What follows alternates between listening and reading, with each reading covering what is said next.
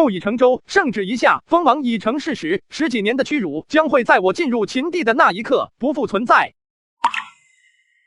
陛下有旨，将六皇子东方天仇进殿。将六皇子东方天仇进殿。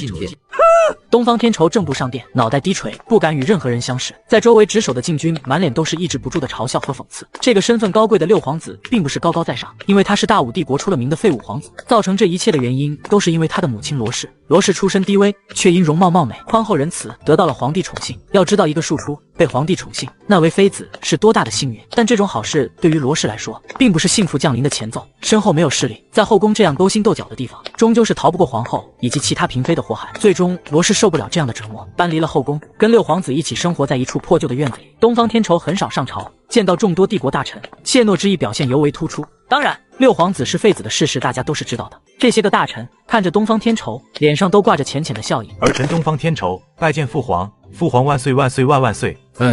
平身吧。大武帝国以武兴邦，以武治国。作为大武的皇帝，皇帝自身也有着非凡的武艺，其他的皇子更是从小习武，武艺也都不凡。唯有东方天仇这副柔细模样，让皇帝十分不喜。谢父皇。东方天仇拜谢完，想要退到一旁时，却发现周围竟然没有一人给他留位置。堂堂的大武六皇子，此时也是尴尬的不知所措。此刻的太子却是非常得意，脸上的笑意异常显眼。六皇子，来这里吧。居然是镇守大武帝国的战神柳文龙，他居然把最前排的位置让给我，这是什么情况？东方天仇不敢相信，但还是躬身一拜，而后走入位列之中。该死，算你走运！太子面色阴冷，已经怒恨到了极点，但是他却不敢表现出来。他知道，要是得罪了这大武帝国的战神，那他的太子位恐怕也就呵呵了。毕竟柳文龙在大武的威慑里，比起皇帝，恐怕还要强上一头。众位卿家，今日早朝就说一件事情，六皇子的年龄已过16，是时候封地封王了。大家看看，该将六皇子安排在何处合适？这要是其他皇子还好说，可这六皇子封地封王，实在难以抉择。封重了没有才华，还会得罪太子以及其他皇子；封轻了得罪皇帝，以后哪还有好日子过？这种事情恐怕也只有三公大臣谏言了。就在众人为难的时候，御史大夫蔡中站了出来。陛下，依臣之见，六皇子倒是有个不错的去处。哦，蔡卿家不妨说说。蔡中位列三公，就是皇帝也得给点面子。回陛下，凉州的秦地是个不错的地方，若能将六皇子封于此处，一来可以恢复民纪，二来可以振奋将士抵御外族，如此一来，一举两得。父皇，我觉得蔡大夫说的对，六帝既然封王，此地最合适不过。凉州地区逼近边关，特别是秦地，几乎是凉州屏障，常年受战火洗礼，人口流失严重，这也造就了秦地百姓彪悍异常，几乎就和山匪流寇一样。就算东方天仇去了，恐怕也压制不了，这可是妥妥的阴谋诡计。可就在此时，东方天仇却站了出来。父皇，封儿臣去秦地吧。废子就是废子，居然主动答应去秦地，倒是迎合了太子，做了次好人。凉州之地，平吉乃是此地的代名词，可他们却不知，凉州铁骑天下第一，这凉州只是缺少一位真正有才能的引路人。既然如此，六皇子听旨，封六皇子东方天仇为秦王，封地秦地，3日之后便启程吧。谢父皇。木已成舟，圣旨一下，封王已成事实，10几年的屈辱将会在我进入秦地的那一刻不复存在。东方天仇的转变，整个大殿唯有大将军柳文龙注意到。母妃，母妃，天仇回来了。是天仇回来了，担心死娘了。母亲不必担心，孩儿这不是都好着吗？你这小家伙从朝上回来就这般欢快高兴，是遇到什么开心事情了？母妃，孩儿肚子饿了，咱们边吃边聊。小云，把做好的早饭给天仇端出来。是，娘娘。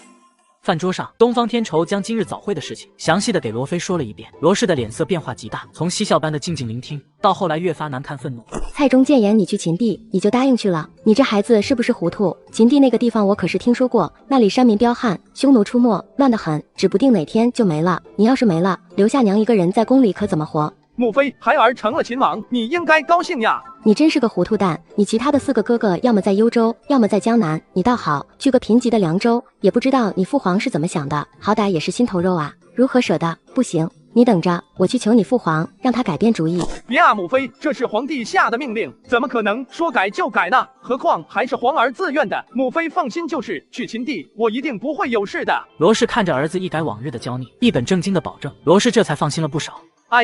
并非我不想去好的地方，而是去不得。其他皇子都有世家撑腰，像我这种没有任何背景的人，再加上太子还在后面捣鬼，恐怕我还没到封地就抛尸荒野了。幸好母亲的别院在宫外，要不然都不知道如何前出皇宫。清花院乃是整个洛启京城最大的青楼，每日接待的都是京城里赫赫有名的达官贵人，一天的油水可是个天文数字。而所有人不知道，这清花院背后的主人，居然是天下赫赫有名的废子东方天仇。殿下，护卫军已集结待命，等候殿下检阅。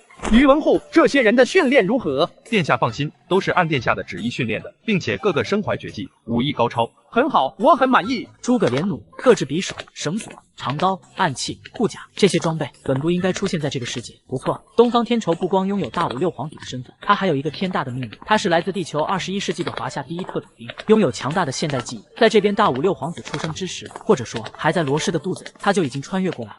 繁花拜见殿下。罗宗拜见殿下。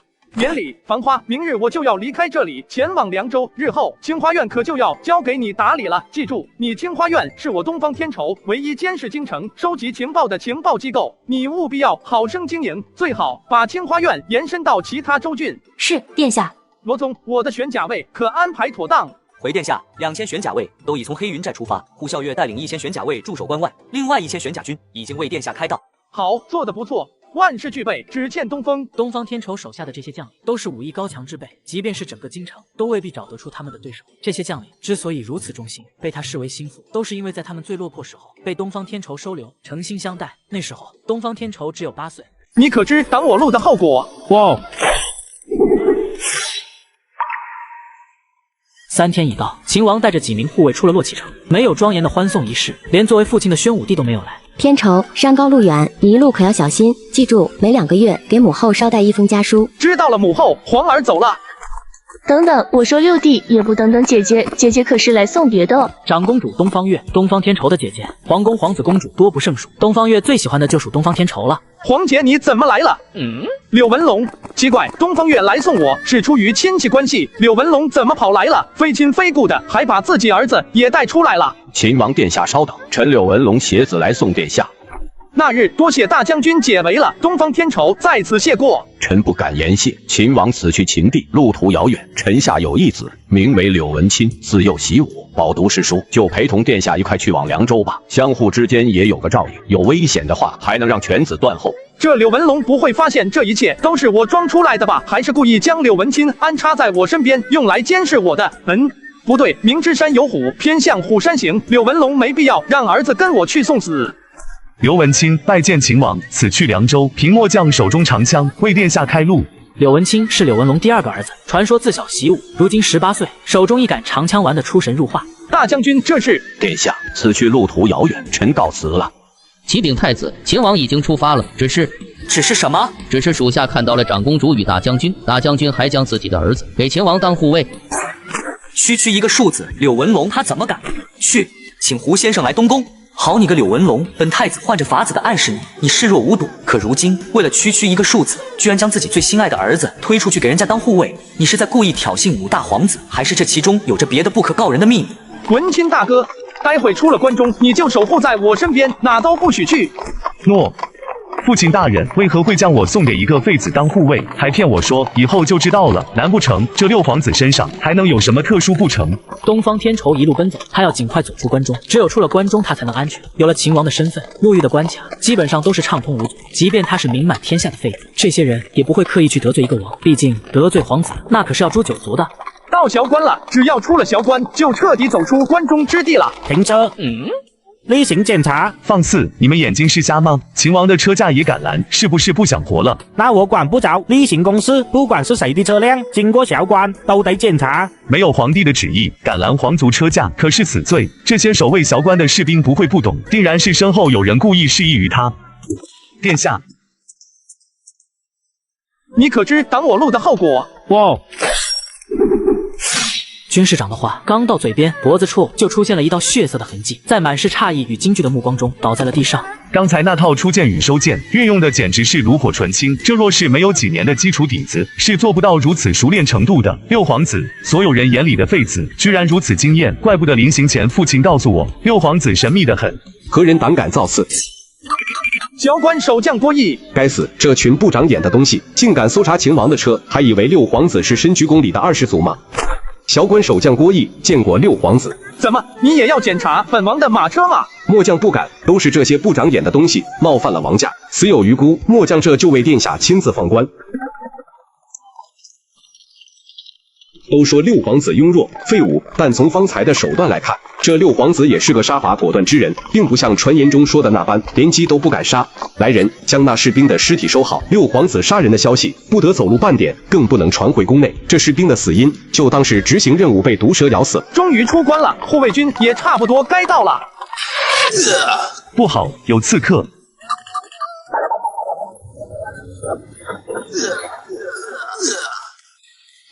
于文护，住手！他是自己人。什么是自己人？末将宇文护拜见殿下。末将罗宗拜见殿下。免礼。这还是大武的六皇子吗？竟然在所有人的眼皮子底下训练出这样一支精锐，恐怕陛下、父亲、太子都不知道吧？而在此刻，等候许久的玄甲军也是豪华亮相。望见突然出现的军队，柳文清也是吓了一大跳。当看到在风中迎风飘着威武的秦字后，再也不能淡定了。要说之前的100护卫军够吓人了的话，那突然出现的骑兵无疑是一剂猛药。玄甲军虎啸月拜见殿下。免礼。秦王，他们都是你的部下。你说呢？父亲，你赌的没错，六皇子的城府、才能绝对在5大皇子之上。一支1000人军队，在朝廷毫不知情的情况下，就这样形成，难怪六皇子敢要秦地那块战乱不休的是非之地。大漠孤烟直，长河落日圆，快马飞骑17日，终于到秦地了。虎啸月、蓝田命令玄甲军就地安营扎寨，军队不可扰民，违者军法处置。诺。东方天仇练军的本质很简单，亲民、爱民、为民。受前世华夏文化的熏陶，他打造的军队必须是一支纪律严明、为国为民的人民军队。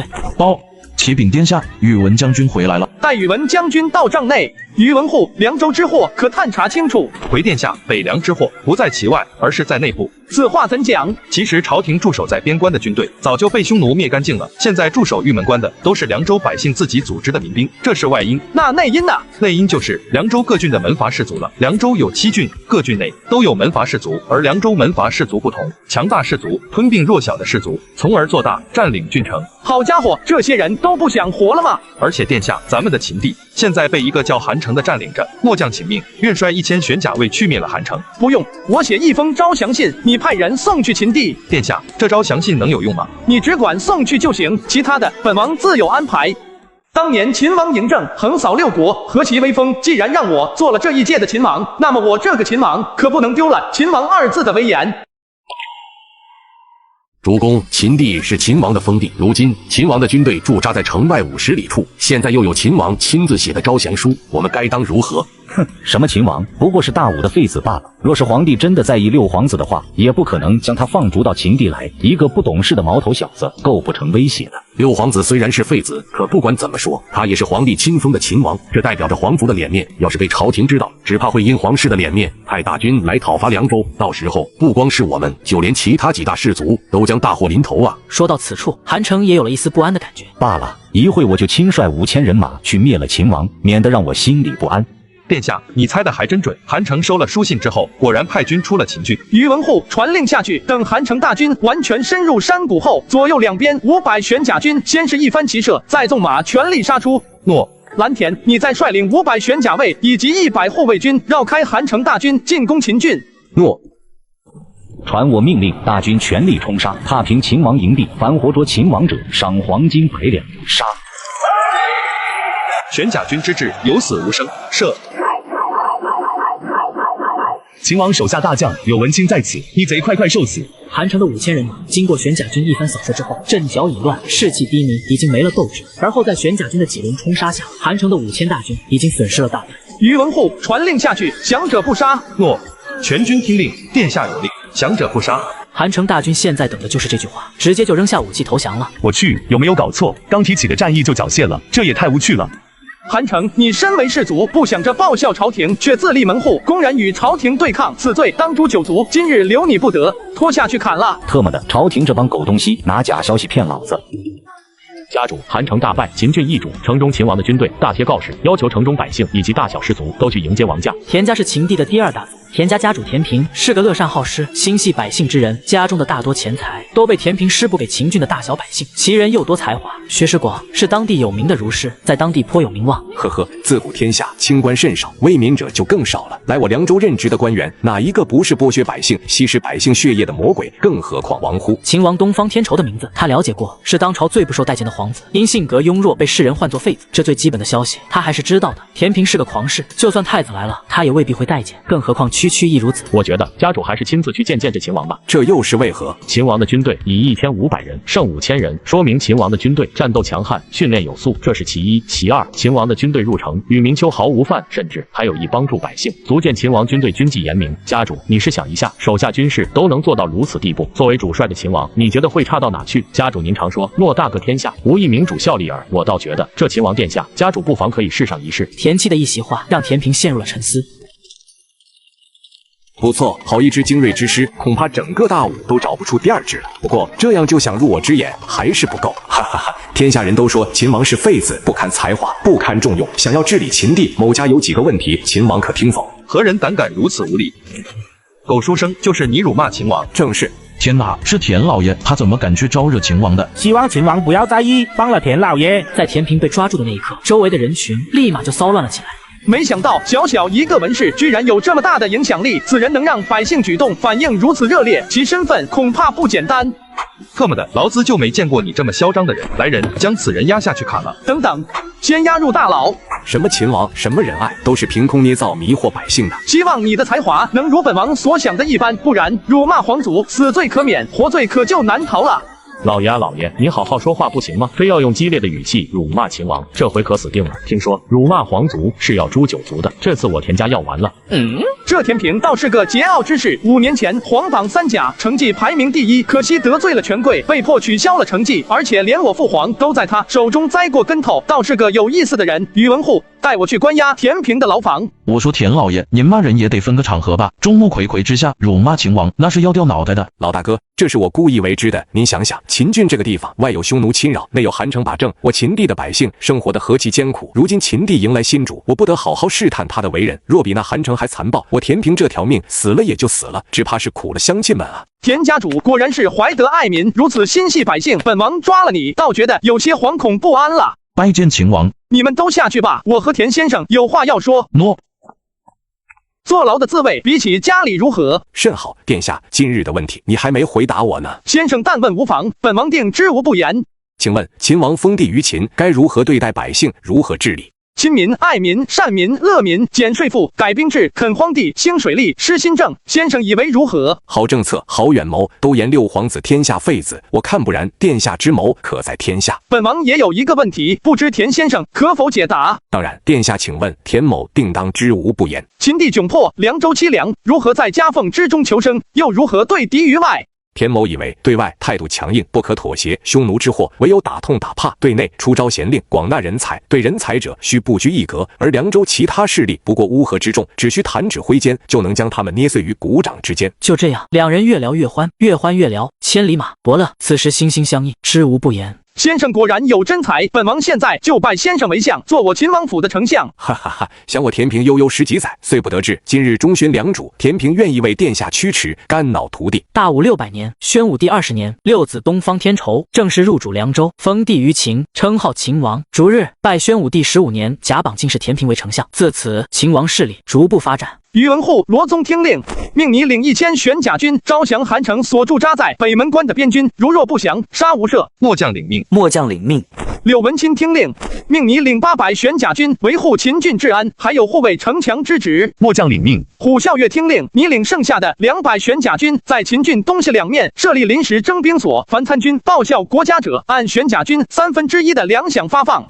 末将领命。丞相，新政的剑师就仰仗你了。下官定当全力以赴。当年秦王嬴政横扫6国，何其威风！既然让我做了这一届的秦王，那么我这个秦王可不能丢了秦王2字的威严。这个让整个皇朝都公认的废物皇子，居然是一个21世纪的特种兵穿越过来的。由于背后没有豪门士族支持，被流放到贫瘠的凉州，当了一个秦王。刚到秦郡，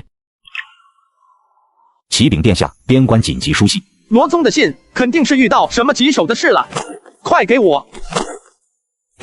让柳文钦、蓝田、虎啸月、田平来见我。诺。各位，罗宗来信，近日草原异动，北门关的斥候在离城关10里处的地方发现不少匈奴轻骑，不过这些匈奴骑兵并不久留，被边关守军发现后就立马掉头后撤。此事你们怎么看？殿下，臣猜测草原的匈奴可能面临过冬粮食紧缺的问题，会在入冬之前南下北门关，对我边疆进行大肆掳掠。不错，本王也是这么想的。要我说，直接揍他姥姥的，给他揍服了，看那帮卡拉米还敢不敢再来侵犯大武。比起田平，作为武将的三人，听到匈奴准备来犯，个个都是战意澎湃。既然如此，虎啸月、蓝田、宇文护听令，随我领军1000出发北门关。丞相，一旦北门关展开大战，本王的重心将会全身心投入到草原。虽然我们收拾了韩城，但凉州的其他4大势力还在虎视眈眈，弄不好会在这个时候来夺取秦郡。到那个时候，腹背受敌，就只有死路一条了。本王把柳文钦留给你，由你2人同守秦郡，也可消除本王心中的顾虑。单车欲问边，蜀国过居延，征蓬出汉塞，归雁入胡天，大漠孤烟直，长河落日圆。萧关逢后旗，都护在嫣然。此刻的北门关，秋风瑟瑟，凉风习习，主城楼上展开的秦字大旗，迎风飘扬，肃然威武，其是灵魂所在，更是他们生命信仰所在。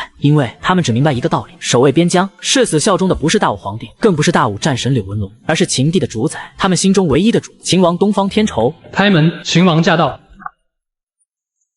殿下，罗宗来迟，还请殿下恕罪。免礼，罗宗，先将我军士兵安顿好，用过晚饭后，城主府开会。诺。跟我说说草原上的情况。殿下，北方草原平日10里之内的草原，一般都是我军的巡逻区，是不会有匈奴出没的。可最近几日，末将安排在草原上的侍候，已经不是一次发现匈奴骑兵了，并且都是2到3个人，时进时出。一旦发现我军斥候，他们就迅速离开。起初我并无在意，只是觉得这是草原不足误入我北门关驻守防区。直到后面这群骑兵来的次数越来越多，末将才觉得奇怪。而他们的撤退方式不仅不慢，还有迹可循，定然是受过专业训练的士兵。末将才断定这些轻骑是匈奴派出密探无疑。匈奴之祸自太祖以来都是我大武最大的祸患，北方匈奴难定，大武百姓永不得安宁。尤其是近年来，匈奴的野心表现得更加突出。短短几10年里，匈奴入侵边疆地域的大小战役就有100余场之多。如今匈奴蠢蠢欲动，又想拿下北门关，本王是绝对不会答应的。摆在我们面前的只有2条路：第一，死战匈奴，绝不退让；第二，奋于力而不退，战胜匈奴。殿下，秦地贫瘠，资源甚少，如果匈奴大军真的南下，若正面对敌，恐怕我军难是其对手，难免要吃大亏。而匈奴虽然凶猛，但攻城确实弱势。末将之意，我军固守北门关2月，坚守不出，等到入冬之际，匈奴大军粮尽体乏，自可退去。到时候我军大开城门，奋力杀出，匈奴可灭。计策不错，稳妥安全，但在这里不行。不说其他北凉势力会不会趁乱偷袭，就拿匈奴来说，他们真的会给只有3000士兵的北门关机会吗？殿下之意，莫非想主动出击，歼敌于外？不错，兵法有云，趁其不备，出其不意，是克敌制胜的关键所在。本王就是要趁着匈奴南下，对我们最为放松警惕的时候，杀他个人仰马翻。殿下，当下我军只侦察到了匈奴兵的轻骑斥候，匈奴大军所在位置乃至兵力多少还是个谜。如此敌我不清的情况下，又如何克敌制胜？无妨，你们只管集合士兵，明日5时全军出击。主帅当久了，他们可能是忘了殿下麾下最神秘的护卫军了。预计明天早上，匈奴大军的具体信息就能传回来了。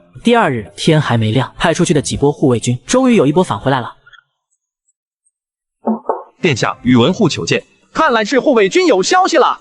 启禀殿下，护卫军已经回来了。消息如何了？匈奴驻扎在离北门关100里处的位置，人数大约有5000。好，跟本王的猜想差不多。殿下早就知道匈奴不会大举来犯吗？不错，原因有3：第一，匈奴大军南下，充足的粮食物资保障，当下他们还做不到；第二，现在已是入秋之际，距离进入冬季只有3个月时间，他们囤的粮食连过冬都不够，又怎么会拿粮食来侵犯大武帝国呢？第三，一旦入冬，道路城墙结冰，防守有力，进攻难，匈奴不可能傻到连这个都不知道。以上3点，本王足以断定，匈奴人马不会太多，顶多是3到5千的小部队，想在入冬之前南下抢一波粮食。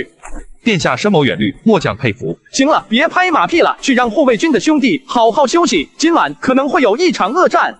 作为东方天仇手下第一大将，宇文护的职责可不只是他的护卫，护卫军的领导重任也是落在宇文护的肩上。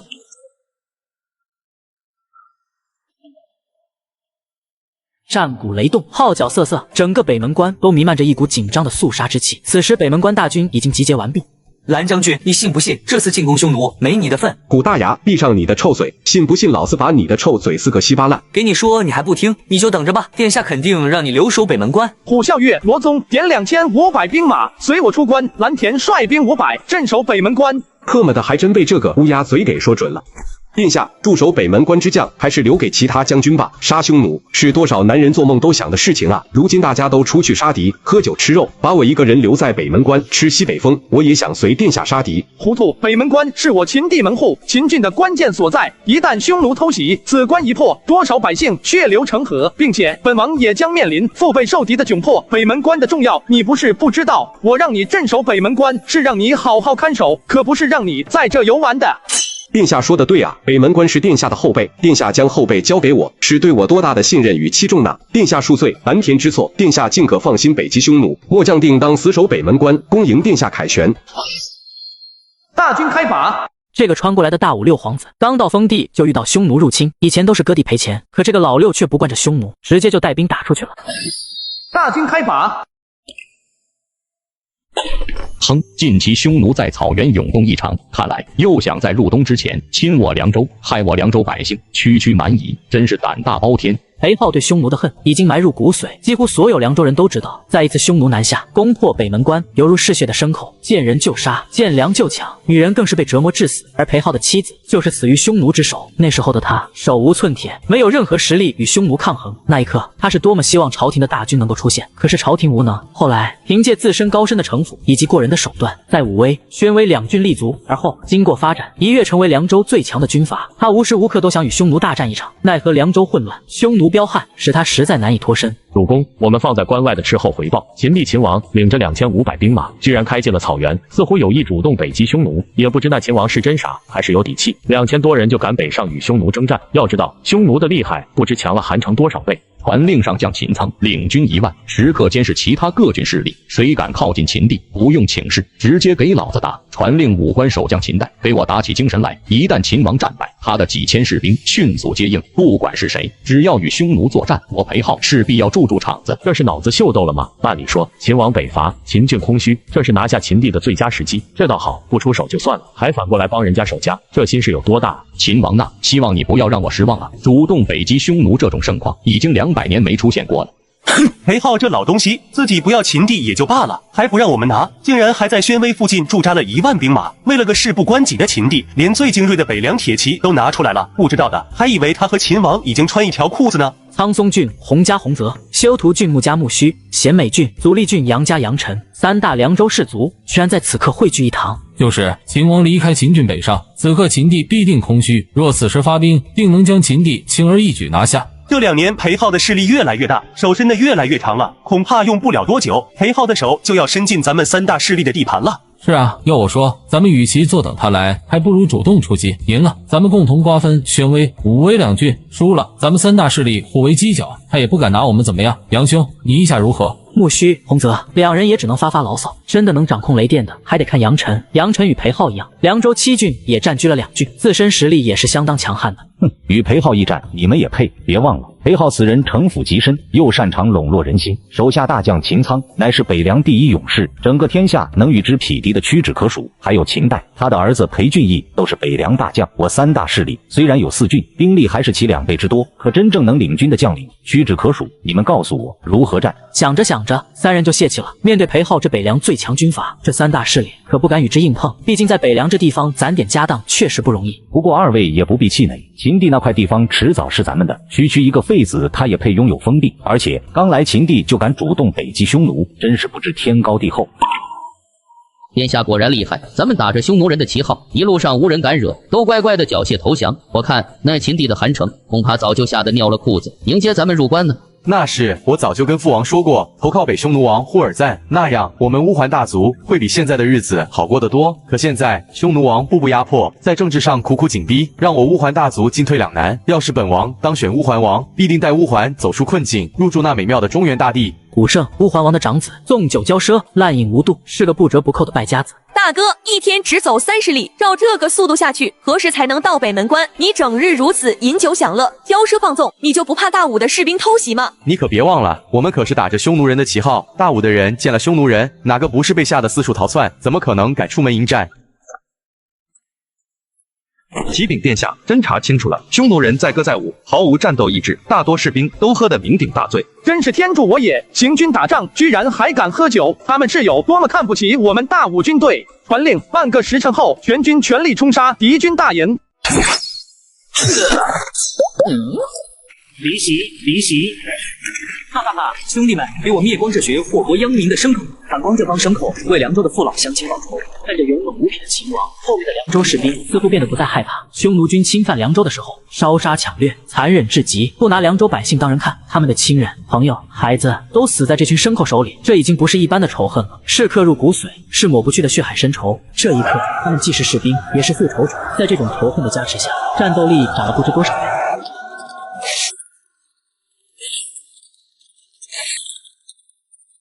让我来！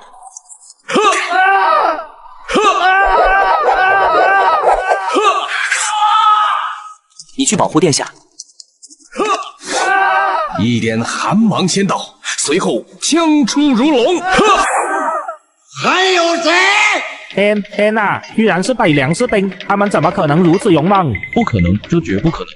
殿下，殿下，不好了！大武北凉军杀进来了，他们气势汹涌，战力强悍，我乌桓大军根本抵挡不住。乌桓大将岳明冲到古圣大帐，却看到古圣和古丽叔侄俩还沉浸在睡梦中，嘴里还说着梦话。接着奏乐，接着舞。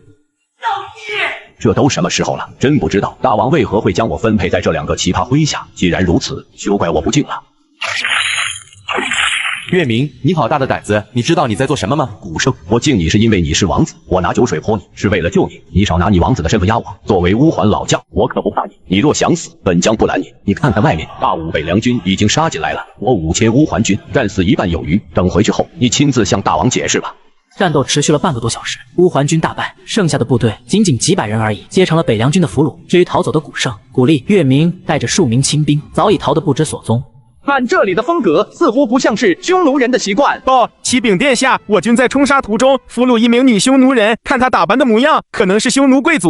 这个穿过来的六皇子是真的刚，遇到匈奴入侵，二话不说直接开干，不仅大获全胜，还抓了个公主。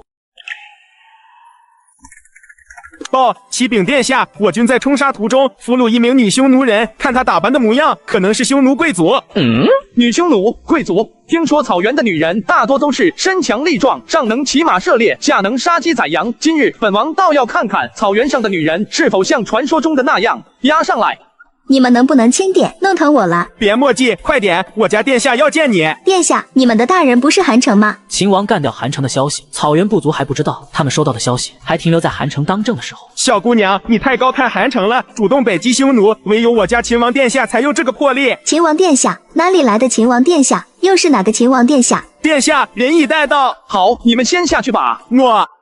好事啊！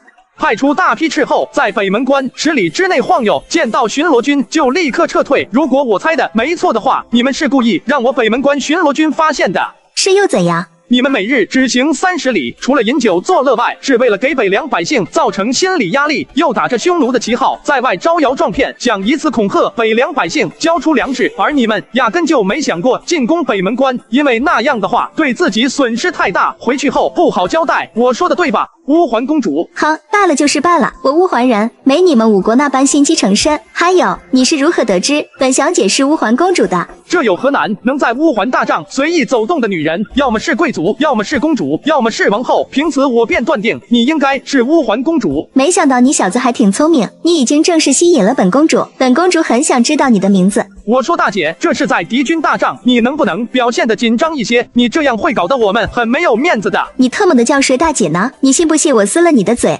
放肆！小小北地蛮夷的公主，居然如此无礼！算了，宇文护，先押下去吧，好生伺候，别怠慢了。殿下，她是俘虏，我们不能养个大爷啊！去吧。什么破公主？这明显就是个大爷，除了长得好看外，也没啥优点。难不成殿下和这乌桓公主对上眼了？来人，将军，将此人押下去，好生伺候着。诺。嗨，你还没回答我呢。你叫什么？我叫古月娜，乌桓大族唯一的公主。宇文护传令各营各军加快打扫战场，将今晚的战报呈送给我。另外，酣战了小半个时辰，士兵们差不多都累了，赶紧安排下去，就地扎营休息。诺。殿下，我玄甲军将士无一人伤亡，边关军阵亡25人，轻重伤51人。另外，敌军战死4450人，俘虏500多人，还俘获战马2000匹，牛羊数百头。只可惜他们领军的乌桓大王子跑了。这乌桓大王子居然丢下自己的亲妹妹，独自跑路，绝对是个奇葩。那些乌桓俘虏好生对待，别让他们吃得太差。是，殿下。宇文护传令下去，全军拔营回秦地。全军拔营回秦地。在东方天仇的带领下，此次征战乌桓只用了仅仅1天的时间，就完成如此壮举。同时，这个消息也在一夜之间传遍了整个北凉。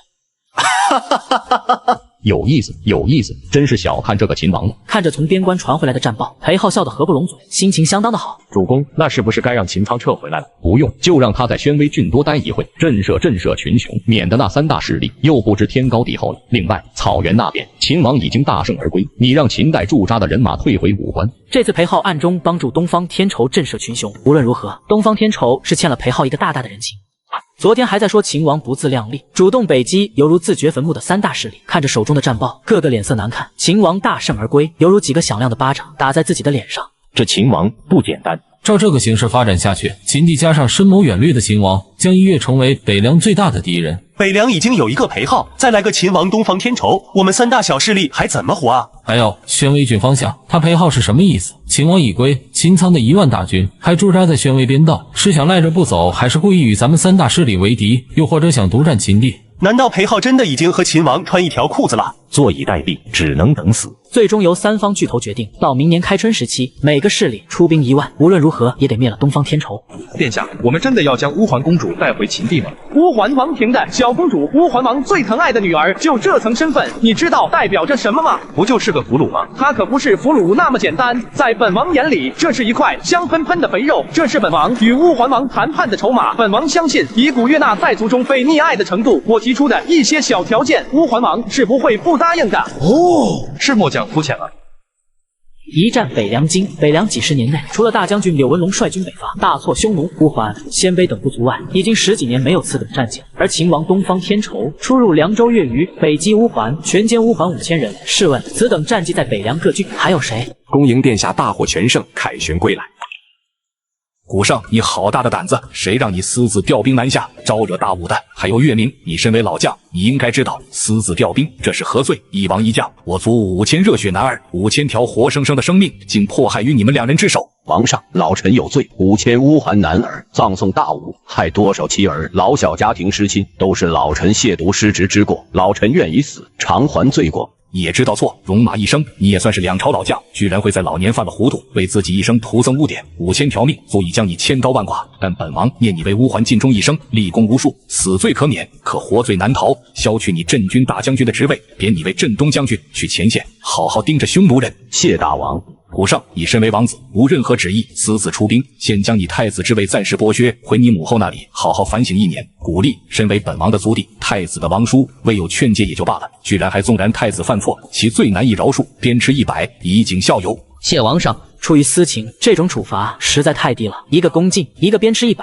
这件事情就算过去了。但是恭敬1年对别人或许没有什么，但对于有兄弟的王子而言，无疑比杀了他还难受。父王，儿臣知道错了，千万不要将儿臣送到母后那里啊！来人，把他给我拉出去！乌桓一族不像匈奴那样的大族，匈奴人随便努力一下就能集兵30几万，而他们乌桓百姓不过几十万，兵不过数万，一战损失5000兵马，将近损失部落1/10，乌桓王怎能不心疼？父王，大哥虽然有罪，可也是为了部族着想，还请父王不要生气。古诺，乌桓族2王子，为人性格温善，聪慧过人，不善争斗，少权力，深得乌桓王的喜爱。诺尔，胜败乃兵家常事，父王虽怒，但不至于杀人，只是你的妹妹被秦王抓去了，到现在生死不知，要是被你母亲知道……后面的话乌桓王没说，但是古诺知道自己这威风凛凛的父亲是相当的惧内。父王，儿臣愿意入秦地与秦王交涉，若是秦王敢欺负妹妹，儿臣愿领兵踏平秦地。殿下，乌桓族派使者来了。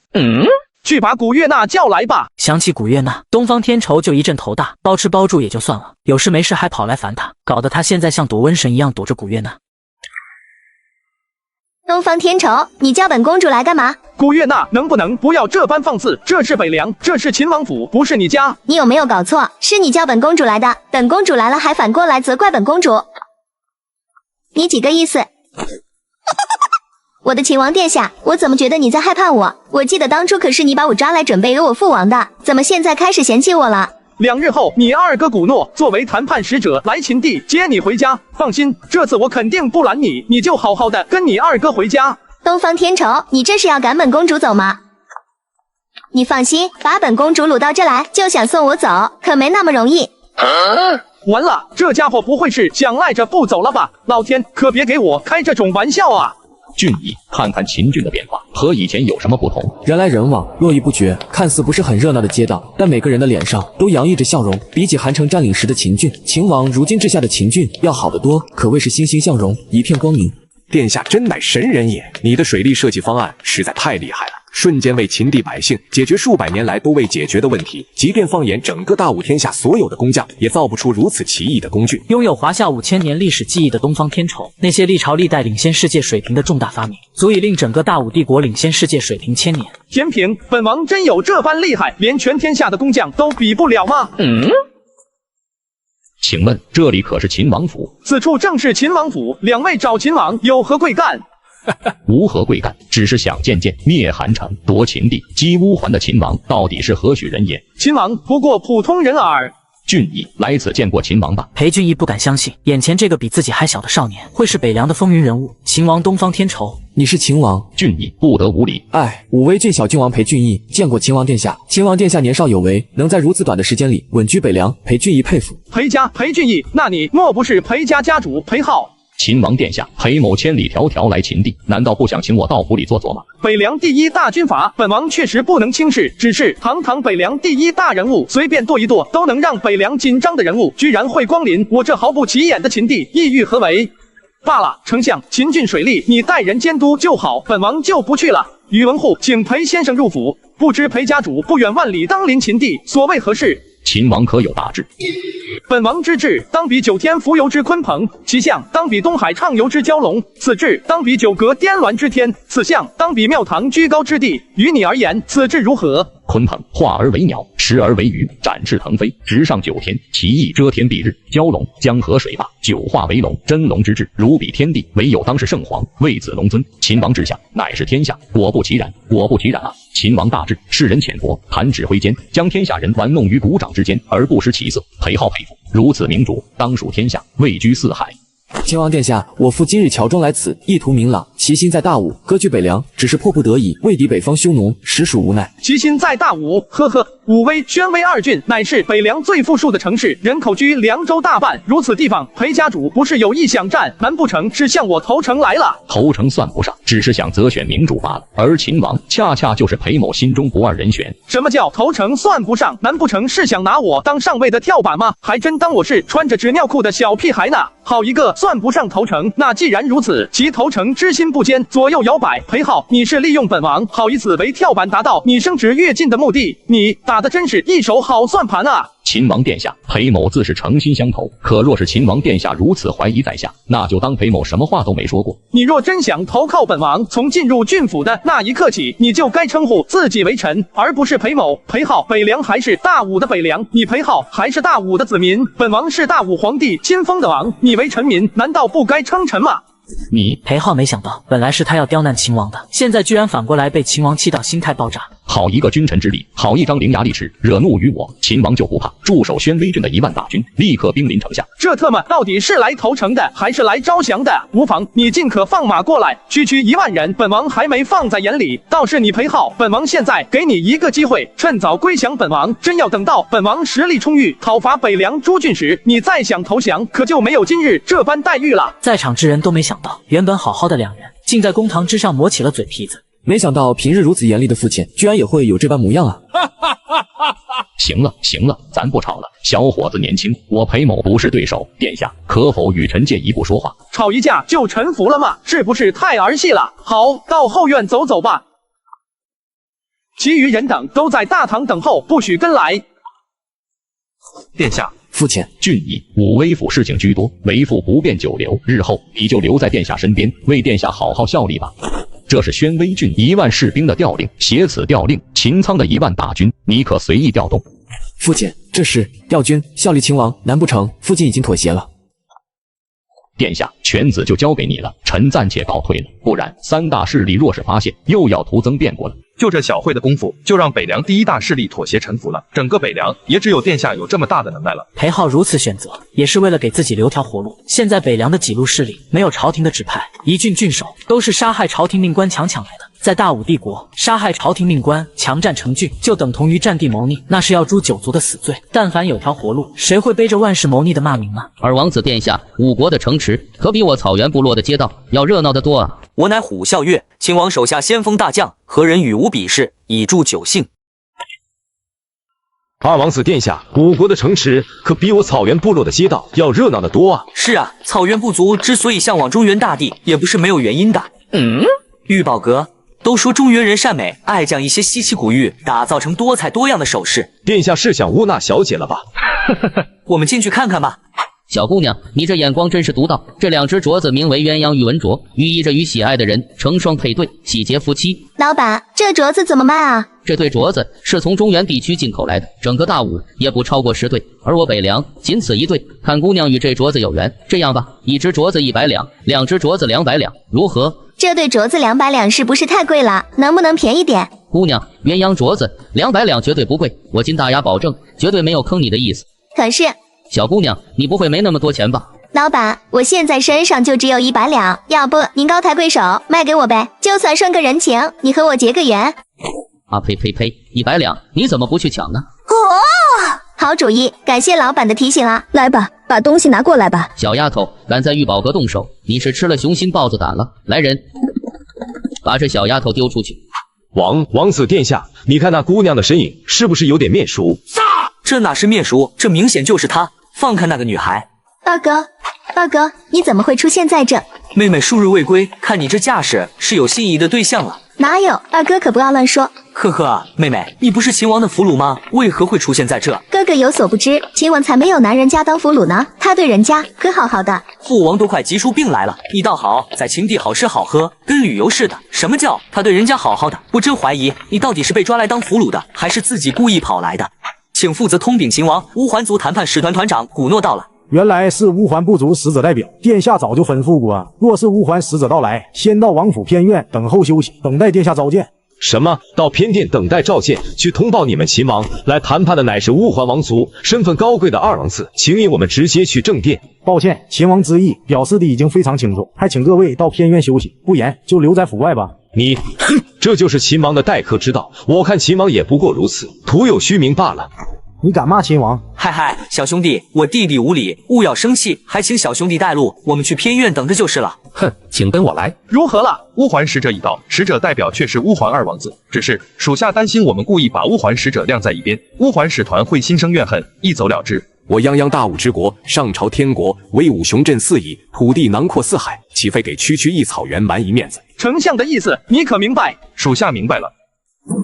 这都好几个时辰了，太阳都要落山了，这个秦王何时才来召见我们？我乌桓虽无战报，但也不至于要受此屈辱。古寻，沉住气。哥哥，对不起，害你们受气了，我这就去找秦王，让他召见你们。无需麻烦，秦王若想召见我们，早就传召了。你现在去，他是不会见你的。秦王终究是秦王，他对你的纵容，不过是允许你在秦王府随意出入。你的刁蛮，只要不涉及政治，一切都可视而不见。但在两国政治之间，不是一个女人可以说动的。可是。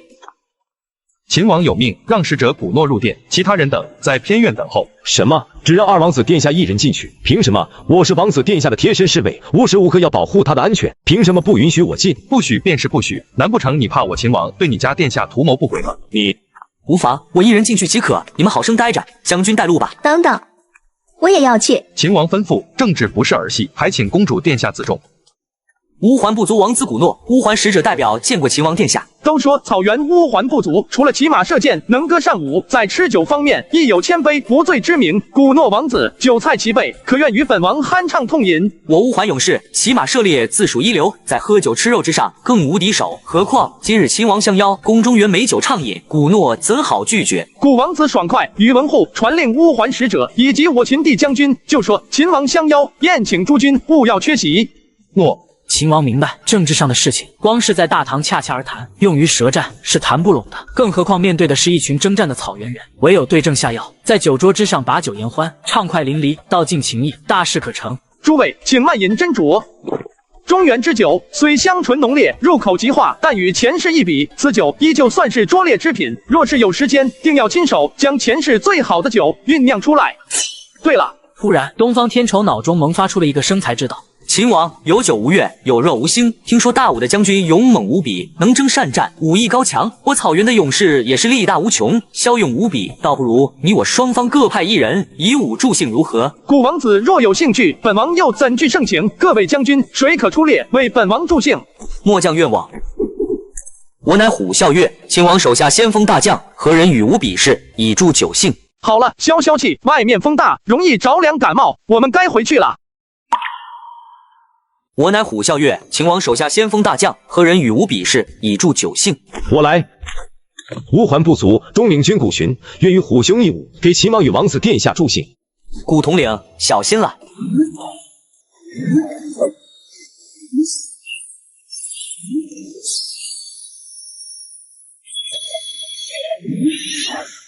虎兄好武艺，胜负已分，小弟自愧不如，再打下去不过自欺欺人罢了。古兄弟武艺同样不低，胡某佩服。他日寻的时间，你我再痛痛快快的酣战一场。一定。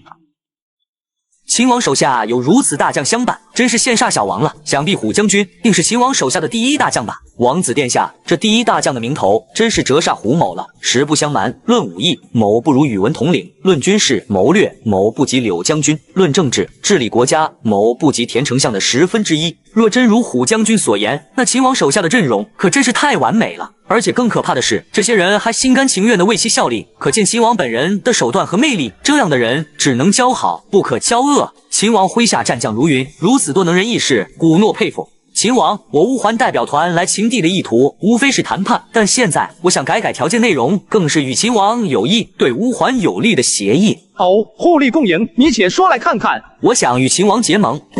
不光是秦王府这边没想到，连古寻都没想到，原本这次出使秦地拜会秦王只是单纯的谈判，赎回公主与乌桓俘虏，接受秦王提出的战败要求。出使的内容可没有缔结盟约这一条。与本王结盟，这似乎不是你们出使的任务吧？并且你只是乌桓部族区二王子，未经乌桓王的授权，你拿什么与本王结盟？秦王应该知道乌桓和大武现在的处境，若是北匈奴彻底收拾了南匈奴以及鲜卑、羌人、胡人等部族，接下来我们的处境可就不妙了。那你为何要与本王结盟？别忘了，本王麾下现在兵不过万，你就不怕亏了？虽然秦王现在兵不过万，但我古诺相信，在秦王的统治下，北凉将会越来越好。我古诺的眼光不会有错。你的眼睛很会看人，古诺，我可以与乌桓部族合盟，但你们战败之后付出的条件，我依旧不会改，不然就将你们的公主继续留在这里吧。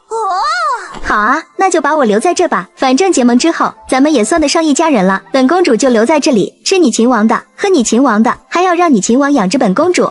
古月那话里的意思是个男人都能听出来，周围的一干人等想笑起哄，又害怕表现得过于明显，两个腮帮子都憋得死死的。可唯独东方天仇异常平静。妹妹，不得无礼，父王千叮咛万嘱咐，让我带你回去，你可别犯傻啊！古月那无视了古诺的话，就这样安静地看着平静的东方天仇，满是期待。可东方天仇就像个木头一样，没有丝毫波动。哎，原来让妹妹心仪的人是秦王，原来早些时候买的那对鸳鸯镯子是想送给秦王的。最终，古月娜眼中闪过一丝不易察觉的落寞，轻轻地坐回了座位。秦王，小妹无礼，还望恕罪。当然，一码归一码。既然作为战败一方，乌桓一族愿意承担秦王提出的条件，但前提必须在乌桓部族能承受的范围之内。这是自然。丞相，将咱们的条件告诉古王子。诺。我方的条件是要赎回公主，必须拿2000匹上好的骏马来换。我相信公主屈贵应该值这个筹码。榆木疙瘩，本公主这么漂亮，都舍不得看一眼，就为了区几匹破马，就将本公主当筹码交易了。哼，臭东方天仇！好，成交，成交，成交！你们就是把本公主当商品交易了。哼！殿下，我去保护公主。不用了，有人已经派人跟出去了。随后便是达成联盟协议。酒过3巡之后，协议总体达成。现在就看古诺能不能说服乌桓王与他这尊小小的秦王缔结盟约了。殿下，古月娜公主找到了，在何处？秦郡外的小土坡上，似乎非常失落。殿下，我看月娜公主似乎喜欢上您了。于文护一见钟情这种东西，你可相信？属下信。信你个鸡毛！我出去走走，你们不用跟着。臭东方天仇，破东方天仇，不就是个秦王吗？给本公主摆这么大个架子，哼，在族内多少喜欢本公主的贵族公子，本公主都瞧不上。现在本公主一见钟情，还被拒绝了。好家伙，一个人躲在这里嘀嘀咕咕骂老子呢！长夜漫漫，无心睡眠。我以为只有我睡不着，原来月娜公主也睡不着。是啊，不知道秦王殿下为什么睡不着？当然是因为月娜公主你了。因为我……月娜公主，你其实犯不着生气，你是高贵的乌环公主，我不过一介小小秦王而已。况且你是我的俘虏，就短短几天，你不会就对本王一见钟情了吧？虽然很扯淡，但本王还是得说，认识几天又如何？喜欢便是喜欢，本公主喜欢的人是逃不出本公主的手掌心的。再说了，本公主就是对你一见钟情了，你要如何应对？月娜姑娘，你美丽大方，性格活泼，身份更是高贵，在乌环部族是全族宠溺的小公主，而我东方天仇身份卑微，命不足贵，因母亲是庶出，毫无背景，只好装疯卖傻，躲过我那些哥哥的迫害。现今虽封王于秦，称号秦王，可谁又知道出来秦地之时，朝廷在太子的暗中操持下，仅派10名护卫于我，若非我生来机灵，早有打算，暗中培养了不少势力，恐怕早已丧命于北凉路上。而今我手下兵士万余，能征善战之将10数员，皆是靠其双手拼命挣来的。可北方匈奴、凉州乱军，朝廷政敌皆虎视眈眈，可谓四面皆敌，八方受难。若有一日个个皆置我于死地，你可知我的境遇何其凶险？如此一个小小藩王，能值得你青睐吗？此时古月娜心中的怒气早已消散，转而来之的是对东方天仇的同情。比起不足对他的万千宠爱，东方天仇的遭遇确实过于凄惨。能在如此环境下活到封地封王，所受的屈辱苦痛难以想象。此刻的他心中生出了要与他同甘共苦的想法。四方皆敌又如何？以后本姑娘罩着你，要是哪天他们真敢欺负你，你就来找本公主，本公主帮你教训他们，揍得他们满地找牙。那小王以后可全要仰仗月娜公主了。讨厌。好了，消消气，外面风大，容易着凉感冒，我们该回去了。清晨，古诺交换完俘虏，就带领乌环使团准备返回乌环。秦王，你与乌环结盟的协议，我会尽快呈送父王，数日之后定派人送来联盟协议。愿乌环与秦永世修好。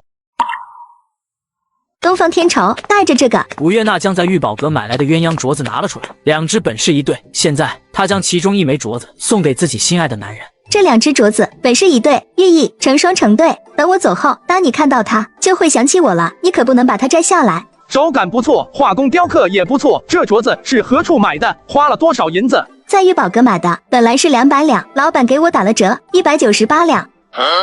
这女人真他妈的败家，198两就买了2只这破玩意。你这什么表情？198两有什么问题吗？没问题，镯子我会好好带着的。该走了，不然你二哥该等急了。那我走了啊。于文护，去把玉宝阁卖这个镯子的老板给本王抓来。诺。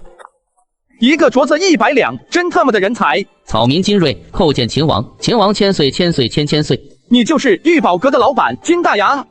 正是草民。看看这个东西，认识吗？这不是鸳鸯镯子吗？上次被一个小姑娘买走了，怎么会出现在秦王手中？秦王恕罪啊！草民不知道买东西的人是王妃，要是草民知道是王妃光临宝阁，就是打死我也不敢收王妃的钱啊！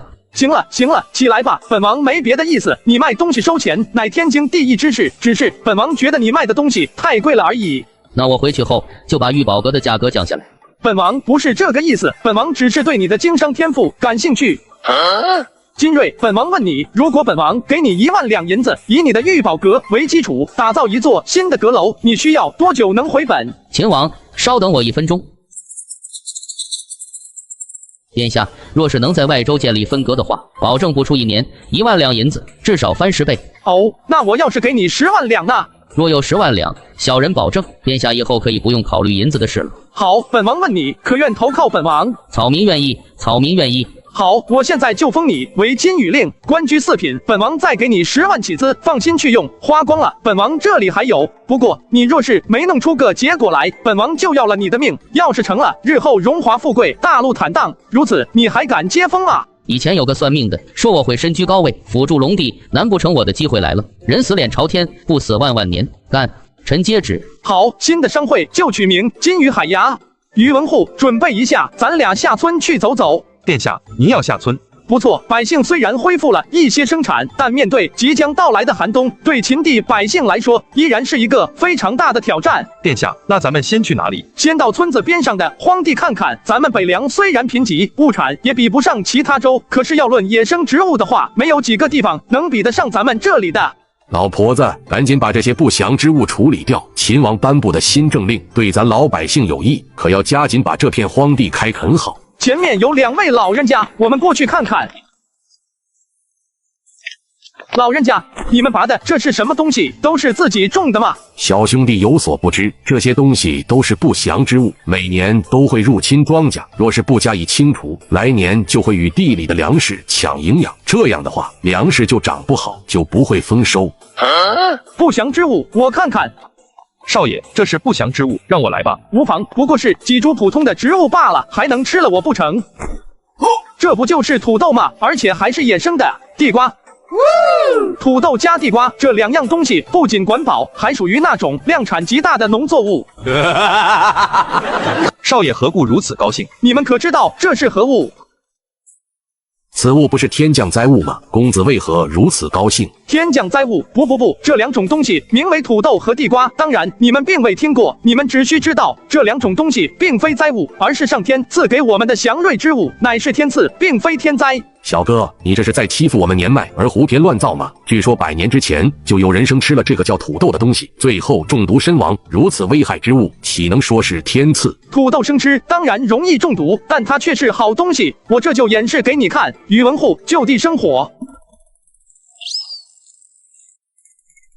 少爷，这玩意真的能吃吗？接下来就看少爷的表演吧。少爷，真他妈香！别愣着了，吃吧，这东西可香了。不管了，少爷真的绝了，实在太好吃了，你们也尝尝。哟呵，老婆子，这东西实在太好吃了。小公子说的没错，是天赐，真的是天赐呢。殿下真乃神人也，古之先贤都避让的灾物，居然在殿下手中成了粮食。这下我北凉的大半百姓可不用挨饿了。一会你就把人带上去4周的山林转转，找找看还有没有土豆、红薯之类的东西。若是有，都给本王带回来。诺。这要是再搭建上温室大棚，在明年开春之际就能收获第1波食物了。哎，今年不能陪母亲一起过年了。若是前世，现在估计万家灯火阑珊，走亲访友，鞭炮隆起吧。大武601年，宣武帝21年，东方天仇进入秦地，迎来了今年第1个冬季。此时，田平带着田妻，手中提着几个四四方方的盒子，踏着身后白雪，走来了王府。殿下，田平来给你拜年了。丞相有心了，既然如此，我把兄弟们都叫回来，大家晚上好好的聚一聚。今年少了你2哥闹腾，咱们家的年味淡了不少呢。真不知道你爹是咋想的，非要文钦跟随6皇子去北凉。说话的是柳文龙的夫人卢静，坐在旁边的是柳文钦的大哥和妹妹柳文章和柳文馨。行了，你就不要每天重复叨叨好几遍，我这2只耳朵听得都快气茧子了。6皇子在宫中最不得势，毫无背景，将亲儿交给他，得罪了太子。若日后太子登基为皇，我柳文家日后还怎么在朝廷立足？哼，妇人之见。张儿，这是文钦的书信，你看看吧。不应该是家书吗？按主次尊卑，应先呈于母亲。父亲为何先让我看？打开书信，柳文章从上到下每个字都细细品读，越读越心惊。聂韩城收秦地，陇士族，击乌桓。父亲，此消息可否属实？秦儿从小习武，练就一副正直之气，从来不会撒谎。恐怕这一件事情都是真的。若真是如此，那么比起太子以及其他皇子，这个装傻的秦王就太恐怖了。不错，就连为父也难以相信，那个上朝腿脚都颤抖，望见任何人都低着脑袋的6皇子，在短短不到6个月时间，竟能有如此壮举。父亲看人的能力真是了得，如此失势的6皇子，父亲却有魄力将文钦送于当护卫，如此豪赌，赢则柳家可再盛极100年，输则得罪太子与其他皇子，万劫不复。可即便如此，以如今秦王的实力，依旧不是其他皇子的对手。不说出道底蕴如何，就拿身后的背景，6皇子就不如任何人。想从贫瘠的北凉之地脱颖而出，并非易事啊。是啊。而且好好的北凉，现在分裂成好几波势力，朝廷还没有任何指示，恐怕连陛下也被那些大臣蒙在鼓里。那我们要不要禀奏陛下，派大军讨之？不可，北凉势力分割，那些大臣不会不知道，其中必定有太子的影子。那父亲的意思是，朝堂上我们可从中斡旋，助秦王一臂之力。至于北凉，秦王可就只能靠自己了。父亲，北凉那边的情况，恐怕太子早已知晓，他绝对不会纵容任何一个有威胁的势力存在。我估计用不了多久，北凉的几大势力就会朝秦王下手了。不错，若秦王胜，我们就顺水推舟，向皇帝进言，让秦王统领整个凉州；若是败，别无他法，折了文钦，空无退路。这个秦王真有那么厉害吗？罗妃，少了天仇，今年家中可是冷清了不少啊。是啊，这是天仇第1次不在我身边过年。既然老6不能回来，但是新年礼包却不能少。来人，陛下，赐秦王美酒50坛，金银1万两。美酒50坛，金银1万两，这哪是赠赐？这明显就是过分的帮衬。这样的待遇，似乎只有御敌大胜而归的将军、士兵才有，就算是其他皇子，也未有过如此待遇。对了，让那个养马令徐猛也跟着，到了凉州就不要回来了，省得朕看了他就心烦。诺。徐猛进士第3，但为人高傲，非丞相高官厚禄不是，就是太子几番去请，也栽了跟头。老徐啊，这次离开京城，投到秦王麾下，以你的才华，可是再也不用养马了。只恨皇帝慧眼不识珠，我徐猛这块美玉竟无人能识，何况区区亦如此，也配我徐猛辅佐。我徐猛的才华只配天下英明之主，秦王算个什么东西？老徐，你醉了，休要胡言，别送汤酒，把自己的脑袋给送没了。你才胡言，这可是我老徐憋在心里许久的话。平生不得志，何人可为君？我徐猛就不该出山。启禀殿下，朝廷的使者来了。朝廷来使者了，正是。在何处？快请进来。圣旨到，秦王接旨。奉天承运，皇帝诏曰：秦王东方天筹，北封秦地，路途遥远，不宜回京团圆，特赏美酒50坛，金银1万两，钦此。谢陛下，吾皇万岁，万岁万万岁！老子离开京城后，这皇帝老儿变得大方了，在老子最缺钱的时候，居然送来金银1万两，还有美酒50坛。要知道，在北凉这种地方，没有什么比酒更美味的了。公公，请带我回去谢过父皇。对了，陛下还有旨意，昔日皇宫养马令徐猛因得罪圣意，现赶出朝廷，发配北凉，就由秦王管制。陛下特意强调徐猛大才，好生待之。于文护安排公公去休息。公公，请。养马令徐猛，好陌生的2个字。不过父皇后面的徐猛大才，好生待之是什么意思？殿下，丞相为何如此激动？莫不是有什么好事？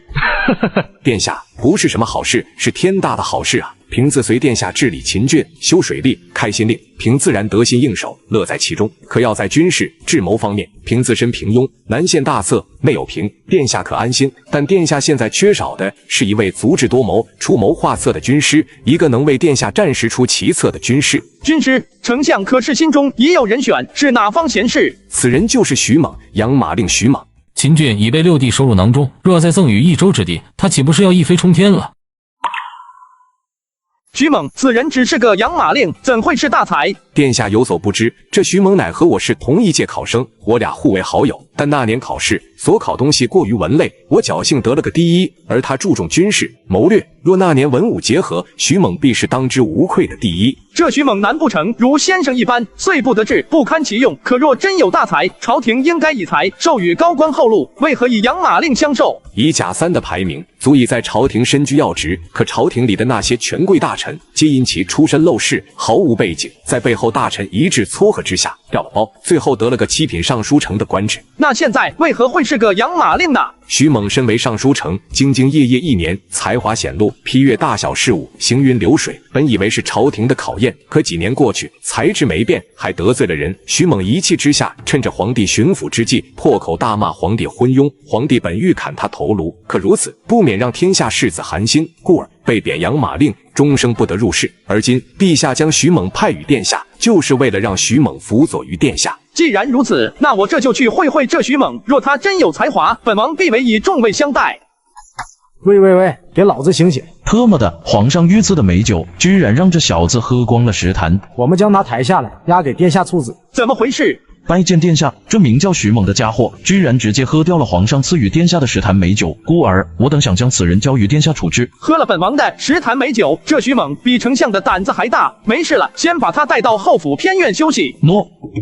这货可真是能睡，这都1上午了。臣也不知道这家伙居然如此能睡，害殿下等了这么久。殿下放心，臣一定说服徐猛为殿下效力。谁敢打我？徐猛可还认识在下？你是何人？为何知道我的名字？老徐，5年未见，你倒是有些健忘了，连我这个当哥哥的都不识的了。哥哥？乌何来的哥哥？你这人好生面熟，我好像在哪里见过。瞧你那个损粗，我是田平，你好好看看。老田，你真是老田。老兄弟，咱俩可好久没见过面了。行了行了，差不多得了。你这家伙也真够猛的，陛下赐给秦王的酒你都敢偷喝，是不是脑袋在脖子上待得太久了，想拿下来活动活动？秦王的酒怎么了？就算是太子的御酒，我老许也照喝不误。对了，老田，当年你一怒回乡，现在高就何职？又在何处当差？不瞒你说，平现在为秦王效力。为秦王效力？那你现居何职？可有五品？若有五品，你可愿为秦王效力？若你居五品，我许猛自然愿意，但还是要看秦王是否能为我辅助。若他慧眼识珠，重用我等，放眼天下，任意驰骋。可我并非五品。哼，我就说嘛，大吴建国600年，东方后世子弟，出不得一位明君之主。想今日之宣武，空有抱负，却处处受士卒限制；心有想法，却不得施展。现如今，大吴已到内忧外患之时，若不解决掉世家大族揽权之问题，吴国的危险将会体现得淋漓尽致。那我且问先生，革除币制可有办法？你是何人？这位就是秦王殿下。本王在此等候多时，却不见徐先生多看一眼，看来本王的魅力还入不了先生法眼。秦王，你是秦王？老徐，秦王为了等你醒来，可是等了数十个时辰，期间未曾离去。如何？如此秦王，你可愿效力？秦王如此礼遇，臣实在惶恐。但臣有疑问：若我全力助秦王，秦王以何为待臣？屈其才华，谋划其位，就要看先生的答案能否让本王满意了。若我能助秦王一统凉州呢？何以助我？练军、强军、改制，出其策。强军之策，练兵之志，本王已有。你可知本王麾下玄甲军堪称天下第一军？可殿下北凉未平，若殿下要平北凉，靠自己还需2、3年。但殿下若照应外援，北凉可定。请先生明示。徐猛，请问殿下以何官职许诺？没有官职就不给我出谋划策吗？这货是个脑残吗？不知道我是在考验他吗？官职可比填平，不分高下。殿下要封我个五品官吗？五品。先生大才，怎可五品而待？填平可是本王的丞相，怎会是五品？本王要请先生为军师。秦王要拜吾为军师，正是。先生可愿答应？秦王如此盛情，徐猛若不答应，反而有些不识好歹了。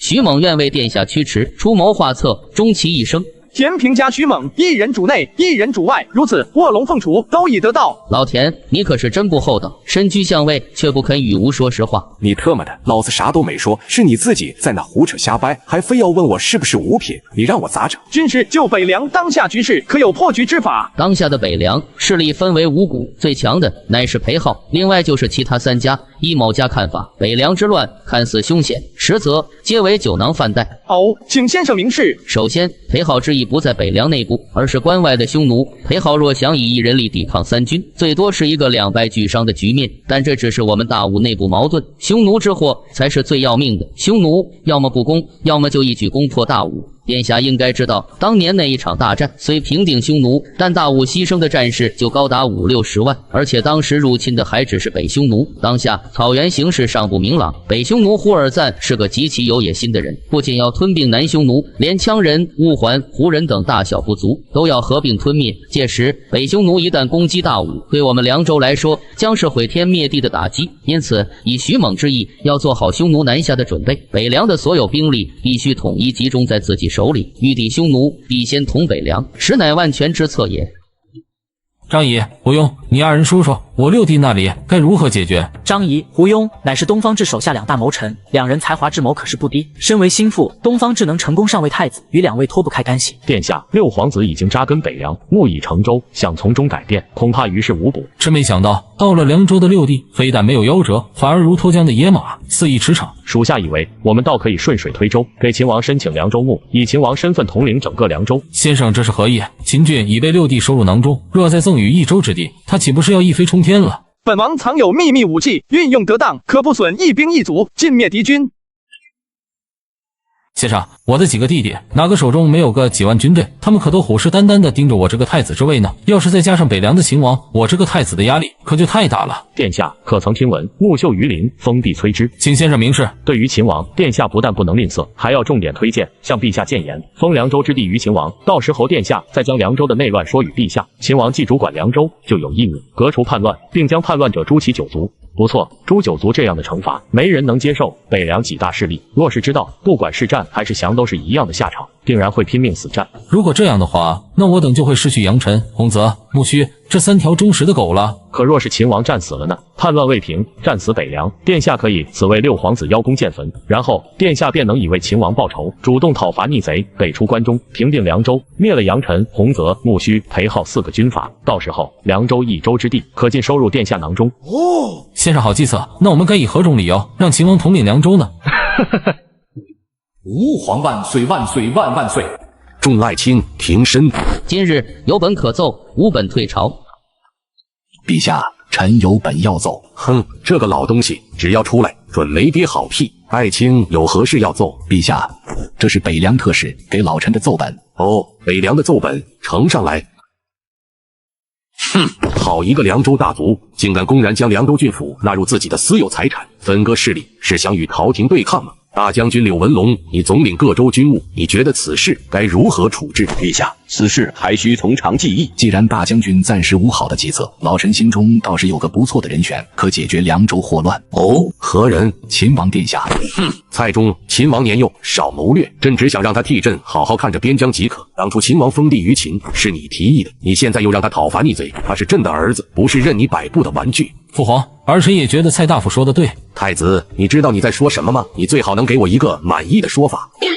父皇，我大武以武治国，以武安邦。六弟正是年幼，缺少历练，若要保北凉边疆安宁，总是守在秦地是不成的。没有几场战斗，又如何成长？继续，儿臣建议让六弟提领凉州总务，管理七郡。至于其他分割的势力，可让郑州的宋义将军领军15000攻打修图郡，再让定州的熊安将军领军15000攻打苍松郡，然后两军会合六地，凉州可定。陛下，臣也觉得蔡大夫与太子说的对，让秦王领凉州总务，由宋义、荀安辅助秦王讨伐北凉乱军，此法甚好。臣附议。这柳文龙几个意思？自从他把儿子送给六弟之后，可就一直和我不对付，而且暗中还交了好几次手了。难道是今天吃错药了吗？罢了，既如此，朕马上拟旨，派800里加急赶往凉州，3个月必须平定凉州内乱。杨晨、洪泽、木须，就这3个家，兵力就有6万，还有裴浩的4万，总计10万大军。其实3万外军加1万秦军能对抗的。嘿嘿，六弟，你可不要辜负了大哥的一片心意啊！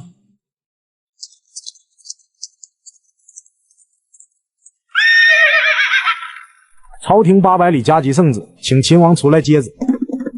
启禀殿下，朝廷800里加急，在府外，请殿下接旨。800里加急，军士随我出去看看。秦王接旨吧。臣接旨。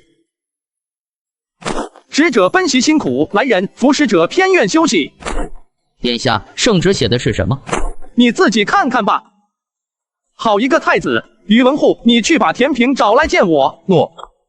朝廷的意思是让殿下提领凉州刺史，可统一管理分配凉州的所有军政要务，是好事。但以现在凉州的情况，这可就是个烫手的山芋了。不错，按照如今秦地兵力来看，本王的兵马现在正好1万，其中骑兵5000，步军5000。若攻打几大郡城，对方只要闭门不出，我们可就无能为力了。殿下，这陛下的圣旨明显就是刻意刁难啊！与其说刁难，倒不如说是太子在暗中捣鬼，收复6郡，谈何容易？两位可有什么法子？殿下，依我之见，还是得引蛇出洞。何谓引蛇出洞？殿下，以我秦地如今兵力，除去罗宗、蓝田驻守北门关的2000人马，秦郡还需留守3000兵马，以提防敌人偷袭。那么算下来，我们能够调动的士兵只有5000之数。若在下能够说服一大势力投降殿下，里应外合加引蛇出洞，北凉可定，内乱可除。哦，军师要说服何人？凉州4大势力心中可有合适人选？武威郡裴浩，据我了解，此人并不是真心分割势力，占取2郡，固守5关，是为了北拒匈奴，其实心向大武。殿下可以此书信一封，为此加官进爵，投靠殿下，北凉可定。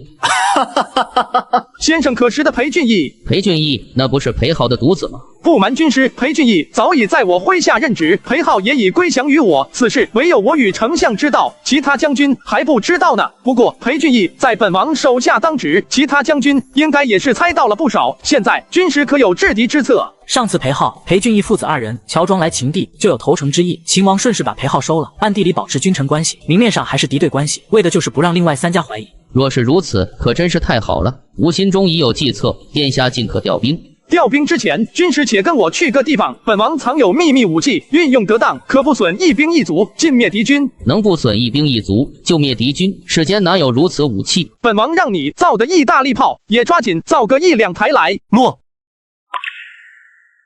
东方天仇带着徐猛来参观自己的秘密武器。徐猛看着那间后的岩石墙壁，有几个被摧毁的黑漆漆的烂石壁。是何利器？威力居然如此之大，都足以媲美帝都的神武大炮了。难道殿下的秘密武器难道是神武大炮？本王的秘密武器可不是神武大炮，神武大炮太过笨重，不宜走动。本王打造的乃是一种轻型的小炮。拜见殿下，军师，这是负责兵工厂火器制造的总锻造师王普。王普，本王让你们做的东西如何了？殿下，请随我来。来人，将我们做好的大炮给殿下抬上来。这些小型炮居然一个人就可以抬动，若是用于行军打仗，这些炮的优势绝对很大，机动性强，就算是遇到敌军的骑兵，也不容易被切掉。只是不知道这些小炮威力如何。殿下，这些小炮重量只有33斤，我们的士兵足够每人一个，轻松携带。另外，经过我们的试射，与殿下说的差不多，射程不远，500米，对于近战的敌军士兵以及骑兵，杀伤力极大。好，军师如何？有此炮，不管是山地还是平原，它的作用可是极大，尤其是50门小炮同时发射，谁来谁猛逼。殿下有此炮在，定凉州已经是板上钉钉的事了。王普能为殿下创造出如此利器，殿下可得好好赏赐呢。军师，我只是这山洼洼里头的小铁匠，怎能创造出如此强大的武器？此炮不是你所创，难道是另有其人？实不相瞒，军师，此炮乃是殿下所创，我们只是拿着图纸、照葫芦画瓢打造出来罢了。殿下大才，我等自诩才华横溢，可在殿下身旁也顺势光辉。徐猛佩服之至。军师此话可是折煞我了，军师乃世间大才，本王要重回朝廷，可少不了你们的辅佐。王普，装上炮弹，本王要试炮。诺。殿下，小炮已经架好，随时准备发射。瞄靶就是前面那块用白石灰画成圈的岩石，发射。殿下，此小炮竟如此恐怖，威力虽比不上神武大炮，可这小炮的其他优点，神武大炮就是拍马也比不了啊！殿下有此神炮，莫说3郡3万士兵，就算3郡士兵进出，臣也不怕一分。军师有此信心，本王心中的石头就可以放下了。王普，我待会派人过来搬走所有小炮，外加1000枚炮弹。对了，本王让你造的意大利炮也抓紧造个1-2台来。诺。站住！你们是什么人？敢骑马闯关？瞎了你的狗眼！我乃裴将军府下公子裴俊义是也，今日来阻力，是有要事和杨将军相商，还不快快放官？放回裴俊义也是东方天仇计划的一部分，唯有如此，才会让杨晨等人放下对裴浩的戒备，从而专心讨伐秦地。居然是裴俊义！听说裴俊义勇猛善战，骁勇无比，凭借手中一杆长枪，几乎可以和北凉第一勇士秦苍相提并论。快派人去军府禀告。裴公子稍等，我这就放官。奇怪，攻打秦郡，我是跟裴浩提过，希望他能将宣威郡外的道路让出来，可没想到他会把自己的儿子给派过来。这裴浩的葫芦里到底卖的是什么药？等裴俊义来了，不就知道了。俊义见过3位将军。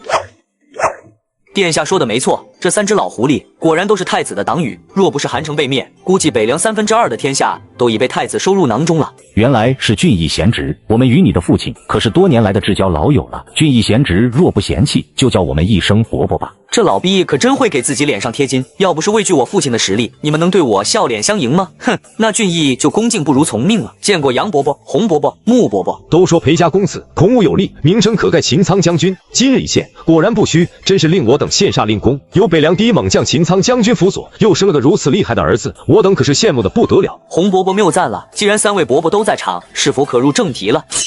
这小犊子的口气是在命令我们吗？要不是忌惮你裴浩那点实力，区区一孺子也敢如此说话。既然如此，那就请裴贤侄入座吧。说说吧，俊义贤侄，来我祖立郡，你父亲裴浩是什么意思？听说几大家主要对秦地下手，所以我父亲派我来与几大家主协商。你裴浩什么意思？我们打秦地损失的是我们自己的兵马，与他有什么关系？不出一兵一卒，就想分一杯羹，凭什么？就凭我裴家在宣威郡驻守的1万大军，谁不知道？你们3家若要北攻秦郡，宣威是必经之路。虽说此地路途宽广，并没碍着你们什么事，可你们要想北击秦郡，就得小心着后背。我裴家可不一定能保证证各位后辈的安全。你这是威胁我们？好，俊逸贤侄，说说你的条件吧。条件很简单，我父亲让我带领5000兵马，与3位家主共同伐秦。若是赢了，秦郡以西2座城池归裴家所有。当然，我裴家也不会让各位吃亏。以后宣威这条咽喉要道，我裴家不会再占界，定退回宣威郡内。日后各位可畅通无阻，就算与西域各国商业往来，我裴家也不管分毫。2城换1条，与西域诸国往来，这买卖绝对划算。而且裴俊逸还带5000兵马加入联军，这样的好买卖，谁不答应那就是脑子有毛病。贤侄，回去告诉你父亲，此事我们答应了。就这样，三人做起了发财的美梦。可殊不知，北方的匈奴早已切断了与西域诸国的商道。而后，裴俊逸依照东方天仇的指示，一番忽悠之后，3大家主准备主动出击。毕竟秦地兵马不过1万，他们4郡人马凑齐，近4万大军，岂会怕了区区一个秦王？你们这群叛军，尽管放马过来，本将必将尔等斩于马下。就在裴俊逸上祖立郡的3天后，定州的雄安将军率军15000以抵达凉州，但却没有入凉州的意思。来人，将军有何吩咐？通知下去，全军就地扎营。将军，咱们不进凉州吗？按命令行事。诺。而郑州的宋义将军为人正直，不是太自大，也不是贪财之人，率领着15000的兵马踏过凉州，已经驻扎在修图郡外。来人，将军有何吩咐？告知秦王，宋义大军已到，等候秦王命令。诺。第2日，3郡35000大军与裴俊逸的5000人马会合，集结于祖立郡外。既然人都到齐了，咱们就出发吧。目标秦郡，全军出发。启禀殿下，我秦郡本部1万兵马，2000驻守北门关，难以脱身，能战者只有8000。任他来势汹汹，我与军师早有应敌之策。只是秦郡乃是我秦之根本所在，本王需要一位文武双全、沉稳冷静的大将，为本王守好秦郡。东方天仇说完，目光就放在了柳文清的身上，因为当下能守秦郡之人，非柳文清不可。柳文清除了自身勇猛之外，还自通兵法、阵法和谋略，而且上古先贤的书也看过不少，唯一不足的可能就是缺乏锻炼了。殿下，末将可守秦郡，定保秦郡万无一失。柳文清，你可想好了？本王带走7000兵马出城，留给你的只有1000，而这1000兵马要面对的是联军的35000大军。本王需要你守住3日，2日之后，秦郡危难可解，届时你可攻，率大军一举杀出，也可守，为秦郡安危。末将定为殿下，守城3日。好，丞相，秦郡就交给你与柳文清了。殿下尽可放心。当日，秦郡7000大军就悄悄地出来，准备直接绕过武威郡，直奔洪泽的苍松郡。7000本部人马，加上裴浩的15000人马，再加上宋义的15000人马，共计37000，比杨晨的35000兵马还要多上2000。1日后，浩浩荡荡的4万联军抵达秦郡，而此刻的秦郡一片紧张之色。快，油罐、硝石、垒木，所有防城的物品都给我抬上城楼。柳将军，如何了？殿下才走了1日，这3家的大军就兵临城下了，还真特么的兵贵神速。来人呐！给我将20门神炮全部抬来，弹药给本将军全部拿上，500吨甲士随本将军主动出城迎敌。诺。丞相，秦郡给您留下500士兵，城上防务就交给你了。文钦，敌众我寡，依照殿下的意思，当守好城池，没必要冒这个险啊。若是城池有失，咱们可就成千古罪人了。无妨，城下我已摆好地雷阵，加上殿下给我20门神炮，400发炮弹，足够这帮逆贼喝上一大壶了。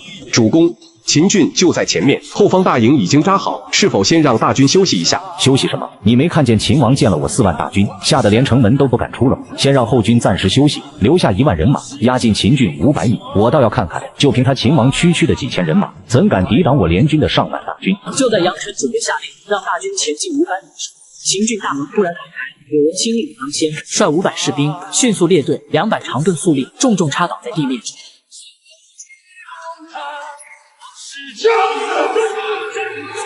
尔等鼠辈，五国逆贼，身为五国之臣，竟不思江山社稷，公然反抗。我家秦王刚刚受到陛下亲封，提领凉州总务，尔等贼子就举兵来犯秦地，是不想活了吗？特么的，区一少年孺子，也敢骂我等是鼠辈！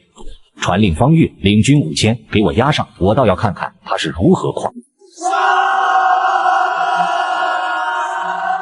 区500人也敢挡我数万大军，今日就让我方悦先斩了尔等的头颅。神炮准备。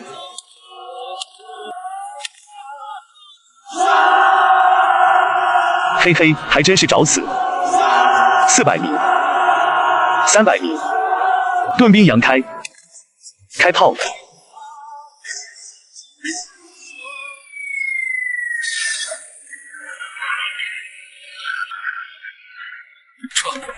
快撤！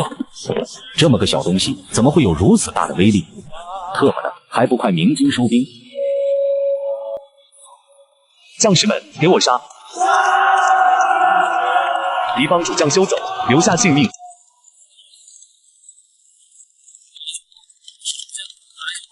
贼子尔敢！2000铁骑给我冲！你贼，受死吧！我的方月，给我杀了他！杀了他！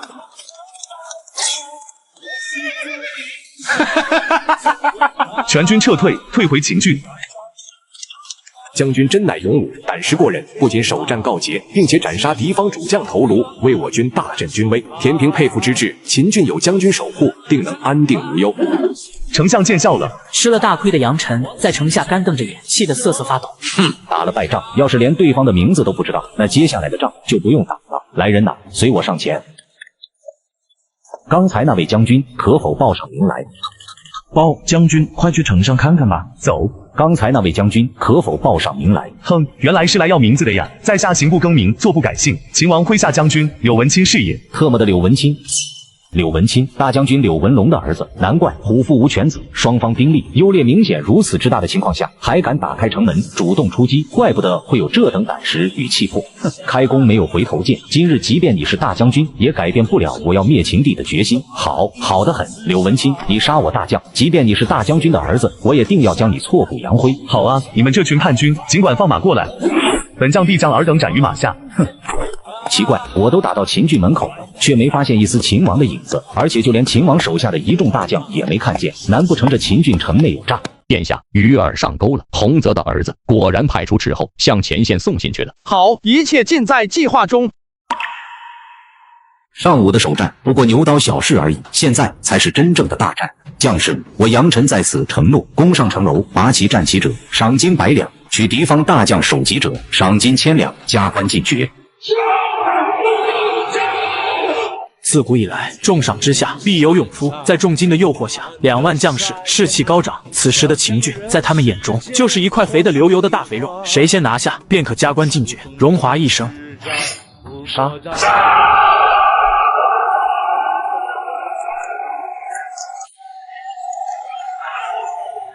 弓箭手准备，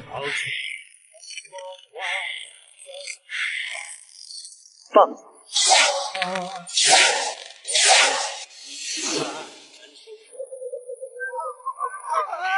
再放。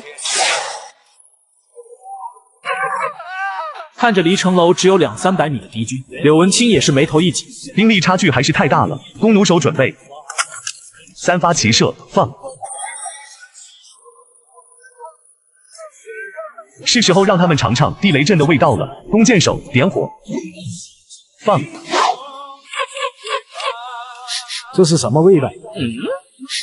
这是火药啊！这里咋会有火药的味道？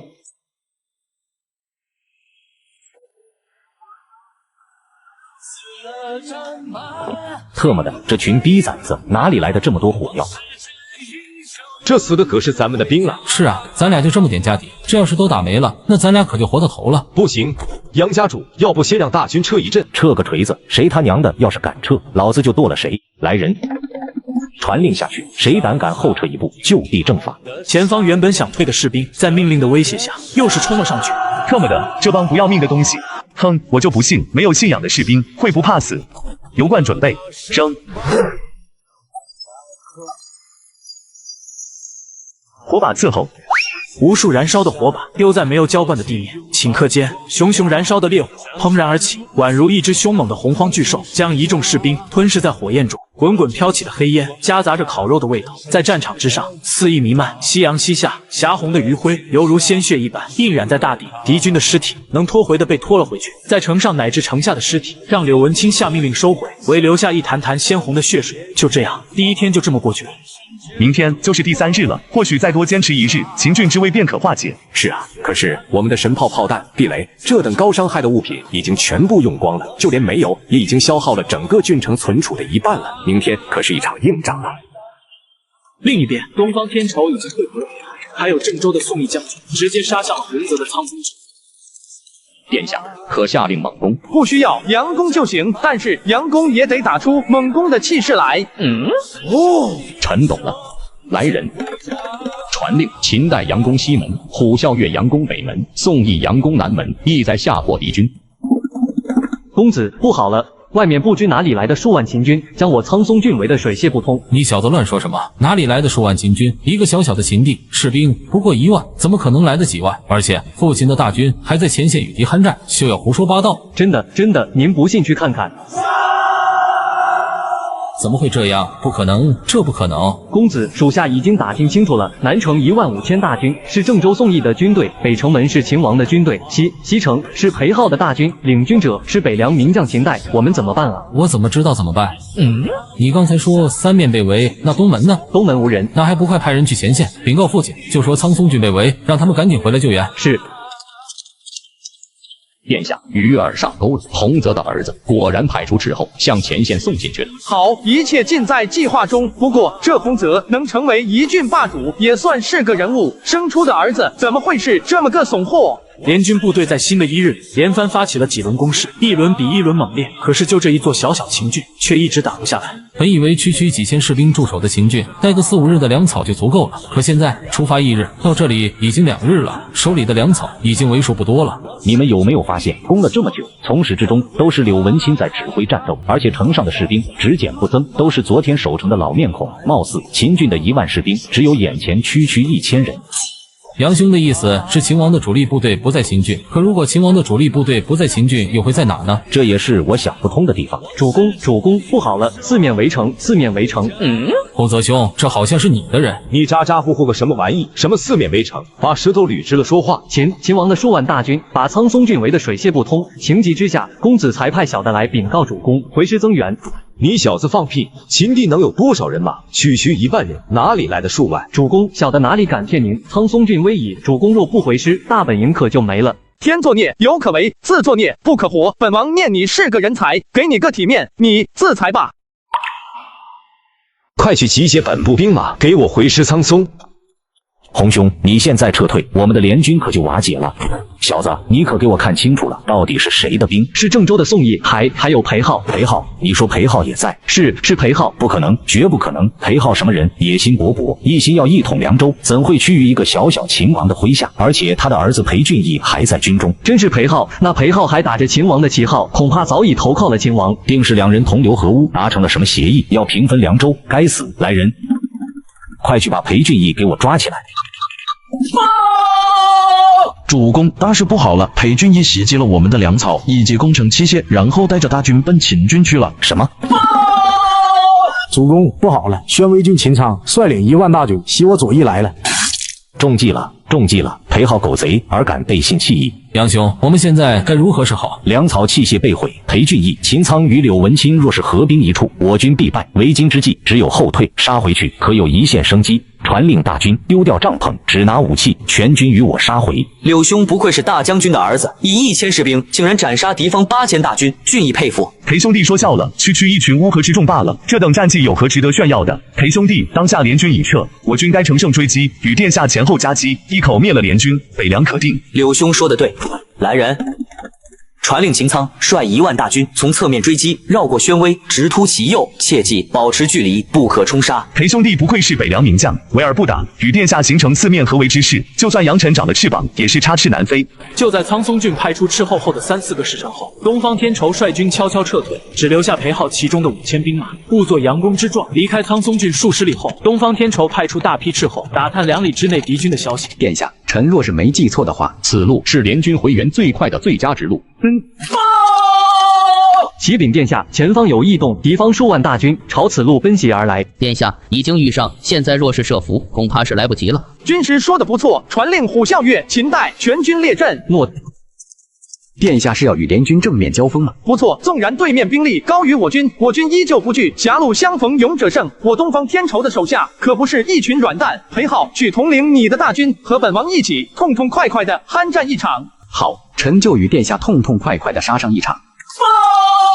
主公，前面发现秦王与裴浩的军队数量在1万多左右，而且秦军似乎已经列阵等待，好像知道我们要来一样。你说什么？秦王的军队不是在攻打苍松吗？怎么会出现在这里？秦王大军出现于此，难道是苍松已破，或是城中守军投降？还有一种可能，联军回援，秦王撤退，苍松危机已解。穆兄说的不错，短短2日，秦王不可能这么快攻破苍松。杨勋，此时秦军与裴浩才1万多人，我军虽战死数千人，可手中军队仍然还有2万多。若此时拿下秦王，秦地还是我们的。洪兄说的对，他东方天仇要来送死，可就怪不得别人了。哈哈哈！传令全军列阵。看来杨晨是准备与我军一决高下了。太子，你的如意算盘要落空了。此仗过后，北凉7郡都将归于我东方天仇麾下。六弟还真得好好感谢你这个大哥的有力谏言啊！秦王可出来一见。此刻的北凉可真是热闹非凡，北凉5大最强势力霸主齐聚。而可笑的是，东方天仇出来凉州的时候，各大家主还对他不屑一顾，任其发展，自生自灭。可这才过了半年的时间，秦王就可以和任何一家势力平起平坐。秦王，没想到我们第一次见面会是在这种情况下，只是在下没想到，秦王居然会与裴浩这个反复无常的小人联合在一起。杨晨，我裴浩可不像你，要做个反叛朝廷的逆臣。不瞒你说，我裴浩在几个月前就已经私下投靠了秦王，不公布于众，就是为了坑你。秦王早就料到你们会反叛，所以才有今日这出好戏。裴浩，你个无耻之徒，你已投靠秦王，还故意将裴俊义那狗崽子送到联军，你该死，你是真该死。杨晨啊杨晨，不是我说你，我都把自己儿子送给你做人质了，你都把握不住，还说我无耻，哼，一辈子都吃不上4个菜。你好，很好。秦王，既然如此，话不多说，那就开打吧。杨某身后优劣之差，看你如何应对。全军听令，谁能拿下秦王人头者，赏金1万两，良田100亩；拿下裴浩人头者，赏金2万两。给我上！全军出击！东方天仇，你就不该出现在北凉。北凉5大势力并持的局面，都是因为你该死。今日我就杀了你，为太子殿下除去一大祸患。既然如此，那本王就先杀了你。秦王武艺怎会如此强？都给我上！杀了秦王！玄甲军何在？玄甲之志，有死无生。给我杀！怎么可能？这世界怎会有如此恐怖的军队？杨晨，受死吧！殿下勿慌，有文卿、裴俊义来也。昭烈将军宋义在即，逆贼快快受死。北凉秦苍在此，逆贼拿命来。顷刻间，联军四面楚歌，突来的增援骤然令得敌军士气大减，战意全无，一时不知该如何是好。趁着联军阵脚大乱，秦军疯狂掩杀，杀得联军几乎毫无还手之力，心中已有投降之心。杨晨，你本是凉州一方霸主，本可以选择更好的生活，却贪图虚无缥缈的荣华富贵，受太子唆使和4郡攻伐于秦，万万没想到最后会是这样的局面吧？哼，我杨晨岂是贪生怕死之辈？尽管放马过来。天作孽犹可为，自作孽不可活。本王念你是个人才，给你个体面，你自裁吧。哎，说实话，你能与裴浩东西对峙，也算是个人物。你若不是效力于太子，本王必当委以重任。至此，联军最大的军阀杨晨已死，剩下的洪泽、木须之辈都是一群乌合之众。很快，杨晨战死传遍战场。杨晨本部剩余的兵马已是无头之主，自觉地扔掉了手中的兵器，不再反抗。自东方天仇受封于秦，历时半年，灭韩城，收裴浩，战杨晨、洪泽、木须，再加上朝廷圣旨，北凉7郡尽皆拿下，北凉定。不愧是朕的儿子，不愧是朕的儿子呀！我看以后这朝廷之上，乃至悠悠天下，谁还敢说秦王是废子？朕第一个饶不了他。军师，如今本王已一统凉州，接下来我们要面对的就是强大的匈奴了。殿下，如今的大武，国府空虚匮乏，士兵庸弱，再加上官僚的腐败，是真正的内忧加外患。先不说各路皇子争权夺位，就外邦之祸而言，臣收到消息，北方战场上，北匈奴再一次加快了与南匈奴的统治，蚕食，恐怕用不了1年，匈奴就可进统北方大草原。届时，刀锋所指的第一个目标就是大武。不错，匈奴与大武属于世仇，加上中原唯美的物资，更是加大了匈奴南下的野心，留给我们的时间真的不多了。殿下，战场已经打扫完毕，伤亡可统计出来。我军大约战死5000多人，歼灭联军19000多人。我军伤亡人数大多都是裴浩所部。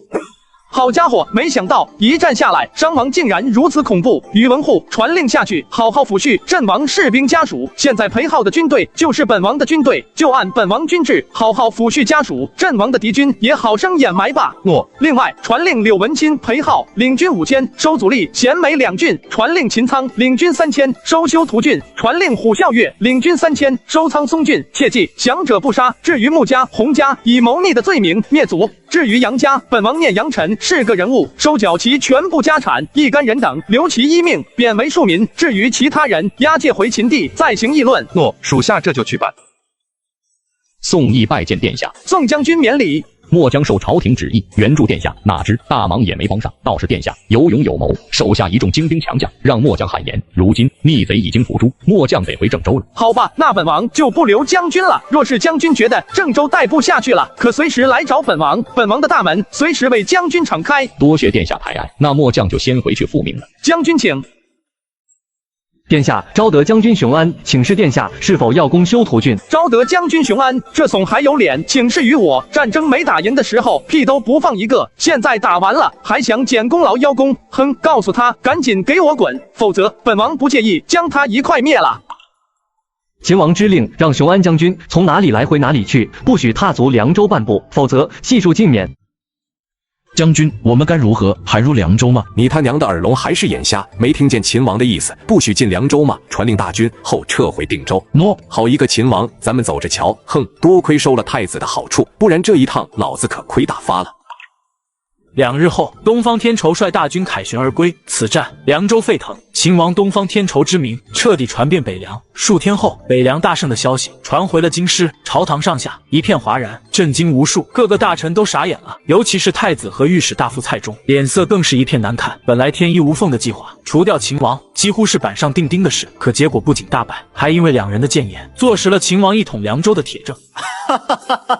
不愧是朕的儿子，不愧是朕的儿子呀！我看以后这朝廷之上，乃至悠悠天下，谁还敢说秦王是废子？朕第一个饶不了他。恭喜陛下，贺喜陛下！北凉一统，最高兴的就是柳文龙。太子谏言让秦王统领凉州总务，讨伐逆贼。他这边可是加了一把火。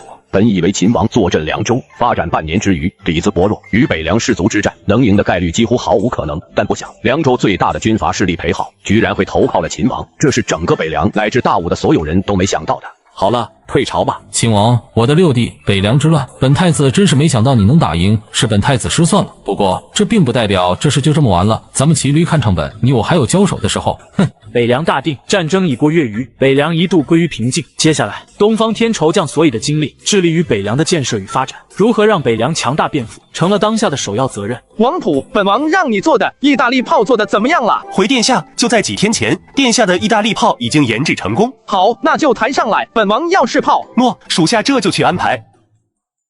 殿下，大炮与目标相距2000米，想要精准打击，没有指挥员，可是很难射中目标啊。军师，本王早有准备。王普，把我们的望远镜拿出来。诺。望远镜是个什么东西？难道又是殿下发明出来的稀奇古怪的东西？这东西有什么用？你把眼睛对准镜孔就知道了。殿下，这什么东西？怎么还把人看小了呢？我的军师，你瞅自己也是聪明绝顶、心腹大略之人，一个小小的望远镜还能看差批了，你拿反了。殿下，装弹完毕，请求发射。瞄准目标，准备发射。发射。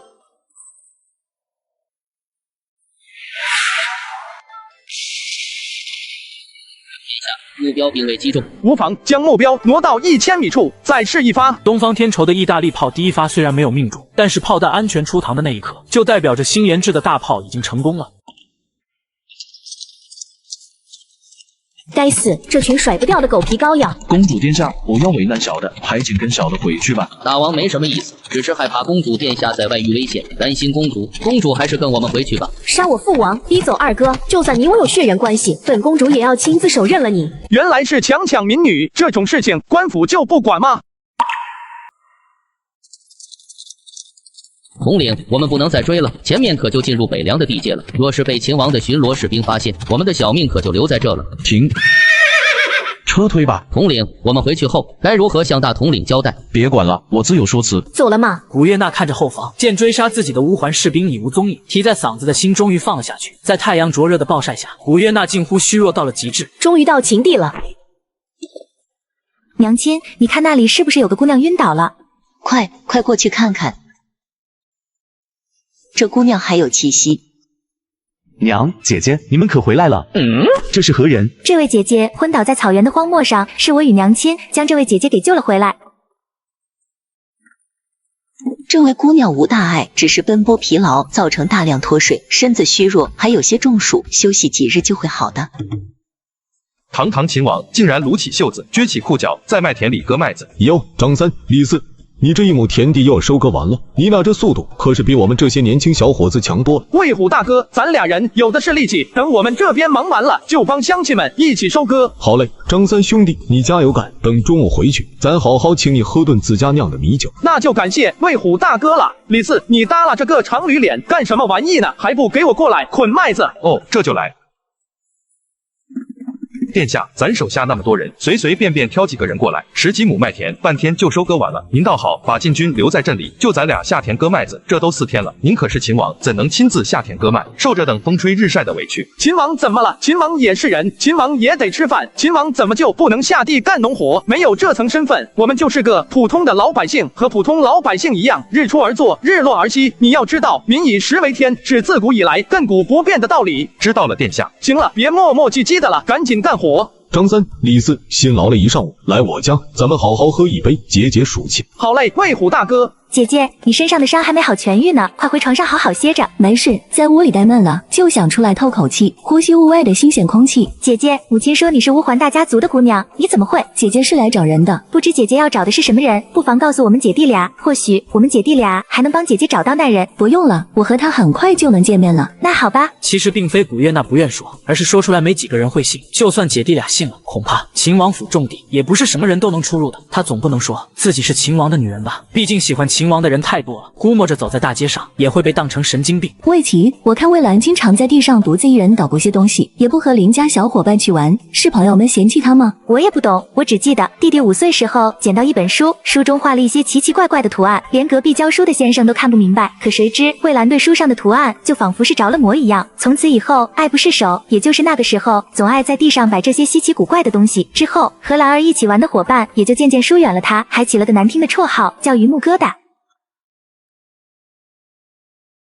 古月娜悄悄走近一看，就只是一眼，古月娜的眼睛里就变得无比的精彩。这一个个图案摆放有序，布置精密，给她第一眼的直觉是这是阵。姐姐，你是怎么知道的？魏兰说这个东西就是阵。姐姐可识得此图案？我何止是知道，我还看过兵书，习过阵法。只是你摆的这些图案我没见过，像鱼风阵，又像盾阵、锥形阵，着实看不懂。姐姐自然看不懂，这些阵法乃是我自己经过改良摆设的新阵。魏兰总觉得，若我能习好这些阵，日后就能报效秦王，保护凉州，消灭匈奴。原来兰儿的理想如此伟大，是想报效秦王呀！姐姐相信你，用不了多久，你就能报效秦王了。不过姐姐可得告诉你，秦王手下战将如云，个个武艺高强，兵法谋略了得。你若想真正成为一方大将，还得练好武艺，写好兵书。魏兰自当谨记姐姐的教诲。兰儿、琪儿，快跑！他们又来了。他们是谁？他们是小恶霸王豹的人。小恶霸是个非常好色的畜生，月前被姐姐遇到，那小恶霸见姐姐漂亮，就心生歹意，欲要娶姐姐为妻。可谁不知道小恶霸有妻妾10几房，全凭无赖抢去的。后来小恶霸来来回回来了家里几次，并撂下话，下次再来就得抢姐姐回去，给她当小妾。若是他们见了月娜姐姐也这般漂亮，肯定也会心生歹意的。姐姐赶紧跟我们一同离开吧。该死，秦王之下竟还有如此目无王法之人，他难道不怕官府抓捕吗？官府算什么？秦王算什么？他也敢管我王豹的事情？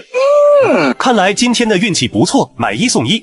不许伤害我的姐姐。魏兰，你让开，你2个姐姐嫁给我，你就是我的小舅子，以后荣华富贵享之不尽。哼，你也不撒泡尿照照，自己长得是个什么模样？大白天的出来瞎逛，吓晕了路人，你可赔不起。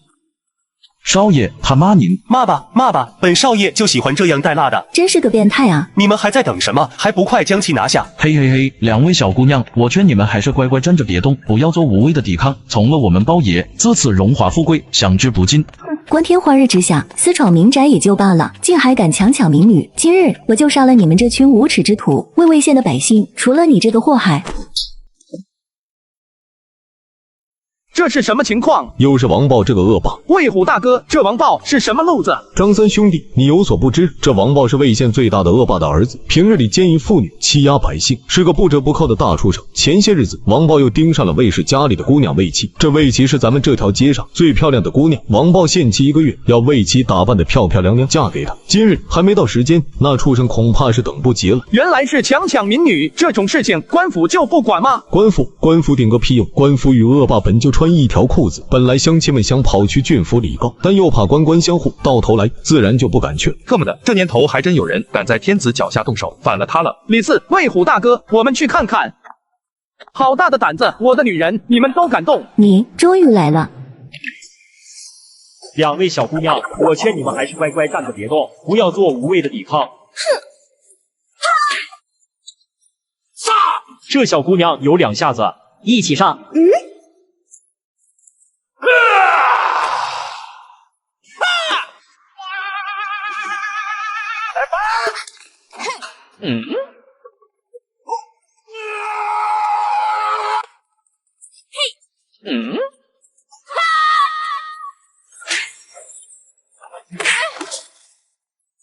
不许伤害我姐姐！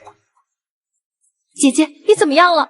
好大的胆子，我的女人，你们都敢动？你终于来了！我当以为是谁呢？原来是一群不要命的刁民！小子，刚才我听说她是你的女人，怎么样？开个价，把她卖给我，保准让你此生都荣华富贵，留她一条狗命！大言不惭，那本大爷就先解决了你们，给我上，干掉这3个人！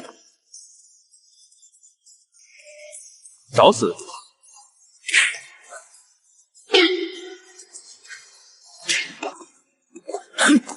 你可以上路了。完了，这回真完了！与杀人者同伙，乃是同罪，不死也得关个终身监禁，这一辈子没了。你竟然敢杀人！你可知我父亲与方知县是朋友？你们死定了！于文护，留他俩一命，好回去报信。明白，带你们少爷滚吧！你有种就在这里等着，等家主来了，保证让你们吃不了兜着走。还不滚！张三、李四兄弟，你们赶紧跑吧！那王豹的老爹王仇是魏县最大的恶霸，和官府都有勾结。若他看见自己儿子成了这副模样，肯定不会放过我们的。是啊，大哥哥，你们还是赶紧走吧。无妨，区区一个小小的王家，还吓不到我。我们就在这里等着，看他能耍出什么花样。魏虎大哥，你不是要请我们喝酒吗？你看，劳动了一天也是累了，我们就在这简单吃一点吧。放心吧，有我在，不会有事的。干！今日我就与2位兄弟同生共死，我现在就去弄菜。麻烦姑娘能给我们摆张桌子吗？好的。我们真不用走吗？他父亲可是……魏琪妹妹，放心吧，有张三在，我们不会有事的，是吧，张三？当然。听说了吗？小恶霸在魏氏家里被人打了个半死，连带去的手下都被杀了俩，剩下的一个是故意放回去通风报信的。你的意思是说，打小恶霸的那人还没走，不仅没走，还在魏氏的院子里摆了张酒席，吃喝等着恶霸王仇呢？妈呀，他们是什么人，竟如此大胆？不行，如此精彩的事情我可不能错过。老爷，就是里面那几个打伤的少爷。张三兄弟，王仇来了。魏虎兄弟，不要害怕，不就是一个小小的王仇吗？待会你看兄弟怎么将他撕碎的。张三大哥，我也来帮你们。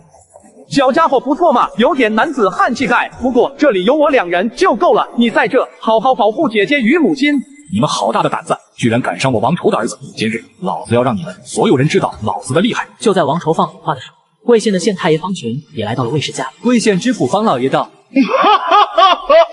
真是天助我也呀！小子，这回你死定了，我定要将你碎尸万段，为我而报仇。是吗？看来你跟官府的关系很好啊。那你知不知道，这魏县不是他方知县的，而是秦王的？秦王又如何？在这里，我就是魏县的天，魏县的地，他秦王也敢管我？真是好大的口气！王家主，看来你的儿子又给你惹事了。方知县，您可来了。您看看，就是这群人打废了我儿子。最可恶的是，杀人之后毫无惧色。我看他们根本不是什么普通的百姓，他们就是流寇、土匪。土匪、流寇怎么了？你王仇在魏县为非作歹，七男八女，无恶不作，还纵容儿子逾矩无二，百姓苦不堪言。就算我们是土匪、流寇、野王仇，还有王豹也是该杀。还有你，魏县的方知县，身为一方父母官，不思治理一方，报效秦王，却与贼勾结，纵容此等低劣行为，光是此罪就能摘了你的乌纱帽，就地正法。好家伙，这才半年没见，小姑娘就变得如此强势了。哪里来的野丫头，如此大言不惭，敢污蔑本官耍戏官威？本官今日就让你明白什么叫法。来人，将这些流寇、土匪缉拿归案，以杀人之罪论处。明日午时直接问斩。方权，你好大的胆子，为虎作伥也就罢了，到死还不知悔改。今日你的命活到头了。这人看着怎么有点眼熟啊？哼，本老爷拿人还要经过何人同意？呵呵，是吗？宇文护，禁军何在？是秦王，他是秦王。秦王殿下，罪臣知错了，就饶了我这一次吧。罪臣定然改过自新。方权助纣为虐，光是这一条罪过，本王便不能饶你，魏县数万百姓也不能饶你。今日我若饶了你，那么以后还会有2个、3个方权出现。今日斩你，以正秦法。来人，将方权押入大牢，明日午时当街问斩。秦王殿下，小人有眼不识泰山，冒犯了秦王，草民该死，小人该千刀万剐。但是七男八女惹是生非的人，都是我那不孝子王包干的，与我无关，求殿下宽容大量，将我当个屁放了吧。秦王杀了他，杀了这个恶霸。秦王这种畜生就应该千刀万剐。王朝听到了吧？百姓的眼睛是雪亮的，恐怕是饶不得你了。宇文护传令，王仇、王豹父子无恶不作，为祸乡里，百姓苦不堪言，此等罪行罪不可赦，诛其9族。大将军秦王得知乌桓内部出了问题，乌桓2王子派出使者来我秦地祈求外援，此事大将军可否知道？大哥哥，你真的是秦王吗？正是。那月娜姐姐是王妃吗？暂时还不是，以后就是了。秦王殿下，他们都是我的救命恩人，而且我带你去看个东西。兰儿，你摆的那些东西，不想给秦王殿下看一下吗？我这就去。殿下，这是不错，正是。魏兰，这都是你摆弄出来的吗？正是。你可知道这是何阵？不知，这阵法只是我经过改良之后才摆出的，因为直觉告诉我这个阵法能赢千军万马。好小子，本王告诉你，此乃八阵图，也叫阴阳八卦阵，乃是一天下奇才传创，而你却也摆出了此阵。魏兰，你可愿拜本王为师？秦王，您说的可是真的？你难道不愿意吗？魏兰愿意，魏兰愿意。能拜秦王为师，是多少人梦寐以求的事。魏齐、魏虎、魏氏现在脑子还嗡嗡的，他们就这样简单的与秦王攀上了关系，这一切让他们感觉好不现实。好了，起来吧，宇文护，把我的剑拿来。殿下。魏兰，此剑是为师亲身佩戴的宝剑，曾与为师征讨过北凉士法，斩敌无数。现在我将此剑赠予你，愿你让此剑光彩依旧。谢师傅，徒儿发誓，此生必为师傅北击匈奴，横扫六合。在简单的授诗礼之后，魏兰、魏齐便是随东方天仇回了秦郡，而魏氏舍不得生活许久的家，不愿搬进王府，依旧留在了魏县。而魏虎在经过短暂的大起大落之后，也是被东方天仇相中，正好他的禁军还少了个管事的副统领，而魏虎正好。月娜，你怎么会在魏县？我大哥古胜谋权篡位，乌桓王庭大乱，父王被古胜逼死，二哥与古寻率领1000禁军杀出王庭，在大军的追杀下不知所踪。我也是在攻辩途中逃出王庭，一路南下，最后晕倒在魏县，被魏齐母女所救。好了，看把小公主的脸都给哭花了。放心，我一定会帮你找回你二哥，然后帮他干掉你大哥的。谢谢你。这个古胜可是一直很亲近匈奴的，若是让他接管乌桓一族，那么秦与乌桓部族的结盟协议恐怕就得作废了。而且在草原上，乌桓族的实力也是仅次于匈奴的，虽然两者实力差距较大，但要是两族联手，我北凉可就真的要凉了。来人！殿下，传令裴俊义的西大营全营拔寨，等待命令。另外，传军师徐猛、田平、裴浩、裴俊义、宇文护、柳文钦立刻来殿前议事。殿下急召我等回府，又让末将把西大营全营拔寨，等候命令。是否何处出事？要准备出征了。乌桓巨变，大王子篡位，二王子下落不明。接着，东方天仇把乌桓当下情况说与众人。军师可有对策？乌桓内变，古圣夺权，坐上王位，对我们与乌桓的联盟而言，不是一件好事。不过，值得庆幸的是，乌桓王王印被古诺王子带走，这样一来，古圣始终是个假的乌桓王，这对我们来说是个突破的机会。如今，我们必须趁着古圣的王位还没有捂热，应立即出兵北门关，找到古诺王子，助其登上王位。但是，令臣担心的是，如果我们没找到古诺王子，或者古诺王子有个闪失，公然陈兵乌桓部族边界，若是被误导，恐怕会被当成侵略者，从而引发一场不必要的血战。军师说的不错，这还真是让人头疼。我有办法，我有王印在此，足以让大将军、镇军将军信服。王印怎会在你手里？这是我与哥哥分别时哥哥给我的，说王印放在他身边很危险，为了避免敌人视线，哥哥便把王印交给了我，由我保管。之后，哥哥负责引开大批敌军，让我一路南下，来秦地寻找援兵。殿下，有公主殿下与王印，我们尽可出兵，再派出一队乔装打扮的牧人，寻找二王子，两路齐进，殿下尽可讨伐古圣。好，众将听令，裴俊义手下1万大军，3000玄甲军出动，柳文钦、徐猛、裴元庆、魏兰随军出征，再派出大批暗卫潜入草原，收集情报，找寻古诺。田平、裴浩、虎啸月留下，各司其位，各尽其责。次日清晨，1万大军、3000玄甲军，外加50门神炮，出北门关，往乌桓族方向进发。殿下，不好了！我暗卫在东北侧发现大批匈奴骑兵，估计有万人。另外，乌桓二王子古诺禁军大统领古寻也落在了匈奴人手中。古诺与古寻被匈奴人抓了，军师，这事情有些棘手了。殿下，为今之计，只能让公主殿下携带王印去见乌桓大将军了，由他们先出兵解救二王子殿下，我军在旁好好配合协作。如若不然，殿下只能将这支匈奴骑兵全部留下，方可保留我军实力。既然如此，那本王就亲自去会会这乌桓的大将军。东方天仇害怕，如果让其他人陪同古月娜回边界，万一乌桓大将军被收服了，古月娜的情况可就危险了。届时被软禁族内不说，连王印都可能白送给古圣。大军这边由徐猛坐镇，他可以放心离开。徐猛是个聪明人，如果他这边出现什么问题的话，以徐猛的应变能力，也可以很好解决。城下何人报上名来？北凉秦王使者觐见大将军，快与我通报。好，列位稍等，容我禀告。启禀大将军，秦王使者来见。奇怪，秦王使者不直接通往王庭，来我这里作甚？让他们进来吧。你们就是秦王使者？正是。不知秦王派3位使者前来有何要事？为何不先入朝见我王，却先来见我？本将军倒想看看你们几个找我有什么目的。大将军，秦王得知乌桓内部出了问题，乌桓二王子派出使者来我秦地祈求外援，此事大将军可否知道？3位不是秦王使者吧？你们到底是何人？大将军还没回答我的问题呢。深入别营，态度依旧强势，光是这份勇气以及胆魄，就不是常人可比。他究竟是何人？本将军不曾回去，也不曾听闻族内有什么问题。看这架势，似乎并没有欺瞒之意。好，我叔叔，我是月娜。面对如此匈奴战事，日后大吴与匈奴必是一场恶战。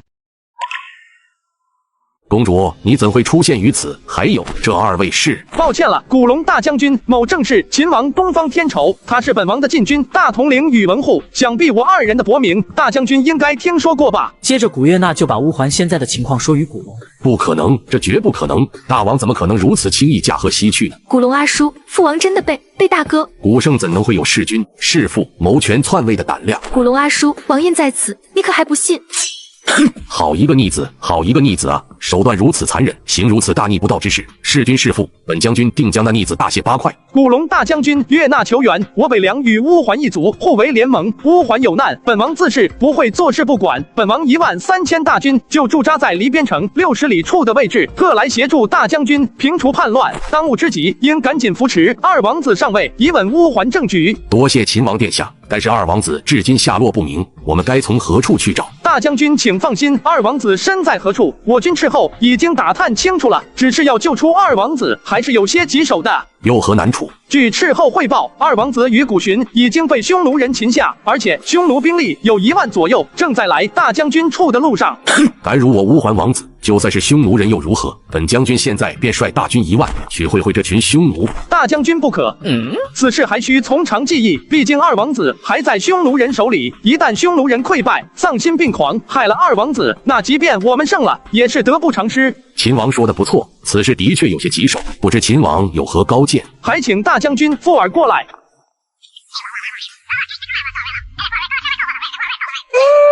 此事就有劳秦王相助了。大将军客气了，你我两家可是盟友，这些都是应该的。秦王，事不宜迟，我这就准备出兵。好的，大将军，那我们就先回去了。东方天仇与古龙商量好对策后，便返回了自己的大营，而古龙也是迅速集结了1万大军，朝着匈奴大军而去。于文护传令全营拔寨，直取匈奴后路。诺。派出去的20名暗卫，此刻应该已经完全的混入敌营了。古诺，乌桓一族的二王子，本王子可是听说古生一直撮合乌桓一族臣服匈奴，是你古诺一直暗中谗言老乌桓王，说了匈奴族不少的坏话。你确实很聪明，比起你的那位大哥，你要强上不知多少倍。你若登上乌桓王位，可是个棘手的对手。可你没想到，你的大哥居然会愚蠢到做出弑君弑父的行为，直接上了大位，而你也落入本王的手里，注定要被本王千刀万剐。看来古圣能有胆子篡位，你这个匈奴王子没少掺和吧？古诺，比起古圣，本王子最看重的是你。若是你能臣服于本王麾下，本王必当扶你坐上乌桓的王位。呸！与匈奴人同流合污，本王做不到。敬酒不吃吃罚酒，既然如此，本王就将你押到城关之下，让古龙看着本王将你身上的肉一片一片的割下，想想那让人兴奋的血腥味，真叫人流连忘返呐！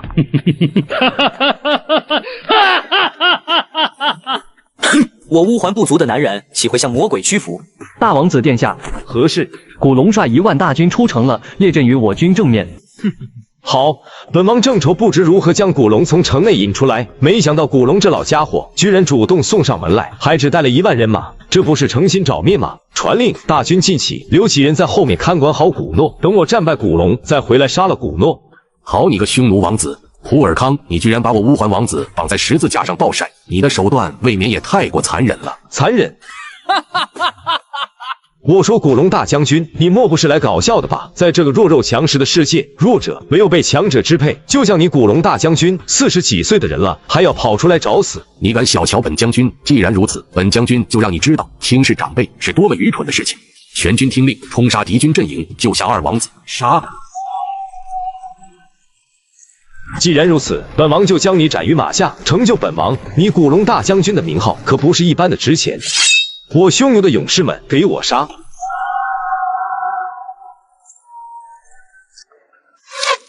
什么人？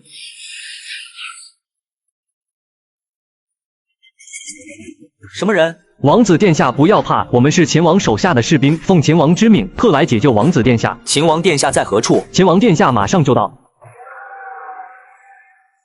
那是中原部队吗？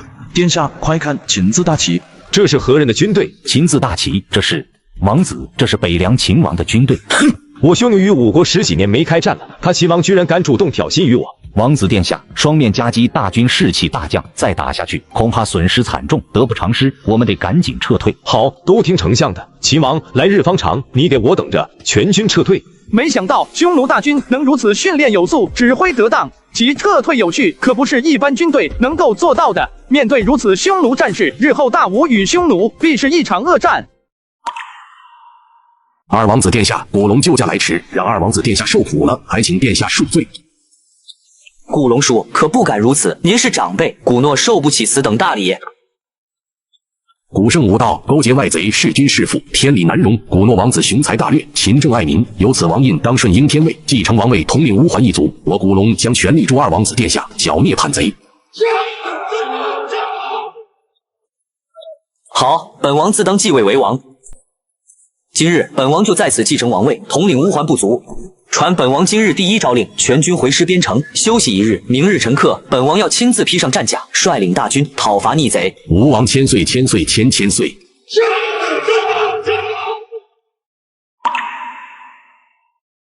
哼！一群废物！本王让你们缉拿古诺，至今一点音讯都没有，拿不回王印，本王就拿你们的命祭旗。大王，并非我等抓不住古诺，而是古诺乘机突围之后，继而转向了东面。大王也知道，若是被镇军将军发现，我等事情败露，可就难办了。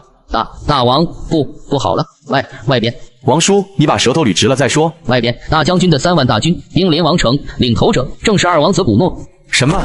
王叔，快去让巴图将军领兵御敌。大王，大事不好！城中的王公大臣以及部分将军杀了我王城守军，另外王城万余大军投降2/3，未降者大家也在溃败之中，毫无战斗意志。大王，不好了！巴图将军被乱军杀死，头颅直接挂在城楼之上，大军投降了。完了，一切都完了。从古圣一开始弑君弑父的手段，就已经注定得不到王庭里那些王公大臣的扶持，败是迟早的事情。此时的古圣、古力自知死路一条，便自尽在王宫之中。古诺在号角、鼓声之下，踏着累累尸骨，阵阵血水登上王庭，在血与剑中成为新一代的乌桓王。孤能安全登基王位，手刃逆贼，多亏了大将军以及各位王公大臣，还有乌桓部族最信赖的盟友秦王，多亏了他们，孤才能顺利的登上王位。吾王千岁，千岁！殿下，我们此次出兵，可是把匈奴人的仇恨拉满了。不错，留给我们的时间不多了。好在现在整个北凉的农业、经济、建设、政治都在稳步的发展着。对了，军师，兵工厂那边近况如何了？回殿下，兵工厂在得到一批新的锻造材料后，意大利炮增加了50门，炮弹4000枚，轻型神炮增加了100门，炮弹5000枚。好，有这些好玩意兜底，我们的胜算会大上不少的。丞相，今年粮食收成如何？回殿下，经过1年3丰收后，交完税赋，家粮食有余。咱们凉州的粮食仓库在上交部分朝廷后，也是相当富足的。好，粮食富足，经济发达，武器马匹充足。本王决定将原有的5万正规军扩充至8万，玄甲军扩充至5000，禁军扩充至1万，暗卫从原来的500提升到1000，我北凉兵力差不多就有10万了。殿下，军师怎么了？何事这么匆忙？殿下，刚得到消息，匈奴王忽而赞一统草原，在临城建都称帝，改匈奴为辽，称号大辽皇帝，然后命大辽石将的呼延权领兵10万，陈兵边界。忽而赞的野心极大，他的志向乃是四海，如今北方基本统一，下一站就是大武了。殿下说的不错，臣估计朝廷的圣旨也快到了。吾皇万岁万岁万万岁！行了，别给朕搞这些虚的了。北方告急，大战将至，各位说说该如何应对吧。陛下，依臣之见，可派山东20万备倭兵北上抗击匈奴。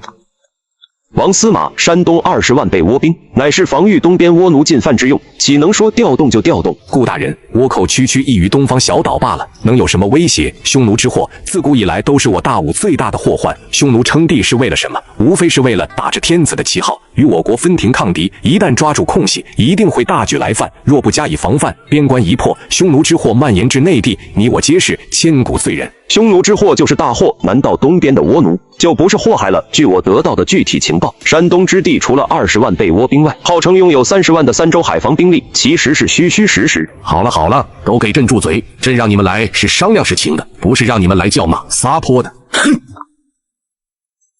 既然山东备倭兵不能动，那依我之见，可以集结出山东外的其他各州之兵，合力北上抗击匈奴。臣不相信，我大武18州，人口数千万，难道还挤不出北伐大军来？臣附议。臣领大将军职位以来，对各州精锐之兵也有一定的了解。先不说咱们云州驻守的15万兵力，就荆州和南州招募个15万人还是不成问题。再加上其他各州，至少能遣大军40万，期间再招募一些，凑足大军50万也不无可能。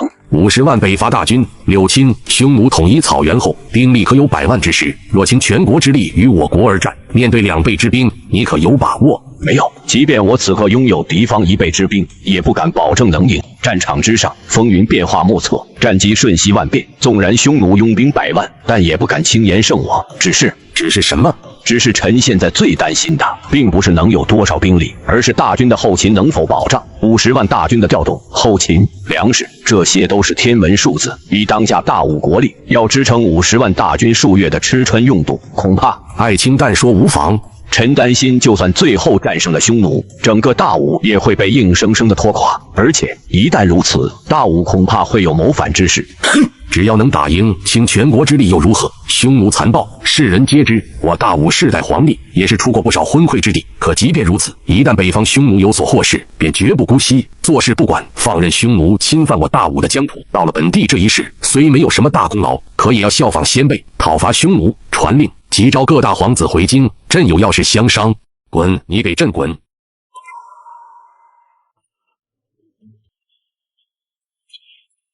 殿下，朝廷使者到了，请使者进来吧。诺。果然与军师丞相分析的一样。秦王殿下，接旨吧。秦秦王殿下，皇上旨意，还不跪下接旨？什么时候一个狗奴才也敢在本王面前耀武扬威了？今日你要么跪下宣旨，要么本王剁掉你的双腿！一个使者都敢这么嚣张，估计又是宫里的那帮人吃饱了没事干，故意来试探我呢。既然如此，我东方天仇就让你们看看本王是何等的强势！于文护，本使者绝不相信你个废物皇子敢动我。使者大人，现在可以跪着宣旨了吗？秦王恕罪，秦王恕罪，我就跪着宣旨，就跪着宣旨。奉天承运，皇帝诏曰：宣秦王东方天仇奉旨回京，即日启程，钦此。这就完了？回殿下，晚了，把他抬下去休息吧。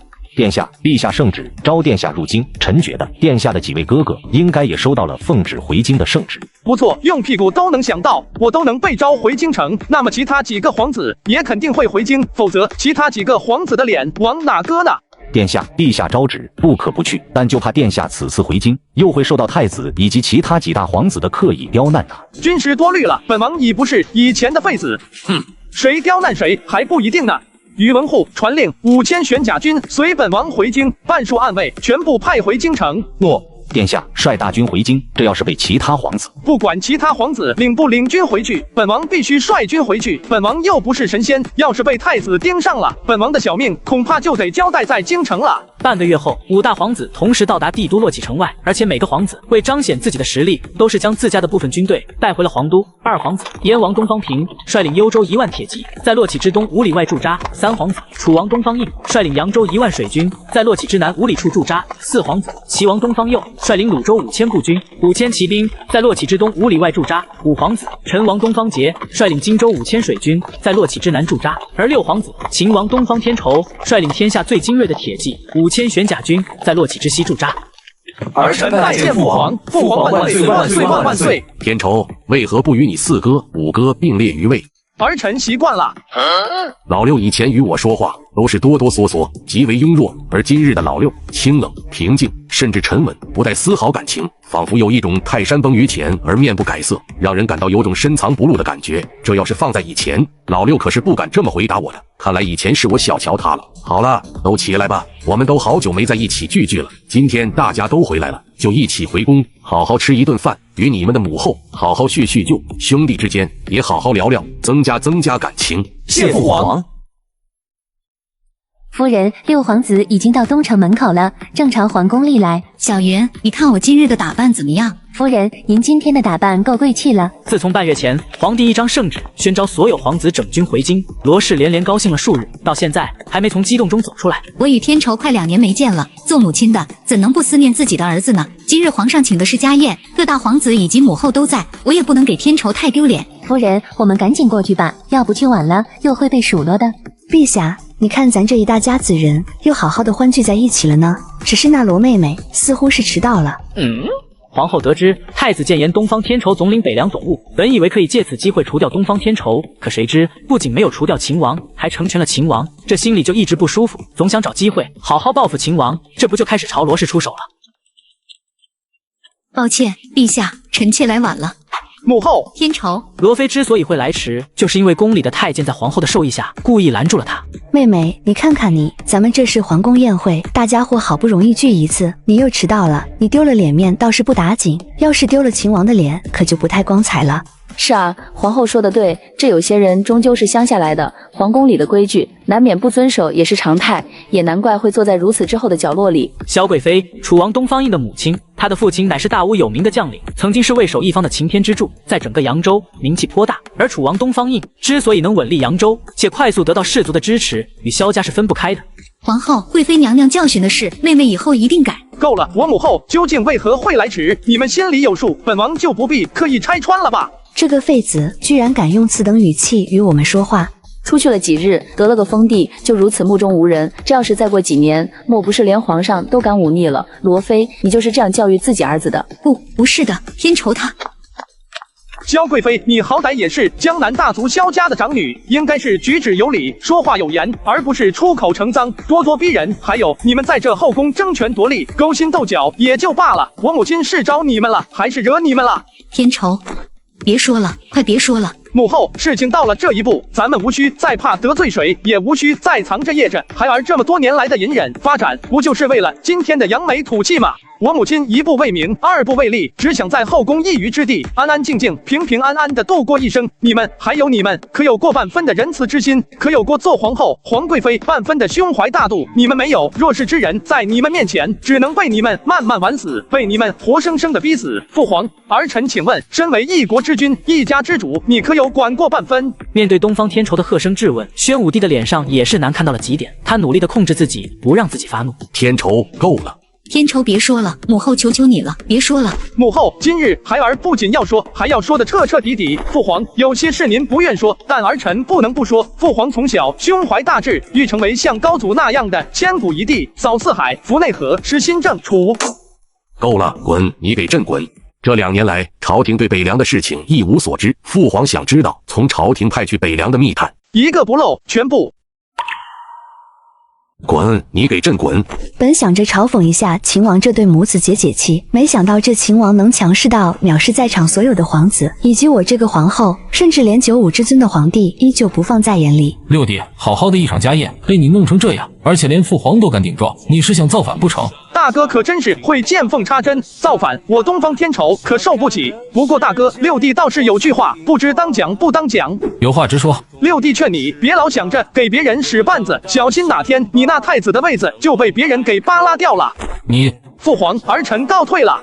母妃，这里不是我们该待的地方，我们回小院吧。天仇想吃母妃包的饺子了。好，娘给你包。宣武帝看着缓缓离去的2道身影，心中五味杂陈，有感叹，亦有羡慕。这样温馨的一幕，或许也只有在登帝之前才有过吧。哎，行了，我看家宴也不便吃了，都回去吧。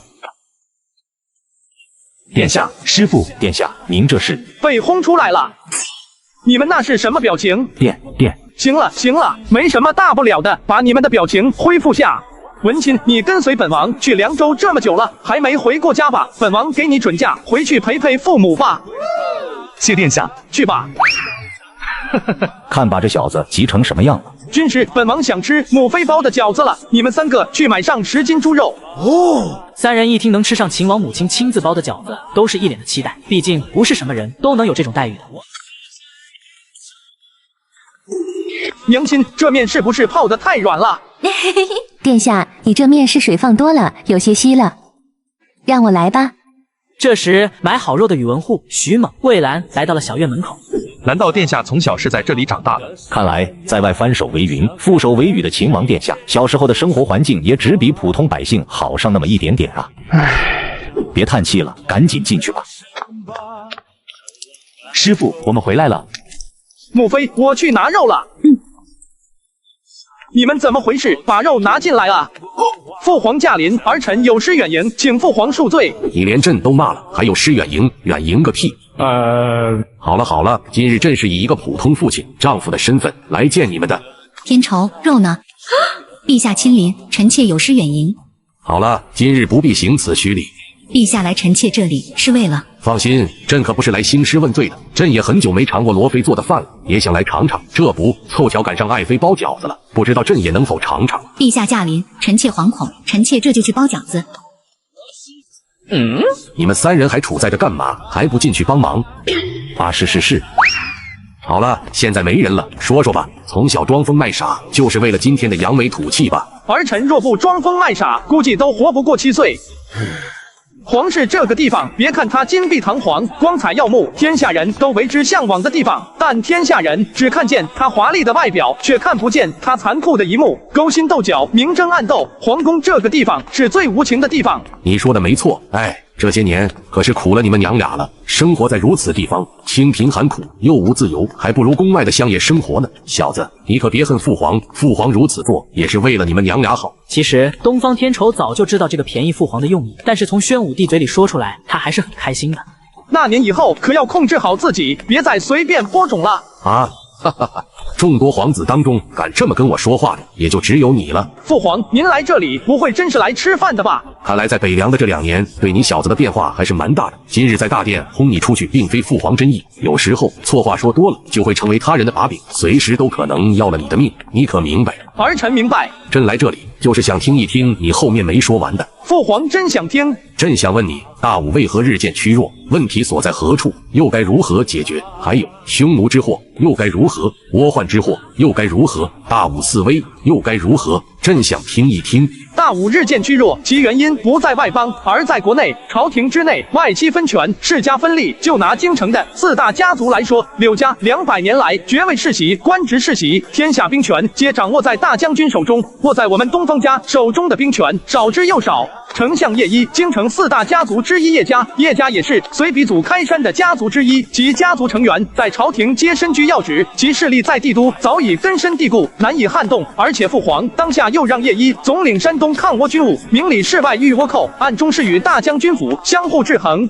再说大司马王明章3公之一，京城4大家族之一王家，王家同样是随鼻祖开山之一的家族，其势力根深蒂都。更不用说御史大夫蔡中同样是3公之一，也是最早跟随鼻祖开山的家族。这蔡家外有蔡中这老家伙把持朝政，内有皇后从中斡旋，加上太子这层关系，整个朝廷最难对付的就属这个蔡家了。由此4家分化皇权，我大武能不衰弱吗？那要如何破局？变法。变法。不错，变法除了变法，还有制度的改革。就像田平、徐猛，一个政治治理进士，一个军师谋略进士，就这样的2个人，其才华，一人可做朝廷丞相，一人可做大司马，一人主政，一人主外，天下哪有不安定的道理？可是像这样的人才，却处处受到士族的打压，从而离开朝廷。因此，若想重新让大武焕然一新，光是靠个人是不行的，必须在解决4大家族的前提上，重掌权力，才是治理国家的根本所在。再说匈奴倭寇之祸，最根本的原因就是没有强大的政策，没有强大的军力。北方匈奴在霍尔赞的带领下，大力任用贤能，对人才运用不拘一格。不管是大武人或是外族人，只要自身才华足够，让霍尔赞看上，就能凭借才能任用相当的职位。在此基础上施新政，用人才，而后富国强民，军队的素质自然就强起来。北匈奴之所以能将本族兵马提升到40万，且训练有素，不是因其勇猛，而是任用了一帮能治军的将军，而后再以强大的军力灭南匈奴、胡人、羌人，从而创立大辽。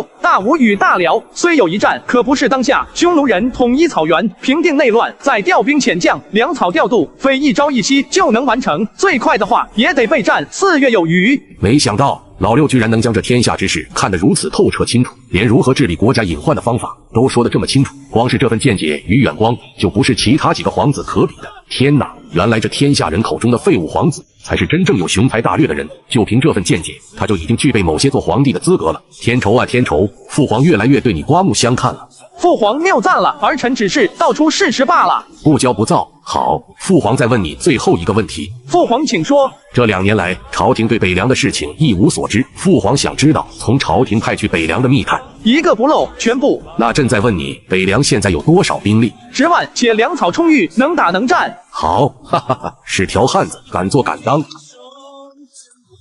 好了，回屋吧，父皇的肚子饿了。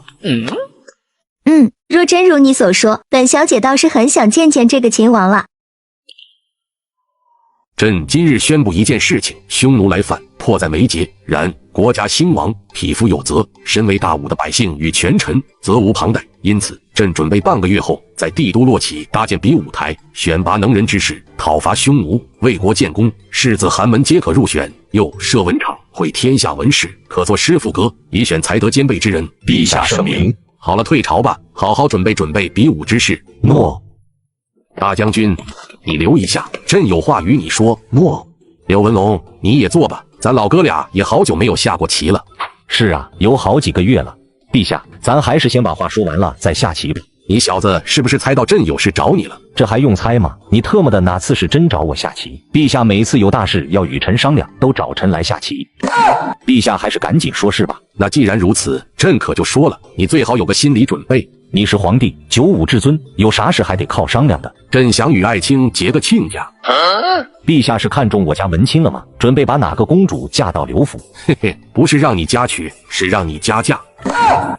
陛下，您不会是说我家馨儿吧？不错，正是你家的小女柳文心。不是陛下，馨儿出嫁不是我做主，是家里的那位做主。这婚我可答应不了。而且您也知道，我家馨儿眼界可高着呢，多少才子世子还有皇子为之倾慕，可她一个都看不上。要知道，古代的女人结婚生子13岁刚刚好，超过15岁的可算是大龄剩女了。柳文馨今年已经快18了，确实到了出阁的年龄了。但作为柳家唯一的女儿，全家可是宠溺的不得了。如果柳文馨不同意，柳家自然是不会同意的。那柳青的意思就是不愿意喽？陛下，并非我不愿意，而是馨儿她有自己的主见，臣这个当父亲的也不好逼婚呐，你说是不是？话倒是实在中听，可是朕还没说让哪个皇子与馨儿成婚呢，你就拒绝，会不会太草率了？那陛下说的是何人？反正就是随便一问，只要我咬紧牙关，坚决不嫁，你能拿我怎样？六皇子东方天仇，草率了。朕近年来见柳青对六子关爱有加，又送儿子又送温情的，朕还以为柳青早有嫁女儿的心了，看来是朕想多了。陛下，是臣肤浅了，这婚事咱有的商量。哟，柳青方才不是说不嫁吗？怎么性格转变得如此之快？方才陛下也没说是哪个皇子啊。六皇子好，六皇子好，老臣就喜欢六皇子。你个老小子，哈哈哈。就这样，两个老家伙在暗地里给两个无知的孩子就这么把婚定了，而且还害怕对方反悔，连圣旨协议都签了。什么叫指腹为婚？虽然你是我老子，但娶媳妇这件事你还是不要插手了。要知道古月娜还在北凉等着呢，这要是回一趟京城就带个媳妇回去，他还不把房子给掀了？这感情好啊，带回去可有的热闹看了啊！对，这要是再生个小世子就更好了。你也知道我是你老子。你自己看，这是朕与柳文龙白纸黑字签好的婚约，况且人家柳文龙对你这个女婿可是十分的喜爱呢。这次的婚礼，你答应也得答应，不答应也得答应。等过些日子，让你母后带你去柳家见见那丫头。可是，好了，天仇，你父皇说的对，你这年纪也不小了，该结婚生子了。而且柳家的小姑娘年岁也与你一般大小，美名更是享誉满天下，听说还是个不折不扣的大美人呢。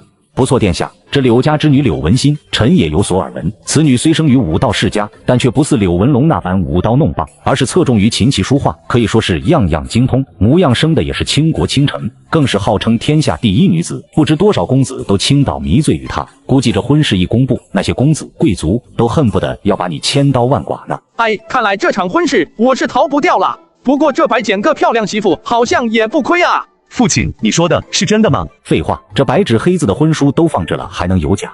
那可太好了，殿下本来是我的顶头上司，等他娶了妹妹，秦王就成了我的妹夫了。什么？馨儿，你不会就这样答应了吧？你堂堂大家闺秀，京城第一美人，多少氏族公子甚至贵族皇子对你青睐有加，都没被你看上，最后让柳伯伯强势拒绝。而且我听说那个秦王是天下废子，脑子不好使，跟个傻子一样。柳伯伯就这样把你给嫁出去，还跟皇上签的婚约，他老人家不会是越老越糊涂了吧？芝雅，不许你这样说父亲。啊呸呸呸！瞧我这张碎嘴，我不是故意说柳伯伯的，只是馨儿，你要是跟着秦王，天天挨欺负，没人保护你，可怎么办呢？芝雅，秦王或许不是你口中说的那样，我听哥哥说，秦王是个真正的大英雄。切，就他还大英雄？当时二哥来信说，秦王初到凉州，就以迅雷铁血手段收复秦地，后又听乌桓犯我北疆，在北凉极度贫乏，秦地兵不过万的情况下，率2000士兵连夜奔袭，大破乌桓5000大军。怎么可能？2000士兵破5000大军？我不信。我二哥就在秦王麾下任职，怎么可能有假？后来朝廷命他总领凉州总务使，北凉3大势力，兵力足有6万，可他依然率大军讨伐，而后大胜而归，一统北凉。此等人物，怎么可能是个废子？那照你这样说，六皇子不仅不是废子，还是一位爱民如子、败拒敌族的大英雄了。若真如你所说，本小姐倒是很想见见这个秦王了。秦王赢了一手破阵子，当场就震惊了整个天下诗楼。第二天，齐王就把这首诗拿到了宣武帝面前。破阵子，好一手破阵子！没想到我大武国竟有人能写出如此千古绝诗。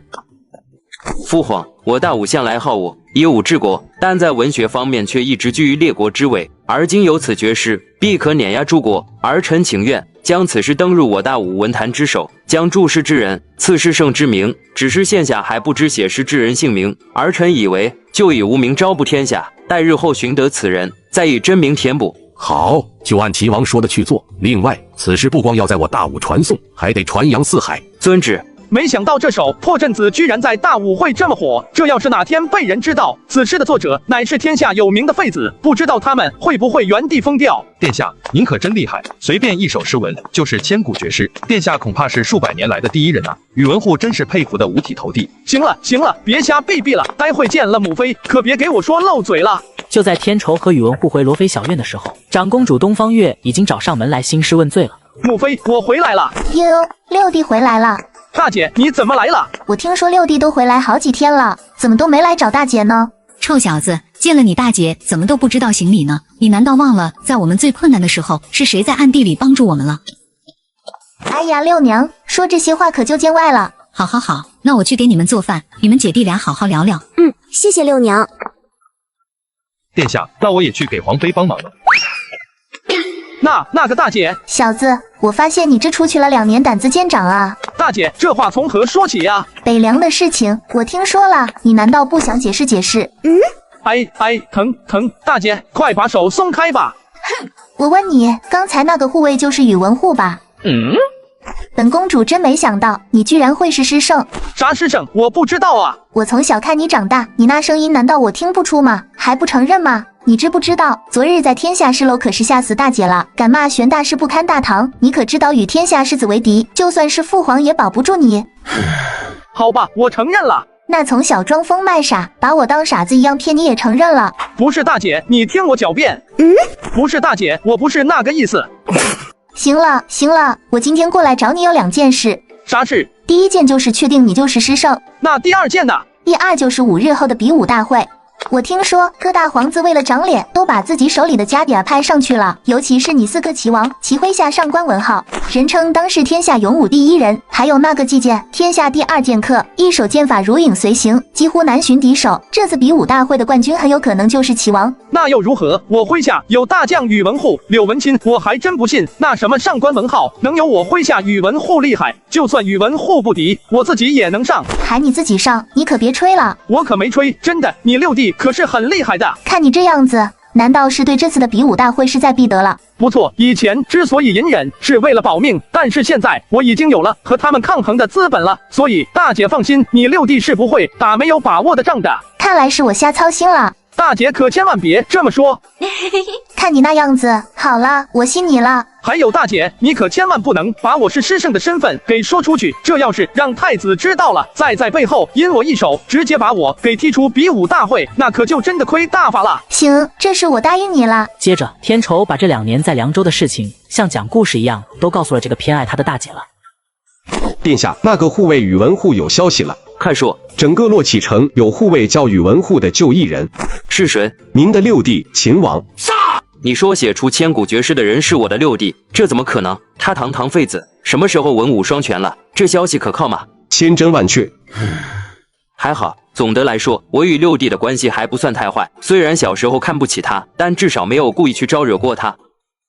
5日时间一晃而过，今日便是比武大会的日子。比武大会的场所设在皇宫之内，有宣武帝亲自坐镇，参当裁判。而参加比赛的，除了各地方武者外，还有各大皇子以及各大皇子的得力干将。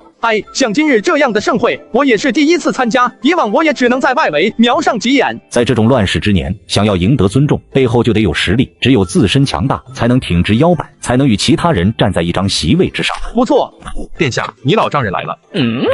秦王殿下近来可好啊？大将军，你这不应该去陪陛下吗？来我这里作甚？哦，原来是岳父带女儿来见女婿了。这老狐狸江湖不小啊！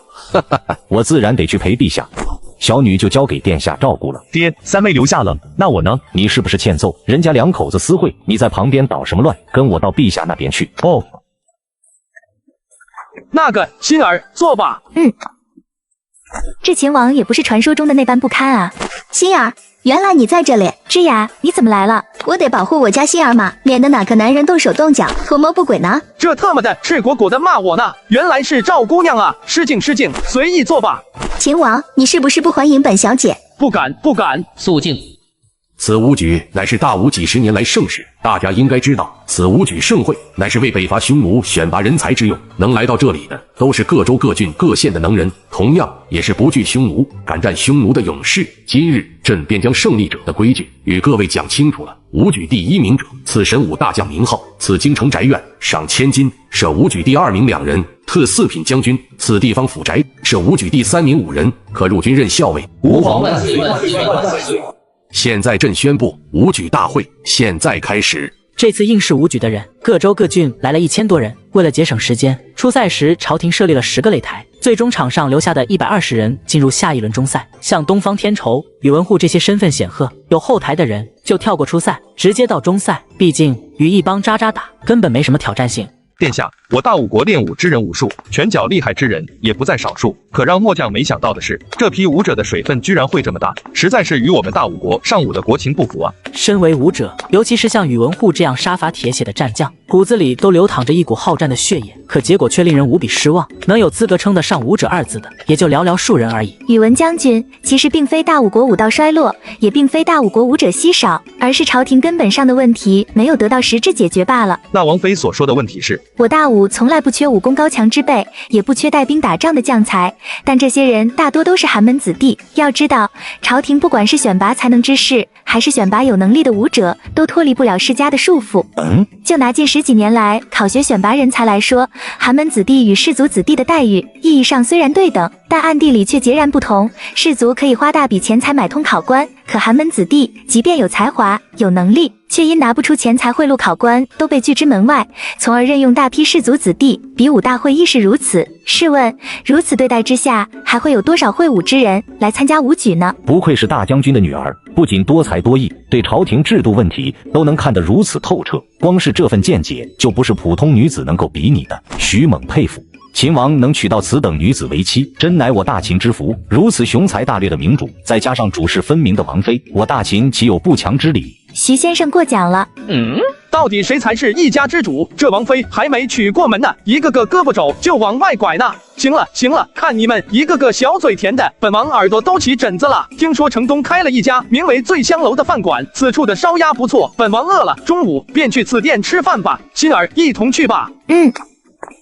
哥，比武开始了，我们似乎来晚了。是啊，我们来晚了。南州距离京城实在太远了，就算我们紧赶慢赶，可还是晚了几步。你们2个站住！偷了大爷的钱，还想一走了之不成？这位爷，此钱乃是我从家中带来的盘缠，一路走来就剩2两银子了。大爷如此富态，何故为了区2两银子刁难在下呢？哼，你偷本少爷的钱，现在人证物证俱在，你还想抵赖不成？你这人怎的这样？这钱乃是家乡父老给我们凑出来参加比武大会的盘缠。参加比武大会？就你们这样的也妄想参加比武大会？你什么意思？什么叫我们这样的？少废话，快把本少爷的银子还回来！你个泼皮无赖，若再乱添罪名，就别怪我这拳头了。哟呵，大傻个子还敢威胁本少，你也不打听打听，这京城上下谁不知道你狗安大业？把这2人拿下，本少要慢慢玩。完了，听说这狗安是个变态，把人抓回去后要慢慢的折磨呢。哎，没想到千里迢迢来到帝都，本想趁着武举大会谋个一官半职好衣锦还乡，却不想错过了大会，还惹了这么个麻烦。现在终于明白父亲临终前为何不让我们来这洛启城了。今日谁敢动我哥哥，就先问过我手中的大锤。殿下有高手。行了，别在我面前晃悠了，保护好他们。这股气势不一般啊，有意思。小子，你还敢动手不成？动你又如何？今日我便一锤砸烂你的脑袋！快给我挡住他！二弟，不可！京城重地，何人胆敢放肆？好大的力气！好家伙，你是第一个能接下俺一锤还能安然无恙的人。再接俺一锤！二弟，京城重地不可撒野。多谢公子出手相助，否则今日险些酿成大祸。小子，多谢出手相救了。小逼崽子，你叫谁小子呢？看这身打扮，应该不是什么普通人，还是先弄清楚他的身份再说。想来我狗安的名字，兄弟应该听说过吧？今日这2个从乡下来的小贼偷我的银子，被我抓个正着，兄弟不如卖我个面子，就不要插手了，否则得罪了太子，你应该知道后果。太子，太子好大的威严啊！大胆，你居然敢亵渎太子！来人，将此人给我拿下！我看你是吃了雄心豹子胆了，在秦王面前也敢如此无礼。秦王不就是那个废物6皇子吗？我是太子的人，难不成那秦王还敢动太子的人？区不仅是狼的儿子，也敢在天子脚下兴风作浪，看来父皇治下有不少的蛀虫啊！让开！杀！城防侍卫长见过秦王。侍卫长，你来的正好，此人冒犯本王，藐视王威，先将狗安押回地牢，好生看管。没有本王的命令，谁来都不可放，即便是太子。是，来人，把狗安押入大牢。两位兄弟若不介意的话，随本王一同入醉香楼用餐吧。草民惶恐。大哥，秦王请吃喝，咱们住嘴。你叫李孝直是吧？李孝直，本王邀请你与本王一起喝酒吃肉，你可愿意？愿意，愿意。李靖，你二弟都愿意去了，你还在等什么？那草民就恭敬不如从命了。二位兄弟不知为何会如此落魄。回秦王，我兄弟二人本打算参加武举，奈何家境贫寒，没有脚力，来京城时耽误了时辰，错过了武举。但回乡的盘缠已经不够了，便想找各位大王谋个差事。可结果齐王、燕王、陈王、楚王面都没见，手下的人就将我二人当成叫花子乱棍打出了。至于太子那里，更不用说了，连面都未见，礼都未礼。二位难道就没考虑过本王吗？还请秦王赎罪，我二人孤陋寡闻，秦王名号之前未曾听闻过。特么的，本王好歹也是一处大势力的藩王，你居然听都没听过。二位倒是性情中人，那现在知道了本王，可愿效力否？李靖，秦王礼贤下士，爱才如命，如此明主，你还犹豫什么？军师说的对，师父引用人才，从来不拘一格，即便是寒门子弟，只要有才华、有能力，就会被许以重职。就像徐军师与田丞相，本是一身清贫，两袖清风，可才华尚在，直接许以高位。大哥，秦王如此礼遇，比起其他什么狗屁大王，不知好多少倍。大哥，你还等什么？我等来京都为的不就是谋得一明主吗？李靖若再不答应，就有些不识好歹了。李靖愿效犬马之劳，为秦王洒头颅，抛热血。俺也一样。好，能得此二位相助，本王的凉州阵营可谓是越发壮大了。又是你秦王，你给本太子等着，下午有你难堪的时候。你们若不觉得我狂傲，便叫我师圣吧。殿下，听说天下诗楼要开展一场即兴赋诗的大会。天下诗楼赋诗大会？是啊，而且听说当今的文坛大家苏和苏大师，还有传闻已经超越其父亲的苏西小姐都会到场，还有我那没见过的小师娘也会去的。殿下，马上就能见到王妃了，听说王妃可是京城第一美人，倾国倾城呢。那本王可不能错过。殿下，叫少爷。哦，少爷，这天下诗楼我们真的要进去吗？我可是听说能进入这里的可都是当代的文学大家、大学子，咱们进去会不会被嘲笑？本王早有准备，来，一人一个。带上这个，谁知道是我们？殿下英明。哦，不对，少爷英明。切记一会别给我整露馅了。殿下放心，师父放心。你们听说了吗？今日大会，苏大师的仰慕者齐王殿下也会来的，还有苏大师的女儿苏西，还有能与苏西小姐比肩的柳文馨小姐也会到场。听说这个苏和非常敬仰玄大师的诗文著作，更以玄大师为榜样，而且出过几本不错的书，还写过几首不错的诗，几乎已经登上了大武文坛的巅峰。大将军府柳文馨小姐到。齐王殿下到。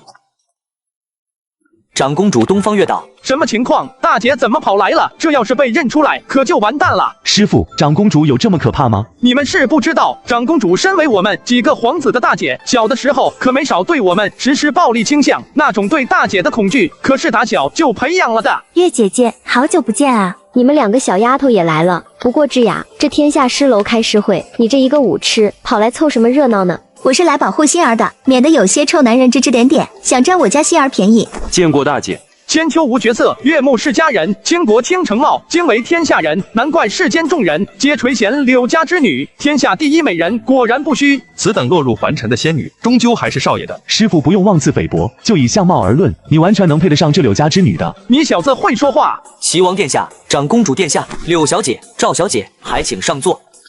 恭迎苏大师、苏小姐。久仰苏大师、苏小姐名讳，今日的见，真是三生有幸。苏大师、苏小姐。天下诗楼乃上古先贤历代文学大家、文化比学挥洒之地，承蒙各位抬爱，由老朽担任天下诗楼5年1届的诗会。老朽宣布，天下诗会现在开始，各大文学大家皆可拿出拿手提名之诗，老朽定细细品味。少爷，这老头似乎有些目中无人，自视清高了。先让他装一会儿。某这有一首，想吟与苏大师听。请。虎在山中坐，呼啸震山林。原是林中曲，苍松扎古钉。好诗！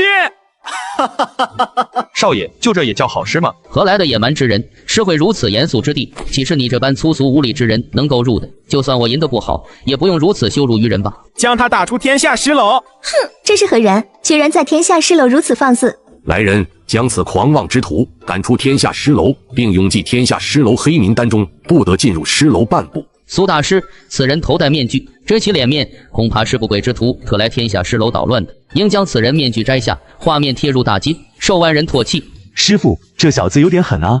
哼！殿下，此人绝非等闲之辈，绝非等闲之辈。季剑，若你出手，可能胜之。季剑，齐王手下第一护卫将，天下排行第2的剑客。不知此人身旁还有一武功高深莫测之辈，若与2人同战，季剑必输。能让你这个天下第2的剑师低头，有点意思啊！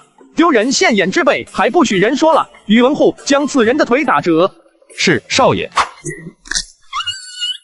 堂堂天下诗楼，大武神圣之地，竟聚众了如此一帮跳梁小丑、卖弄虚荣之辈。以某之见，方才从此人嘴中吟出的诗，简直就是幼稚不堪，贻笑大方。可笑的是，竟还有人称其好诗，真是笑煞我也。尔等可知脸面2字怎么写？哼，太嚣张了！看本小姐如何收拾这小子。之雅，不可！此人的声音好生熟悉，不会是……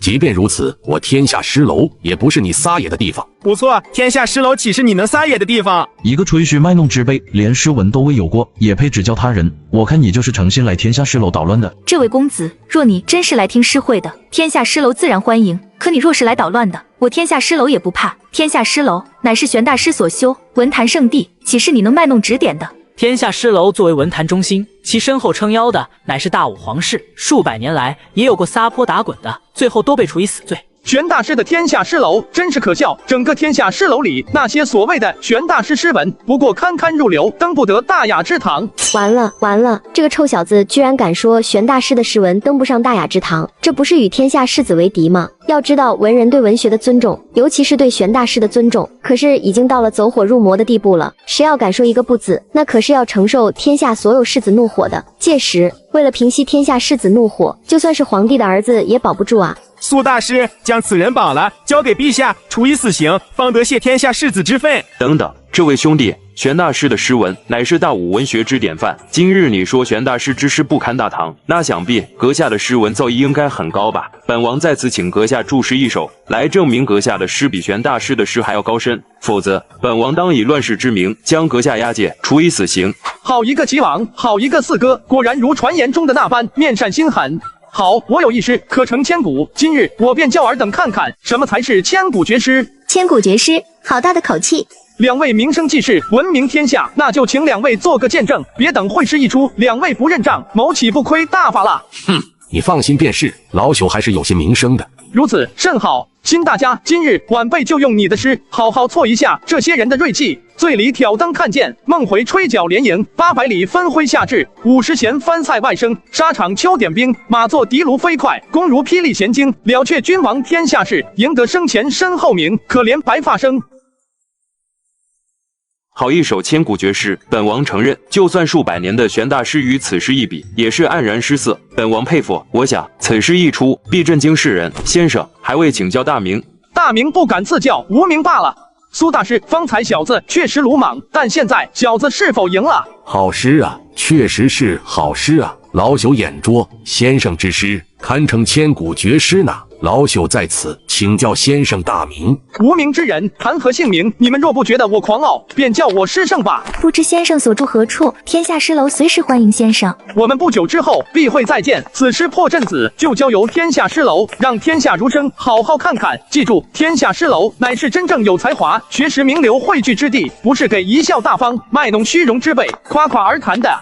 季剑，去给我查查，那叫宇文护的随从是谁的手下。天仇在中午吃饭的时候遇上了太子党苟安、刁难李靖、李孝直两兄弟，跟太子不对付的天仇反手就把苟安给送进了大牢。又是你秦王，你给本太子等着，下午有你难堪的时候。中赛第1场，秦王麾下宇文护对战燕王麾下居力士。殿下，中赛第1场，宇文将军的对手应该是一名普通的武者，怎么会是燕王手下大将居力士呢？不用猜了，肯定又是太子在背后搞的鬼。宇文护、居力士是燕王手下大将，实力非凡，你可要小心了。殿下放心，末将手中长戟可是已经很久没有出鞘了。大哥，你就瞧好吧，这居力士乃是二弟手下大将，威猛无比，定能给大哥出口恶气。好，二弟有心了。场上，宇文护与居力士分隔两旁，一人持斧，一人握戟，两人身上的气势同时喷涌出，震得裁判都有些微微发颤。你便是秦王麾下大将吧？今日我居力士就让你瞧瞧谁更厉害。你小子可别吹了，待会还指不定谁会趴在地上呢。比武点到为止，现在开始。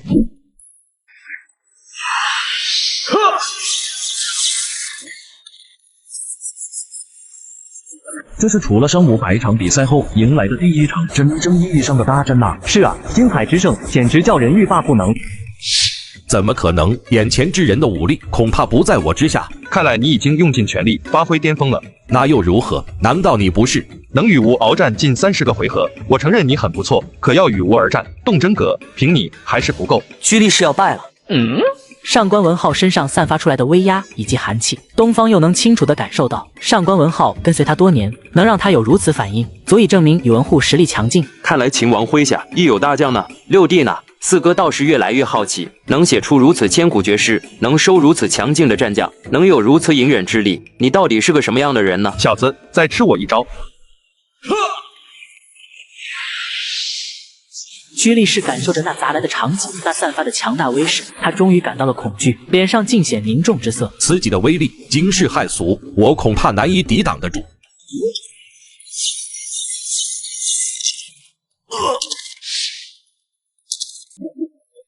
好，不愧是本王麾下第一猛将。殿下，若是我李孝直上，一锤就能把那居力士砸得粉碎。你输了。男子汉大丈夫，是我技不如人，我败了。中赛第一场，宇文护胜。上可擒虎，下可扑象的居力士，居然败给了那个废物的手下。东方天仇，你害我出丑，本王不会放过你的。六弟啊，你能有如此厉害的战将，本太子可真是没想到。但你自己是否有这样的实力呢？继宇文护的第一场之后，接下来的几场淘汰赛基本都是以碾压的形式结束的。不过中赛的最后一场可是很有意思的，毕竟这一场可是太子特意给秦王安排的。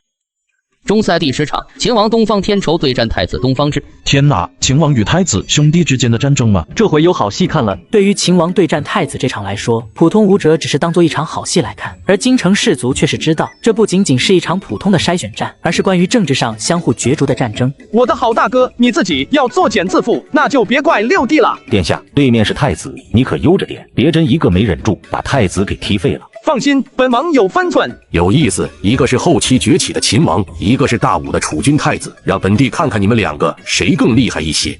六弟，许久不见，你在北凉倒是过得悠闲啊。六弟能在北凉安然立足，总领凉州总务，还得多亏了大哥在朝廷上的斡旋，否则余弟也不可能如此之快的将北凉收入囊中啊。你好，舞台之上虽说点到为止，可大哥也得好好提醒你，拳脚无情，大哥手中的长枪可未必会收得住。2年过去了，大哥的废话还是一如既往的多啊！裁判还等什么？快些开始吧，本王还要回去补觉呢。中赛第10场开始。这看似完美的一枪，却毫无气势，毫无刚性。就这样的三脚猫功夫，也好意思故意安排我？徒手抓枪间，殿下，这秦王不简单，太子要败了。大哥，你还是滚回去，好好修炼吧。怎么可能？我去，这太子也太不经打了，一脚就踢晕了。中赛第10场，秦王获胜。看着晕倒过去的太子，宣武帝一脸的凝重，他担心太子落败，可没想到会败得如此凄惨。看来今日过后，秦王废子的名头将会彻底消失，而全新的秦王也将会被洛启所有人重新认知。母后被一脚踢晕的太子被下人直接抬入了皇后这里，经太医医治，昏迷了数个时辰的太子可算是醒了。我的皇儿，你总算醒了，可吓死母后了。母后，这儿输了，输给了秦王这个废子。太子想起今日被秦王一脚踢下舞台，脸上就感到一阵火辣辣的疼。上舞台之前还信誓旦旦要对方好看，可结果不仅没能将秦王一脚踩在地上，还将自己的脸丢得干干净净。他知道现在整个洛启大街上早已传遍秦王一脚踢翻太子的丑闻了。皇儿好好养伤吧，秦王那边母后已经有了安排，哀家绝对不会让秦王好过，更不会让罗氏好过。就是这里了，没想到华丽的皇宫之内竟还有如此破旧简陋的一处别院。秦王，你可不要怪罪于某家，要怪也只能怪你得罪皇后，得罪太子。这名黑衣人便是皇后派出刺杀秦王母子2人的刺客，而且这名刺客还是在剑客排名中排行第5的昭平。此人在剑道之上，虽不如排名第2的季剑，可要论暗杀、行刺，那昭平的剑绝对可以排得上第1。该死，秦王未遂，我该如何刺杀？若是此时动手，定会惊动宫里的禁军。北凉隶属边境，抗击匈奴，首当其冲。这该死的霍尔康居然想用王爵贿赂本王，当真是可笑。北凉匈奴人，这秦王也算是一个不错的君主了吧？屋外的朋友既然已经来了，何不进我这尊小屋，好好饮酒喝茶，交心谈心呐？屋外的朋友若真这样走了，可不好与主人家交代吧？可恶，这秦王到底是何许之人？如此轻微的动作也能察觉到。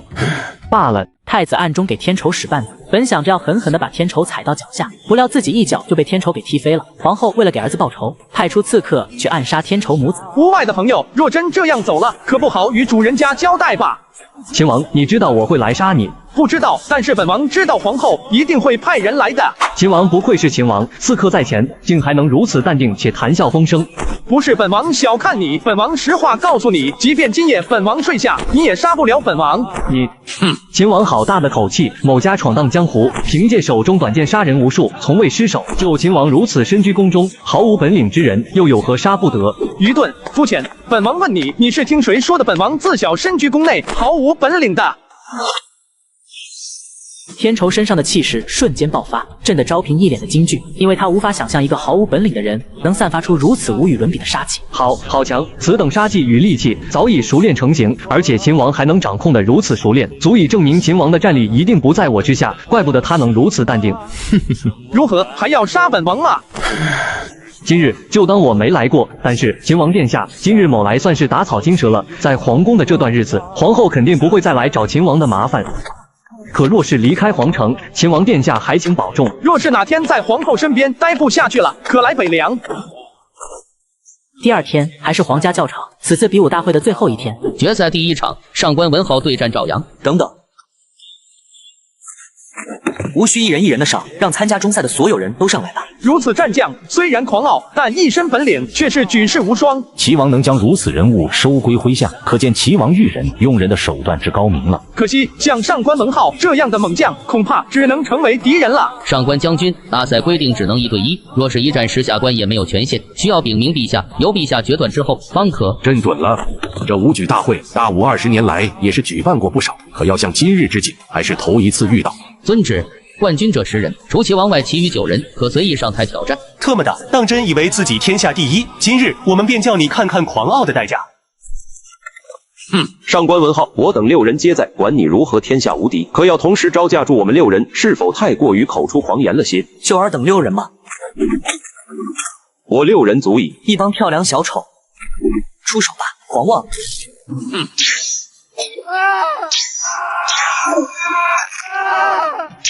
宇文护、周兆简2位难道不想与吾一战？被打败的6人加上宇文护和楚王麾下的周兆简，可上台挑战的9人就缺一个天仇了。上官文浩之所以问宇文护和周兆简，是因为他早已把天仇忽略掉了。真以为打赢了几个渣渣就能上天了，特么的也太能装了。殿下，宇文护能战过上官文浩否？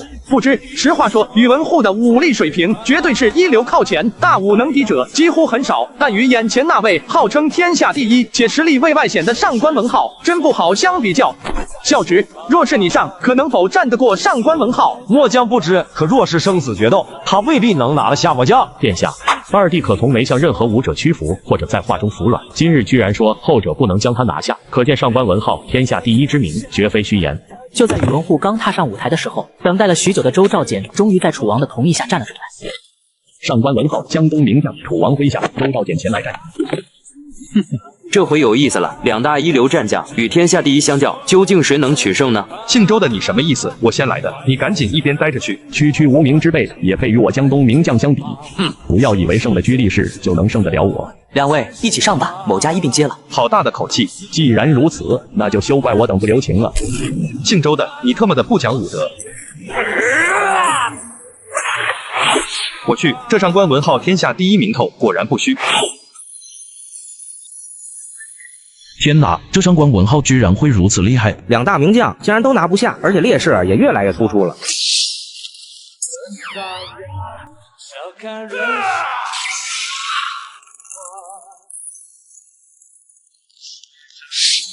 宇文护能挡我如此之久，你很不错，但少了周兆简，不出10回合，必会败于我的无双画戟之下。废话少说，要战便战。既然如此，我便只能将你送下台去。话落，上官文浩再度扬起无双画戟，半举在空中，朝着宇文护挥砍而去。失去了周兆简，宇文护一人抵挡上官文浩的攻击，显然已经有些吃力了。看着已然快到眼前的无双画戟，突然宇文护虎躯一震，一股摄人心魄般的战意毫无抑制地迸发了出来。接着宇文护舞动手中长戟，主动迎了上去。宇文护貌似觉醒了似的，身上气势赫然大变，如此一击未能将他震碎分毫，仿佛有平分秋色的意思。没想到你还有所保留，是某小看你了。你想不到的还多着呢，你记住了，本将可是秦王麾下第一大将。这宇文护能与上官文浩相持不下，无疑是堪称一流了。就算败了，也足以自傲了。又过了50个回合，宇文护终于渐渐显范式，在上官文浩最后的一击之下，赫然离开舞台。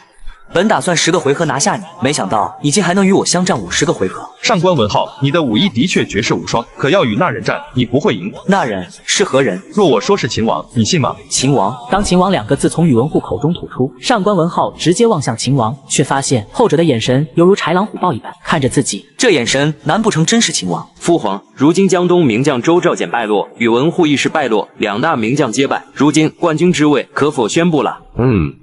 武举大会胜者已出，朕宣布上。等等，上官文浩1挑2拿下宇文护和周兆简，齐王以为比武冠军已经到手，谁知道就在宣武帝宣布上官文浩是冠军的时候，天仇却打断了宣武帝的话。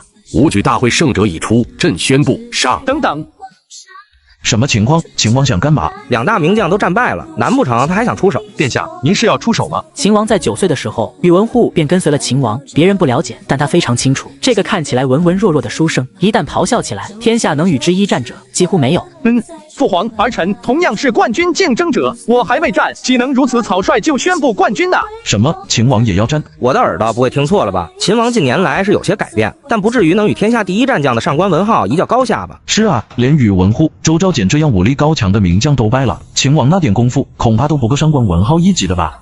看来这天下废子的名头已经深入天下百姓的骨髓里了。天仇，你可想清楚了，此武举可不是儿戏啊！儿臣想得非常清楚了，今日便叫这世人好好看看曾经的废子，如今到底有多惊人。虎头战金枪，也该是你与无双画戟一争高下的时候了。敢挑战天下第一战将，六弟啊，大哥真是不知道该夸你勇气可嘉呢，还是自己找死呢？上官文浩，本王可让你休息半个时辰，随后再战。无需休息，秦王殿下尽可来战便是。别逞强，你是天下第一没错，武力惊世骇俗也没错，可连番战斗之下，体力也是折损的不小。若本王此时胜了你，恐怕会落下个胜之不武的口舌。身为战将，你应该明白，除非是战场上的生死之战，不然擂台之战，你应该用最巅峰的实力对待你的敌人，这是最起码的尊重。宇文护，殿下，用这台超清摄像的华为记录下我是怎么胜的。最新款华为左下角都没库存了，我只领到苹果15。现在有了，左下角链接刚更新，1万台华为 Mate 60和苹果15，人人有份。填个地址，隔天到家。怎么可能白捡手机？下载的都领到了，还有假？不信左下角试试，但别光点，3-5秒完成下载就能看到领取界面。真有 Mate 60，还1TB 顶配的，直接领，够巧吗？官方随时补货，不用担心不够，3天内注册，还有不限量 iPad Pro 保底，看到视频的都能领。不会有套路吧？说话的功夫，刚领的华为都发货了，这么快？报备过的官方链接当然快，而且下载有 AI 女仆帮你打怪，挂机3天就升1000级。苹果华为秒发货，现在上线还有888登录红包。好，末将便依了秦王殿下。1个时辰后，两人仿佛心有灵犀一般，同时睁开了眼睛。秦王武以巅峰，不知你能挡末将几招呢？够狂，不知你能挡本王几招？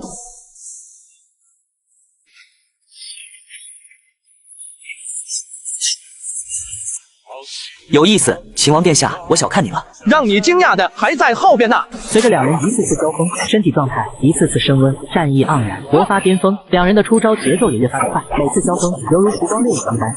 天哪，没想到秦王居然会如此厉害。还有那上官文浩，原来这么多场下去，他都没有发挥出真正实力。这两人都是妖孽啊，恐怕这世间能与两人对敌者几乎寥寥数几，甚至没有。是啊，光是这气势就足以将周围人震出内伤了。刚领的华为发货了，领取这么简单？我的也是，看来这次库存更多。群众武者惊骇之余，对秦王也是彻底服了。号称天下第一废子的六皇子殿下，用绝世的战斗力彻底惊艳了所有人。这还是以前那个庸弱无比的秦王吗？难怪连天下第5的剑客昭平都没有讨到半点好处。如此武艺，谁可近身呢？那来自内心的极度恐惧仿佛爬虫般遍满了他的身体。这一刻，他怕了。哈哈哈，好小子，老夫当年的选择果然没有错。等到武举文氏过后，也是六皇子和星儿完婚的时候，届时亲上加亲，我柳家一脉可继续延存100年之久而屹立不倒啊！心儿，怎么了？芝雅，你的眼光果然好使，没想到这废子秦王竟真的如此厉害，而且还是个美男子。赵芝雅见了今日秦王的英姿，仿佛自己的心已经跟着秦王走了一样。芝雅，你我情同姐妹，倒不如你也嫁给秦王吧。好啊，就是不知道你心里愿不愿意了。就在大家都入迷观望舞台时，天空中突然一声巨响，一道道紫色雷电赫然出现在天际上空。上官文浩，本王这么多年以来与你一战最为欢快。某从投靠齐王殿下这10几年以来，凭借手中无双画戟，从无敌手，像秦王这般对手，某还是第一次遇见。那便再来。太子、齐王、燕王、楚王、陈王在见此战斗后，身体已经不自觉地颤抖了起来。尤其是齐王，他本得知天下失楼的那手破阵子是出自秦王之口。如此一位文武皆堪称世间绝技的人，为了存活，居然能够从小装疯卖傻，这等心境，我当真自愧不如。看来日后最难对付的就是我这个六弟了。哎，谁能想到2年之前封王时，那个走到大殿唯唯诺诺，看谁都无比害怕的秦王，会是6个皇子中隐藏最深的一个。更是想不到，这个最不受宠爱的儿子，居然会以如此方式向天下人证明。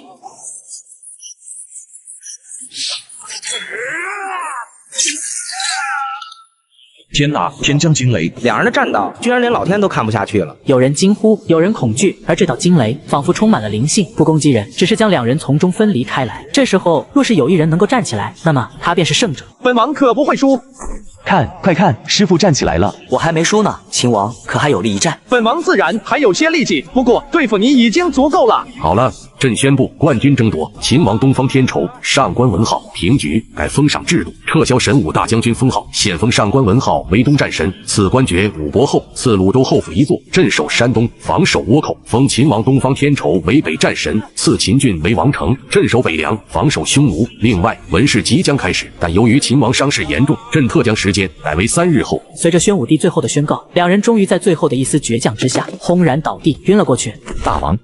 天仇与上官文浩势均力敌，最终以平局收场。上官文浩被封为东战神，防守倭寇；东方天仇封为北战神，防守匈奴，并且将天仇的秦郡封为了王城。我操！处处封王，处处设国府，你他妈等你死后，老子继承皇位，还得扫平诸王，屁股下的皇位才能坐得安稳。不行，我不能坐以待毙。太子万不可鲁莽。不可鲁莽，西秦王、东齐王，本太子被他们夹在中间，已经压得快喘不过气了。而且以今天秦王展现出来的实力、才能和胆略，日后绝对又是一尊秦王那样的雄主。你让我不要鲁莽，那你说本太子该当如何？废物。王妃，殿下如何了？殿下已无大碍，已经醒了。那我进去看看。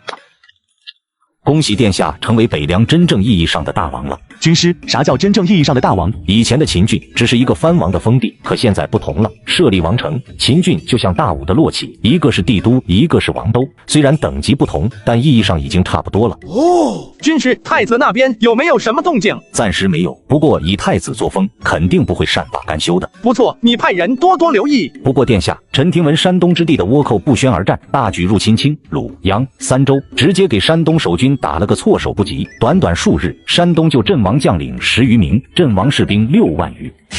山东那帮地方守备军简直就是一群臭鱼烂虾，能挡住倭寇的火铳以及大炮才怪呢。不过也好，倭寇突然大肆袭击，倒算是给大武了一个教训。那朝堂上怎么说？陛下这回是真的怒了，削去了丞相叶一的山东总务，由武兵尚书张天正担任，另外命齐王东方佑协助张天正退军倭寇，收复失地。那后天的文事呢？文事大会照常举行，待齐王参加诗会后再回鲁州封地。对了，此次文事，陛下旨意可写文章，也可作诗，殿下可想好如何应对了？无需担心，我心中已有底。本王胸中诗文可不止一篇破阵子，随便变一首《床前明月光》，估计都能让那些文人墨客研究一辈子了。朕宣布文事开始，众学子认真答题，或写诗文。等等。父皇，儿臣有些急事，便不想参与文试考试了。儿臣想作诗一首，直接拿下大会冠军。至于第2、第3，便叫他们争去吧。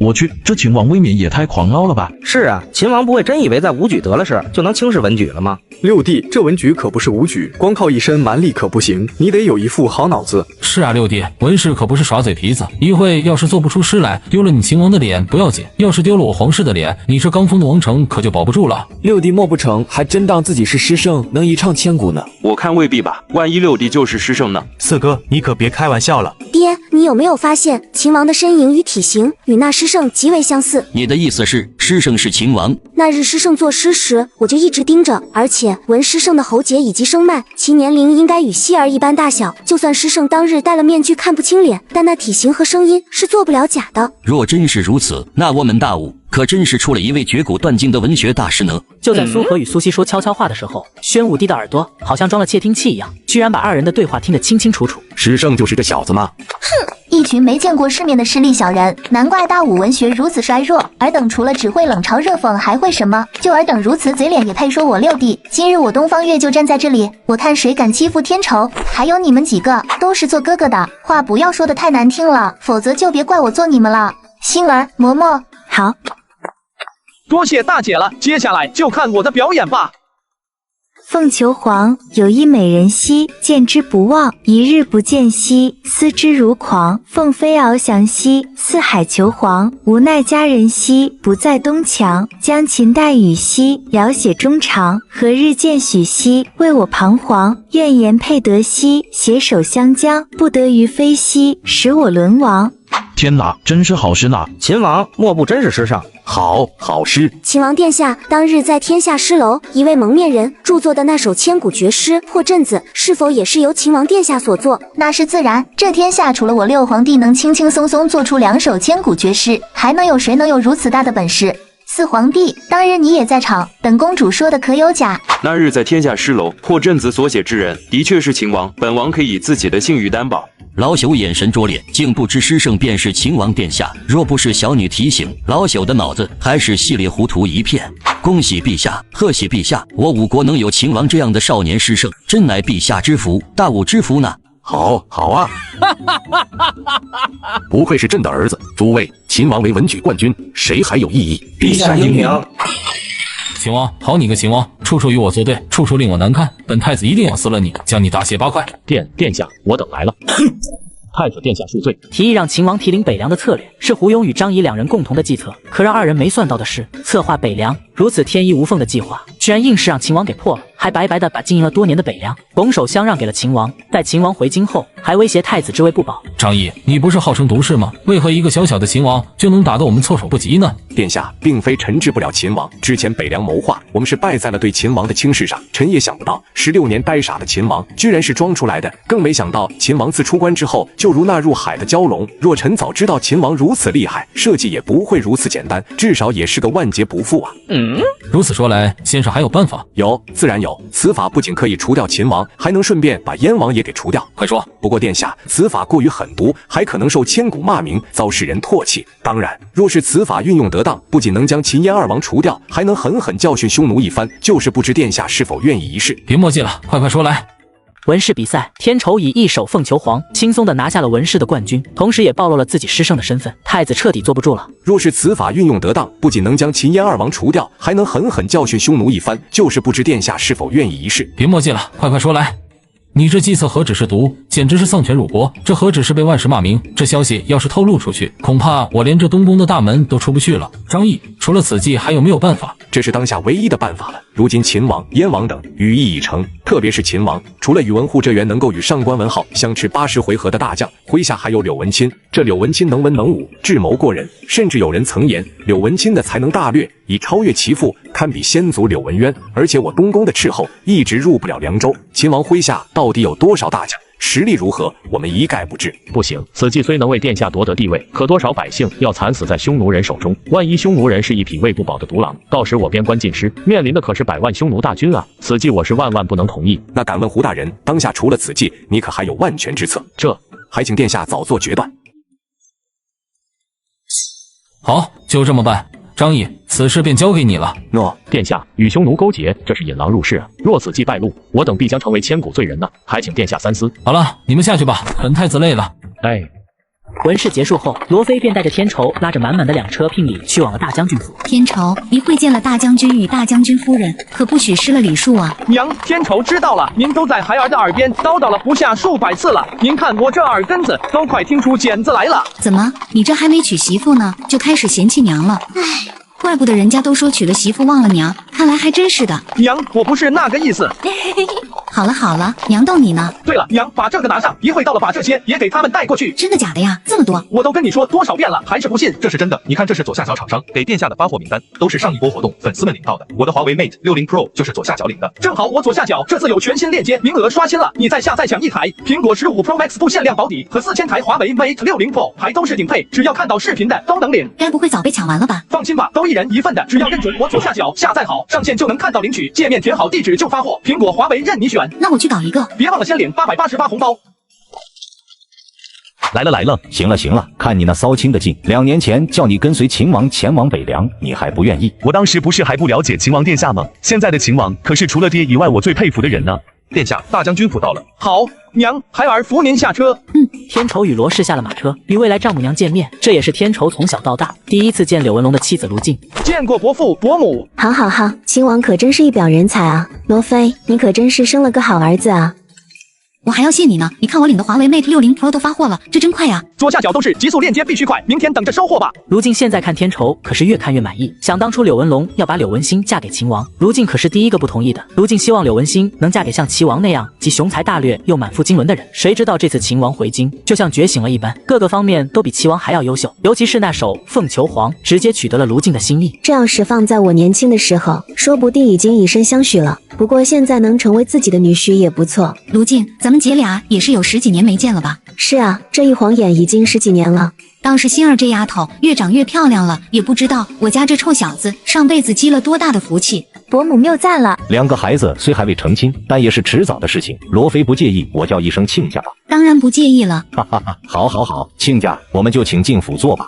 这么快，时间会不会太赶了些？岳父大人说的对，这结婚仪式宜早不宜迟，而且小婿以为婚事不仅要早办，还需办得从简一些。天仇，不行，我不同意，我刘府嫁女必须得风风光光嫁出去，怎能草草了事？真不知道你们2个大老爷们心里是怎么想的。伯母，并非小婿不想将婚礼搞得隆重些，而是时间上不允许。我从北凉出来已经1个多月了，北凉现在正是高速发展的关键时刻，而且北方草原当下的局势又非常紧张，若小婿不亲自坐镇根据之地，我这心里很不踏实。娘，8抬大轿自然不会少，就是咱们定州的叔叔伯伯可能就参加不了了。岳母大人，婚礼虽然从简，但8抬大轿1辆都不会少。在落起京都，小婿保证定不会亏了心儿。就这样，秦王与柳家大小姐成婚的消息在京城的大街小巷快速的传播了开来。当然，像这样的好事，有人欢喜也就有人愁了。我怎么听下人说我的宝贝女儿不太高兴呢？爹，希儿没有不高兴。你这丫头，你从小到大一有心事便会待在后院的池塘边，你心中有没有视为父亲会不知呢？是秦王吧？也是，当今天下能将我女儿迷住的，也只有秦王了。爹，我可能真的喜欢上秦王了。丫头啊，秦王可是王呐，虽然娶了柳文馨那丫头，可并不代表秦王就不许再娶别的女人了。让孩子给别人当小妾，他苏荷可是打死都不愿意的。但是现在苏西喜欢的是秦王，那可是真正的文学大家。苏西若能嫁给秦王，无异于是对苏家文学世家的延续。爹爹难道不反对吗？哈哈哈，当然不反对了。若真的喜欢，有时候给人做小妾又能如何呢？陛下，昨日太子殿下率领10万大军南下乌桓，大败乌桓先锋大军，如今正全力挺入乌桓边城，与乌桓大将军古龙对峙呢。太子年少英勇，胆识过人，继陛下之后，又是一尊圣君呢。波尔多，你这小嘴是抹了蜜啊，说的话朕爱听。不过派往大吴的使者应该也快到了吧？这一次，朕定要做千古一帝，将大吴狠狠踩在脚下。各位爱卿，今天是咱皇家的大喜日子，多谢各位捧场了。恭喜陛下，恭喜秦王。哈哈哈，好，今天大家伙可要高高兴兴、痛痛快快的大喝一场，不醉不归呀！望着这对新人，苏西、东方月等这些还没嫁出去的女人，皆是露出羡慕的眼神，唯有赵之雅一脸的纳闷。我的心儿就这样嫁出去了，以后心儿就是有妇之夫了。她会不会跟着秦王去往北凉呢？她要是去了北凉，那我怎么办呢？启禀陛下，匈奴使者觐见。匈奴人他们现在在何处？在帝都城外，我让值班的将士拦了下来。哼，区区北方蛮夷小国，也配觐见我上国之主？这老家伙今天怎么这么硬气？可那匈奴使者说，若陛下不召见他，一切后果均由大武国自负。什么？这匈奴使者的口气未免也太大了吧？他匈奴还真以为我大武国是任人拿捏的软柿子不成？父皇，儿臣觉得还是见见匈奴使者为好，看对方寓意何为，所来的目的是何？太子殿下，你这是……大哥，你是不是脑子秀逗了？匈奴使者区北方蛮国，也配觐见我皇？父皇，儿臣觉得大哥说的对，不管匈奴是出于何种打算，见还是得见的。今天的太阳是从西边出来的吗？这俩也能统一意见呢。罢了，既然如此，便叫匈奴使者觐见吧。朕倒要看看匈奴人的肚子里到底卖的什么药。匈奴使臣，大辽皇帝麾下大夫乌鲁见过大武皇帝。你既是忽尔赞麾下的大夫，出使我五国，所谓何事？敢问大武皇帝，不知今日是哪位皇子的喜事，或者说是哪位公主出嫁？放肆！区匈奴使者，小大夫竟敢无视陛下的问题！看来号称礼仪之都的大武国，气量也不过如此啊！今日乃是朕的六皇子秦王娶妻，现在你便好好说说忽尔赞派你来的目的吧。若你再敢犹豫戏弄于朕，朕不介意割下你的项上人头，打包回临城。秦王，乌鲁见过秦王。这是怎么回事？匈奴的使者怎会向秦王施礼？你大爷的！有事说事，别动不动就给人行礼。这么多人看着呢，别待会给那些个老家伙又给我扣个通敌之罪的帽子。我们见过吗？自然没有。不过我大辽太子殿下倒是与秦王有过一面之缘。你是说胡尔康啊？自然，太子殿下自草原一败，至今将秦王殿下铭记于心，势必要将秦王殿下打败。胡尔康，胡尔赞的大儿子，那个在草原上叱咤风云的人物，就是在我大武国内声名依旧响亮啊！没想到如此人物居然败在了秦王手下。天哪，真不知道秦王还有多少不为人知的秘密呢！这个臭小子又给咱皇室长脸了啊！那你回去记得告诉霍尔康，下一次再见，运气可就不一定那么好了。既然如此，那便祝秦王殿下好运吧。乌鲁，少插题外话，还是将你来我大武国的意欲说出来吧。毕竟我大武群臣可没耐心陪你慢慢磨耗下去。这是我大辽给秦王殿下婚礼送来的贺礼，也是给大武皇帝的最后通牒。最后通牒，各位爱卿，汝等看看，这是何字？宣战书。陛下，区一个蛮荒小国，竟敢向我上朝天国递交宣战书，真是笑煞我等。还记得600年前五国出力，我大武高祖皇帝也向匈奴下过战书，哪知匈奴人下的都不敢接，整个匈奴部落硬是灰溜溜的向那草原纵深800里。而今又是这一蛮荒小国，以为聚集一帮乌合之众，就敢与我五国针芒险锋，未免也太自不量力了吧？是吗？区蛮荒小国，那这么说来，此战书大武皇帝是接了。乌鲁，你回去告诉忽尔赞，他在草原建立大辽帝国，朕管不着。但今日他敢向我大武国宣战，那就请你回去告诉他，朕奉陪到底。大武皇帝，记住你今日的话，从今日起，大辽国与大武国彻底对立。不久之后，我大辽的铁骑定会踏平雁门、北门、武关。区蛮夷小国也敢出言不逊，威胁我泱泱大武。回去告诉忽尔赞，大武雄兵100万，足以踏平匈奴。还有区北方蛮夷之国，不配与我大武相提并论。既然如此，那便告辞了。说完，乌鲁与身后的侍卫就快速的离开皇宫。众位大臣，你看着我，我看着你，有害怕的，有恐惧的，也有愤怒的。好了，一个蛮夷的小使臣，无伤大雅。婚礼继续，众爱卿该吃，该喝。大人，我们接下来是回草原，还是在五国的洛奇帝都休息一番再回去呢？当然是回草原，难道你看不出吗？五国的百姓看我们匈奴人的眼神，人人都凶神恶煞，对我们敬而远之，恨不能将我们千刀万剐。若是留在京城，只会给我们招来杀生之祸。就在几人欲要出城的时候，一个打扮如乞丐模样的人快速跑了过来，故意撞倒在乌鲁身上。该死的乞丐，没长眼睛吗？乌鲁大人，稍安勿躁，我乃太子麾下门客，太子命我前来是有要事相托。你是太子的人？乌鲁大人，这是我家太子写的一封书信，请您务必交给大辽丞相或者是大辽皇帝。太子，有意思。晚上，醉醺醺的天仇在踉踉跄跄中走入婚房，红带头下的柳文心2只细嫩的小手蹉跎不断。毕竟第一次总是没有经验的，有些紧张也是很正常的。云想衣裳花想容，春风拂槛露华浓。夫君，夫人，既已拜堂成亲，你我已然是夫妻，那什么交杯酒就不喝了，咱们还是早些歇息吧。父皇，近来北门关外匈奴蠢蠢欲动，陈兵北门关外50里的位置，儿臣虽派遣大将严防死守，但还是有些担心匈奴会大举进攻，所以儿臣打算明日就班师赶赴北凉，防止北方匈奴。好，如今正是局势紧张之际，北凉又背靠匈奴草原边疆之地，是得好好回去守的。至于北伐匈奴的作战计划，待朕与众大臣商量之后，再另行通知各州。谢父皇。第二天一大早，天仇就带着柳文馨出了帝都城。当然，赵之雅这个武痴也一并跟着，理由是京城少了柳文馨，他就没法活了。军师又是7、8日奔袭，可要辛苦你了。大王说的这是何话？我既为大王的军师，定然竭尽全力，谈何劳苦？只是臣得提醒大王，大王如今在北凉可是王城，就是真正的王了。日后说话做事，在下属面前可不能称呼自己为本王了，而是得称姑了。哪里来的规矩？本王与姑没有区别。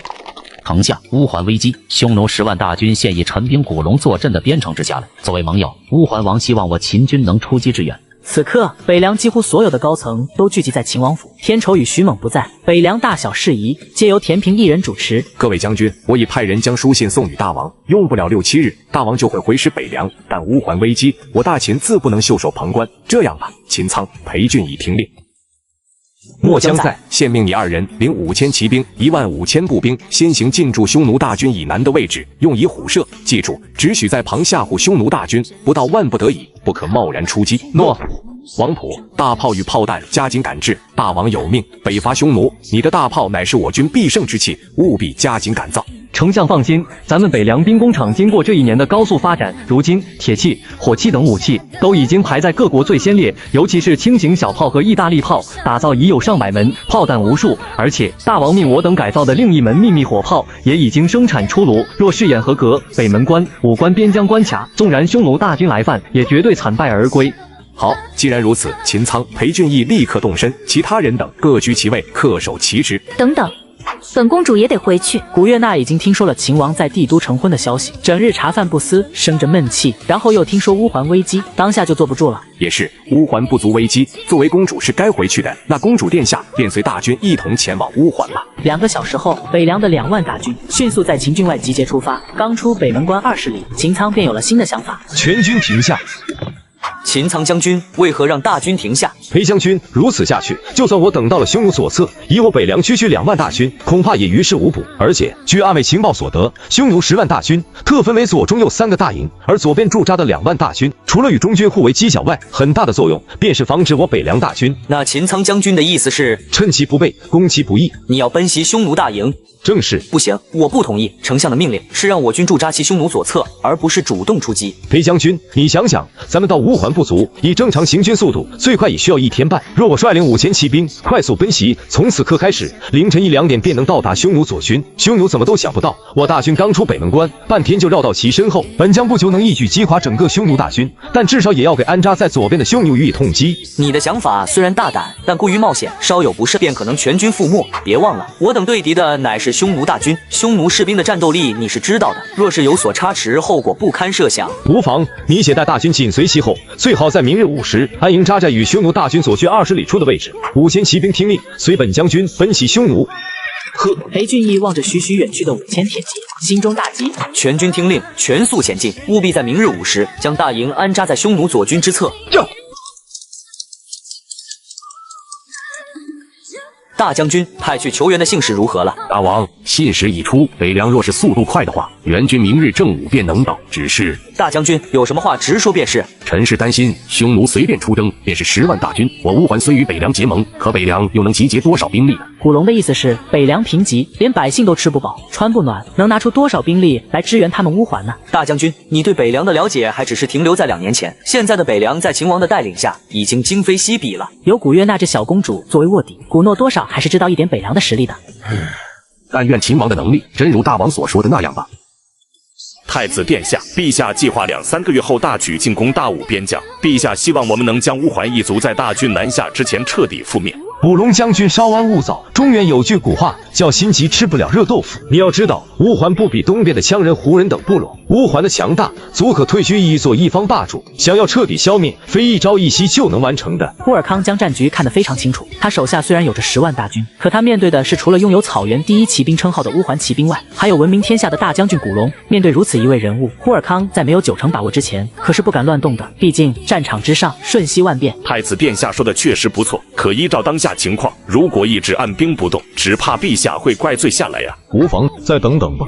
秦苍率领5000骑兵疯狂奔袭，在大约8个小时之后，终于到达距离匈奴左大营20公里处的位置了。将军，我军斥后来报，匈奴左大营为首的主将是匈奴太子呼尔康麾下大将，名为也多。此人好勇斗，因大力能扛100斤鼎，被呼尔康看中。但也多的缺点也最甚。据往年呼尔康征讨草原诸部的情报所得，这也多最喜欢在军中饮酒。他所设的营寨与麾下所带士兵纪律是最为松懈的。真是天助我也！都说匈奴太子呼尔康有绝骨断筋之才，可在我秦苍看来，也不过是蠢蛋一个。如此重要的位置，呼尔康居然让如此一个蠢货驻守，这不摆明着让我大兴铁骑，踏平贼军，建功立业吗？传令，大军马上待命休息，将怀中所携带的干粮能吃多少吃多少，都给我吃得饱饱的，养足力气，待会给我奋勇杀敌。随即北凉士兵掏出天仇发明的压缩干粮啃了起来。而这时匈奴军营大帐内也多于属下将士，个个手中抱着一个大酒坛子。呼尔康命令也多驻扎中军左侧，其用意除了是防止前线对峙的乌桓士兵出逃以外，另一个用意就是防守来自南边北凉的秦军增援部队。但也多不知道的，高傲轻视正是危机笼罩的前奏。深夜12时，一切喧哗都归于平静，大秦的5000铁骑已缓缓挺进，距离匈奴不足2里。全军听令，建功立业的时候到了，给我杀！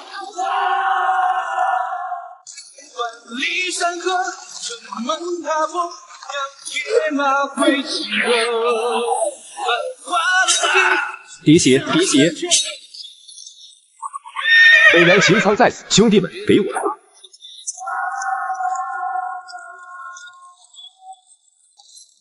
秦军已经攻入匈奴左大营了，而左大营的主将也多还挂着泡泡，呼呼大睡呢。将军，不好了！怎么回事？不好了，将军，秦军杀来了！怕什么？酒壮熊人胆，且随本将军杀出去。将军，我军士兵早已阵脚大乱，逃的逃，跑的跑，哪还有心思去反击敌军？将军，我们赶紧撤退吧！你敢临阵脱逃，信不信老子砍了你？将军饶命！将军饶命！老子是太子殿下一手提拔起来的，太子将如此重要的阵地交予本将，若就这样丢失，本将怎好意思去见太子？去，传本将军令，随本将杀光那帮秦军。是。胆敢有临阵脱逃者，杀！我们是匈奴勇士，岂能被区区秦军吓破了胆？来啊，随本将军杀回去！也多在斩杀了几名临阵脱逃的士兵后，向后逃跑的士兵立马就停住了脚步，重新持起武器，掉头反杀了回去。半睡状态的呼尔康忽然卧榻而起，他用自己的鼻子不停地在空气中嗅了嗅，似乎发现原本清新的空气里夹杂着一股淡淡的血腥味与焦味。殿下，大事不好，野多驻守的左大营似乎遭到袭击了。该死！野多，你误本太子大事了！古龙听令，随本太子率领2万轻骑，迅速驰援左大营。该死的秦将，今日本大爷必将你斩于马下！不好，去死！休伤我家将军！找死！该死的秦将，我杀了你！今日本将便先将你斩于马下！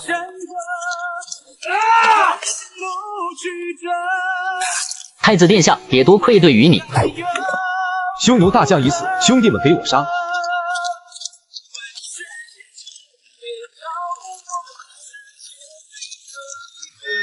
大辽之耻，匈奴人之耻，尔等就是如此不堪一击吗？赶来的呼尔康胸中如有一把大火，正在熊熊燃烧。大辽的军队在草原上攻无不克，战无不胜，与他们对战的军队只有对方跑的道理，哪有让他们狼狈的时候？面对区区偷袭，就如此乱了阵脚，跑得如此狼狈，连最起码的队列都没有。大辽军人的脸面都被尔等败光了，谁还敢再往后撤退一步？格杀勿论！太子殿下，不是我等要逃，而是野多将军已经战死在秦将的枪下，我军没了主将，无人指挥，才阵脚大乱的。你说什么？秦将怎么可能？北凉的2万秦军刚从北门关出发，这才数个时辰就袭击了左大营，这是神兵天将吗？快随本太子杀过去！但凡有谁能斩杀敌方大将者，本太子定禀奏陛下，赏千金，封监护侯。杀！秦苍率领的大型5000骑兵依旧在冲杀，此战斗已然进行了40几分钟，匈奴2万大军损失惨重。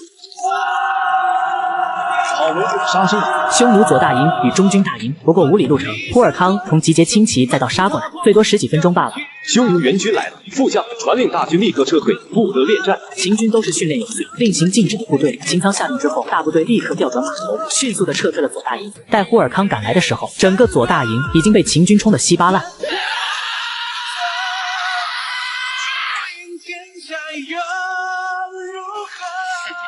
殿下，秦军还没走远，我军是否追击？不必了，传令大军迅速打扫战场，左大营大小将领临阵脱逃者斩。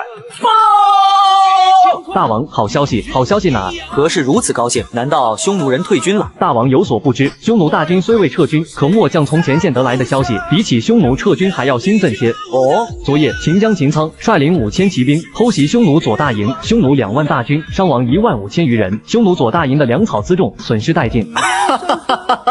好啊，没想到在草原上威风凛凛、战无不胜的匈奴人，也有吃瘪栽跟头的时候。更没想到秦军居然会以如此方式出现。赶了10来天的路，终于到家了。大王，你看，丞相来迎接我。恭迎大王回北凉。孤离开2月，北凉的大小事务多谢丞相与裴郡守了。臣不敢当。丞相，匈奴10万大军入侵乌桓，此事如今如何了？乌桓求援，我大秦作为乌桓不足的盟友，自不能袖手旁观。臣已命秦苍、裴俊义2位将军率5000骑兵、15000步军出征乌桓，令其驻扎匈奴大军左侧，与乌桓边城守军遥相呼应。丞相做得非常好，传令北凉各将领立刻来王府见孤，就说孤有重要的事情要与众将领商议。各位，乌桓形势危机，而且霍尔康这小子狡猾得很，秦苍与裴元庆2个搞不好要吃大亏。徐猛、柳文钦、李靖、李孝直随孤出征，再带上意大利炮20架，炮弹2000发，3日后抵达。对了，丞相，一会你先给孝直弄个皮肤，他这打扮高低有点拉胯了。好。在经历近10日时间的等待，匈奴大军终于有了动作。大将军，情况如何了？大王放心，以我边城4万大军，加上秦军2万大军，合起来6万大军，匈奴人已然失去这场战争最大的优势了。不过大将军，孤的心里一直有种不好的预感，总觉得哪里不太对劲。大王何出此言？孤在想，匈奴分左、中、右3大营，其中左大营在秦军袭击下损失惨重，而后又派大将阿骨狼重新驻扎左大营，但迄今为止，在山坳口处的右大营却是冷得可怕，仿佛这右大营的2万大军一天除了睡大觉，什么事情都不干一样。事出反常必有妖，右大营孤延灼乃是草原赫赫有名的名将，而且文武双全，在大辽10部战将里排行第8，其能力定然不低，咱们不得不防。臣这就派人去查。正如古诺所想，此时留在匈奴右大营内的士兵是从左大营战败的伤员，而呼延灼的2万大军主力早已在5日前就悄悄地出发，绕过群岭，来到乌桓边城与王城的运粮要道。第3日清晨，东方天仇率大军终于抵达前线，拜见大王。2位将军免礼，谢大王。乌桓情况危机，孤就不跟你们客气了，传令所有人到教场集合，孤有话要说。末将这就去办，大王请。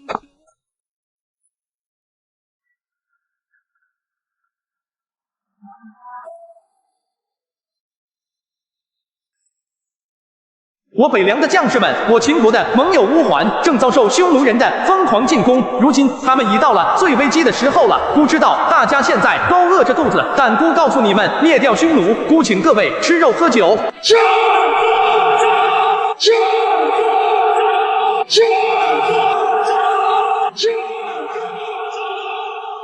什么情况？秦军进攻了吗？禀将军，没见秦军有什么动静。原来是虚惊一场啊！命令士兵打起精神，时刻盯住秦军，别再被秦军偷袭了。是。快敲城鼓！这阿骨狼倒是警觉，是个不错的将领。传令柳文钦，大军距离匈奴大营1里处停下。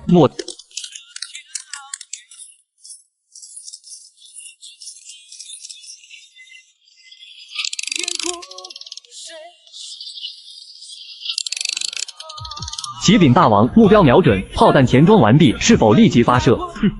传令大军地毯式轰炸，发射。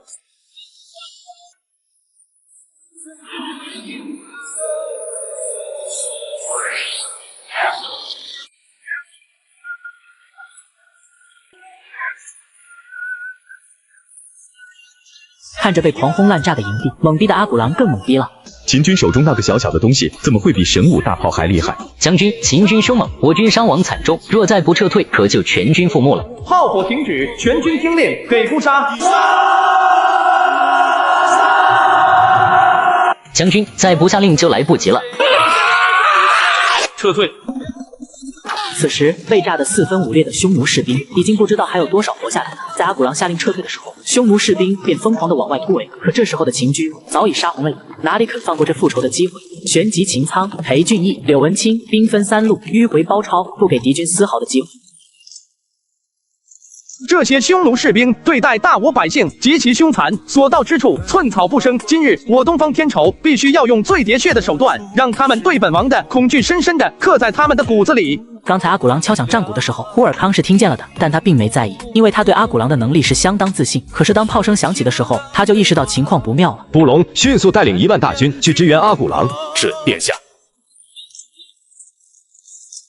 启禀大王，末将与秦苍、裴俊义2位将军3路合围，匈奴左大营1万大军，除了跑掉的匈奴主将俘虏外，尽皆歼灭。好，干得漂亮！大王，俘虏的匈奴士兵，我等该如何处置？野火烧不尽，春风吹又生，一个不留，杀！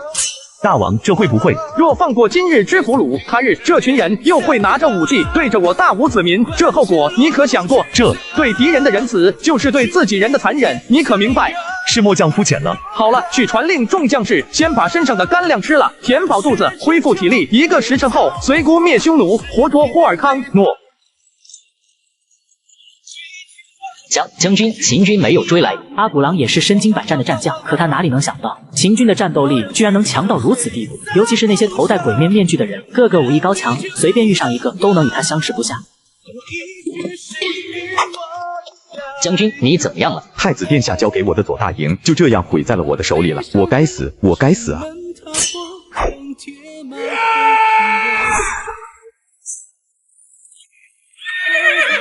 阿古狼，怎么回事？为何会搞得如此模样？还有，就算失败了，你麾下的士兵呢？除了我与他们2个逃出来外，其他将士全军覆没了。什么？怎么可能？秦军太厉害了，不光战斗力强悍，还有他们的大炮射程极远，我们手里的弓箭几乎成了一捆捆没用的废铁。古龙知道阿古狼的能力虽比不上大辽10大战将，但能成为太子麾下大将，自身领兵打仗的能力是没得说的。但看着阿古狼的样子，古龙知道阿古狼确实无能为力了。古龙将军1万大军全军覆没，阿古狼有罪。阿古狼，你这个懦夫，不就是吃了一场败仗吗？胜败乃兵家常事，你要是还想为战死兄弟报仇，就应该与我回去面见太子殿下。将军，古龙将军说的对。大王，刚才的炮声原因已经查明，快说。是秦军仅用了1炷香的时间，直接就拿下了匈奴的左大营，而且左大营1万士兵全军覆没，只有战将阿古狼与几名亲卫奋力厮杀得以生还。我乌桓边城已然2绝，若再如此下去，定多2日，我乌桓必败。秦王这一手可真是神来之笔啊！好，没想到这秦军的战斗力居然会如此强悍，1炷香的时间居然就灭了匈奴1万人，当真是不可思议呀！大王，秦军大军压境，兵压匈奴大营，呼尔康放弃攻城之战，转而集结全营5万多大军与秦军一战。据了解，此次是秦王御驾亲征来支援我乌桓。秦军威武，秦王威武，大将军传令边城所有将士整装待发，待秦王与呼尔康激战最酣之时，我军倾尽边城所有力量，直接攻击匈奴后路。是大王，只是大王，末将还有一事不明。何事不明？大王为何如此断定秦军会胜？因为那支军队的率领者是秦王。传令大军推进，与匈奴相隔1公里。对面的秦王听着，我家太子念你是个人才，只要你归顺我家太子。2军交战，还特么的念我是个人才，这呼尔康的脑子是进水了吗？传令800米火力覆盖，所有轻型小炮架开，给姑使劲的轰。太子殿下消息，太子你没事吧？该死的秦王，无耻，太无耻了！伏龙，本太子命你率1万轻骑给我杀过去。殿下，本太子的话你听不见吗？率军冲锋，只要靠近秦军，他们的大炮就会失去作用。是，请骑兵随本将军冲上去，杀光秦军。找子，传令小炮全炮准备，1发连射，放。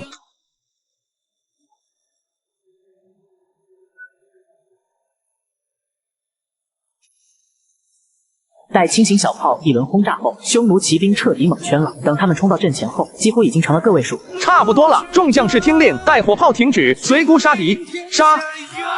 秦军以锐不可挡之势，瞬间将炮击残余的士兵如菜瓜般迅速收割。这时，胡尔康也亲自带军杀入战场。就这样，两军展开了一场8万人的战场场面。偌大个战场上，哀嚎声不断，血流不止。就在两军相持不下的时候，古诺与古龙率领全城士兵偷袭了胡尔康的大本营。大本营留守的军队瞬间被乌桓大军扫平，直接突出匈奴大本营，攻击匈奴大军的后面。乌桓大将军古龙在此，尔等匈奴还不快快投降！太子殿下，乌桓、秦军两边同时夹击，我们该怎么办？此刻的胡尔康心中那个不甘啊！眼看着乌桓边城就要破开了，可这彪悍的秦军不知道从哪突然冒出来，直接给他们给打残了。这该死的秦军，该死的秦王！卜龙传令，全军撤退。启禀大王，匈奴残军朝东边溃败而去。东边好，秦苍，孤命你领5000骑兵为孤好好送胡尔康一程。末将领命。号外！秦王东方天仇率3万秦军大破匈奴10万大军，歼灭6万。号外！秦王东方天仇率以3万之众与10万匈奴大军争锋，而且歼击6万，这样的战绩几十年来都未有过了。有秦王守护北凉，那小小的匈奴恐怕连我大吴国的门都进不了吧？那岂不是秦王不死，我大吴不亡啊？秦王威武，秦王牛皮。各位爱卿，想必大家都知道了吧？宣武帝已经很久没有如此高兴过了。这段时间，他为了北伐大计，茶饭不思，直到今日，秦王大败胡尔康，歼敌6万余，才露出久违的笑容。陛下，秦王威武，敢与强大的匈奴争日月，此等大胜，我大吴已经有几十年未有过了。臣觉得朝廷应好好嘉奖秦王，并将此消息向全国各地宣扬，以振奋大吴军民之心，北伐之勇。在秦王逐渐显露棱角之后，不知不觉中，那些许多保持中立的大臣开始有了动静，在暗中倒向了秦王。秦王阵营也在神不知鬼不觉中形成了朝中的第7派系。好，朕宣布，秦王讨贼有功，特封神武大将军为9千坛。神武大将军，没想到还是给我了。殿下好像对这个称号不是很感冒啊。虚职而已，有什么可满意的？虽然是个虚职，也足以让天下武者痴狂。毕竟整个大吴国，神武大将军只有一个。行了，不扯这些没用的了。距离大破匈奴已经过去一段时间了，也是该考虑一些内部问题了。内部问题？殿下，我们北凉兵强马壮的，有什么内部问题？要想把北凉发展成天下第1州，光靠丞相一人恐怕还不够，必须要吸纳更多的人才。天下第1州？看你那没出息的样子，去把军师、丞相还有裴浩找来。诺。咱们4个人可是有些日子没聚到一块了，趁着这个机会，内心有什么想法和建议都拿出来说说吧。大王，臣有话说。丞相请说。大王，臣要说的乃是北凉人才方面。咱们北凉现在处于高速发展阶段，按照大王的意思，治理个郡县、修水利、修道路、修筑城池，外加粮食记账、法律颁布等等一系列工作，我与裴郡守每日呕心沥血，可依旧不能快速处理完毕。臣恳请大王招募几个才华横溢的人才，来扩充一下咱们的文职阵容。好你个老家伙，现在知道抱怨了。丞相，当初你可是信心满满，拍着胸脯保证区1州政事能有多少，现在怎么还反过来怪起我来了？大王我好了，不逗你了。丞相，其实姑今天叫你们过来就是商量此事的。丞相既然提出来了，想必已经想好了办法了。还是大王懂我，臣建议大王在我秦地设立招贤馆，以优厚待遇刺激诱惑天下学士来我北凉。招贤馆不错，设立招贤馆，以大王如今在天下的地位，几乎是一呼百应。只要大王设立招贤馆，臣保证天下有才能之士必会络绎不绝来我北凉。是啊，大王文武皆是天下第一，秦王之名更是被推向巅峰。丞相用这名头吸纳人才，确实高明。丞相，若是来的人多了，可就鱼龙混杂了。姑总不能将所有人都招到麾下吧？这个嘛，这样吧，在招募途中来应聘的人，必须是有才能的人。应试之前必须好好考，通通过滤一遍，才能进入下一场测试。至于考官，就由你与徐猛担任，裴浩与虎啸月管理好城内的治安，再让金大牙拿出一座大楼改成招贤馆。回头姑便派人通知虎啸月与金大牙。半个月后，秦王发布招贤令的消息彻底传遍了大5个州。招贤令收揽天下名士奇才，是要与朝廷对抗吗？呵呵，有意思。父皇，秦王向天下发布招贤令，此举异常，恐有不轨。说说你们的看法吧。臣附议太子之言。臣也附议太子之言。陛下，臣倒是以为秦王此举乃是大善。何为大善？陛下，匈奴若要南下，第一站必是北凉。200年前，匈奴40万大军以北凉为跳板，一路南下，攻破萧关，打到洛崎城下，并不是没有原因的。是何原因？一来确实是北凉将士掉以轻心，二来就是守卫北凉的将领都是酒囊饭袋之辈。当下北凉即将面对数十万匈奴大军，此等压力可想而知。而秦王此时发布招贤令，不就是为了增强北凉抗击匈奴的实力吗？所以臣以为陛下非但不应怪罪，还应该效仿。陛下，臣等附议大将军之言。强词夺理，一派胡言。好了，朕叫你们来是听意见的，不是让你们来吵架。这一天天的就知道掐架对骂。陛下息怒，当务之急是御敌匈奴，北伐之策尔等可商议好否？柳文龙、魏迟延，早期大武的能御外族，能镇宇内，柳文龙与魏迟延的功劳可是不小。要说柳文龙是大武的擎天之柱，那么魏迟延就是大武的定海神针。二人若有一人尚在，则大武不亡。陛下，臣与尉迟将军经过这几日的研磨商讨，就在昨日，最终出兵之策已经拟定。好，不愧是我大武的擎天之柱和定海神针，两位爱卿不妨说说。还请陛下借沙盘一用。来人，把沙盘抬上来。接着柳文龙与魏迟延一左一右陪在宣武帝两旁开始讲解。此时的太子站在一旁，把所有的出兵布防都默默地记在了心里。陛下，这只是我与魏将军囊括整个战局分析出的粗略计划，毕竟战场之上局势变幻莫测，谁也不能做到足够的精密。大将军等等，我有疑问。北门关有北凉出兵，我想请问大将军，为何如此断定秦王必会大败北门关外的匈奴？就算秦王大败呼尔康的10万匈奴大军，可对于一个上千万人口的大辽帝国来说，根本就是无伤大雅。大将军如此相信秦王，会不会有些太过于自信了？我说行就行，无需蔡大人担心，肆意揣测。你行了，都别吵了，你们文臣武将都是为帝国谋划将来的，不是一有重大事情就吵。蔡大夫，你好歹也是三公老臣，别动不动就撅起袖子骂人。你好歹也是饱读诗书的人，能不能斯文一些？还有，就你这把老骨头，真要干架，能打得过他们那帮武将吗？陛下息怒，臣知错了。大将军策略不错，北伐一事全由大将军亲自主持，点兵点将，谁都不能推脱。诺。速速送往临城，切记不能被人发现。诺。敢与本太子作对，本太子必会让你们付出代价的。大王，京城来圣旨了。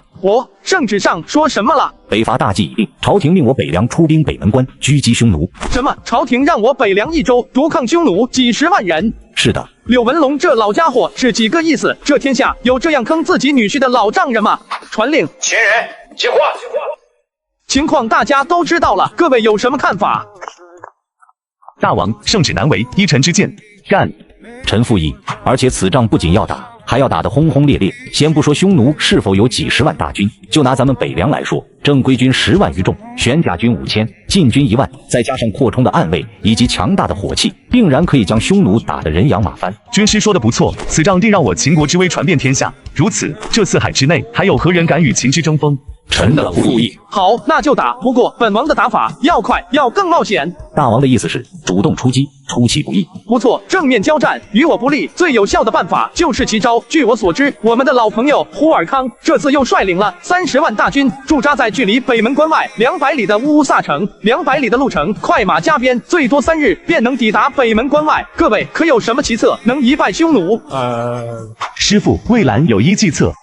说来听听。弟子的意思是2路出兵，师父可率领7万大军攻其正面，但无需正面交锋，只需且战且退，做佯装败退之举，然后再派一支骑兵直插敌军身后，拿下乌撒城，切断匈奴大军的补给。然而孤军深入，一旦前方有损，若匈奴大军掉头后撤，你可知道四面围城，孤立无援，将要面对的是多你10倍的匈奴大军。魏兰知道，魏兰愿领兵前往。大王不可，此事过于冒险。好，姑给你个机会。魏兰，虎啸月听令，末将在。命虎啸月率3万大军出北门，绕行匈奴其后，拿其乌撒城。魏兰为副将，切记此计过于冒险，当行则行，不行就撤。遵旨。半个月内，北凉乃至整个大武都开始调兵遣将，大武40万大军开始朝边关调动。柳文龙身为大将军、3军总指挥，御驾亲征。陛下，龙溪军大将军率领20万兵马，已经悄悄从侧边缓入，用不了几日便能与我大军会合。柳文龙虽无先祖柳文渊之魄力，但作为大武定国之柱，确实是有些本事的。这柳文龙与魏迟延不死，我大辽想攻破武关，横入关内，可是要费些精力。只可惜他宣武帝生了个好儿子呢，居然与我大辽合作，将大武的整个战略布置都泄露于我方，大武要灭，此乃天意。等我军会合大将军总计50万大军，前后夹击，吴军必败。届时朕必须亲自手刃了柳文龙的人头，来告慰我大辽将士的在天之灵。陛下心愿，不久之后便能实现。此时北凉方向，秦王亲率7万大军出了北门关，准备在匈奴大军彻底南下之前，先打忽尔康一个措手不及。大王，据暗卫探报，乌撒城忽尔康的30万大军连夜开拔，应该是匈奴的探子发现了我军的行踪。忽尔康有些心急了，看来他还没有走出上次失败的心理阴影呢。是啊，忽尔康很想立刻与我军正面决战，以优势兵力彻底将我北凉大军击败。不过越是这样，我们越不能让他称心如意。匈奴大军锋芒正盛，若此刻与拥有30万大军的忽尔康决战，无异于鸡蛋碰石头。现在最好的办法就是慢慢的将匈奴大军的盛气蒸发掉，将忽尔康的耐心一点点磨掉。传令大军随时准备拔营，向后撤军。忽尔康30万大军气势汹汹南下，不到3日，大军便在距离秦大营20里处驻扎了下来。各位，今日议事就是为了不远处的秦军主力，诸位可以有何办法？殿下，依末将之意，面对只有区7万余众的秦军，没必要小心翼翼、踌躇不前。我们有30万大军，全力出击，杀奔秦营。大哥，忽尔泰将军的打法确实强硬，在草原作战上，唯有骑兵方能克敌制胜，与大秦一战，与我有利。但大哥不要忘了，秦王已经战胜大哥2次了，就算大哥觉得这是运气，也不能小看了秦军。因余地之应，还是在派出斥候，好好侦察秦军动向后，再定下一步计划吧。好，就依二弟之意。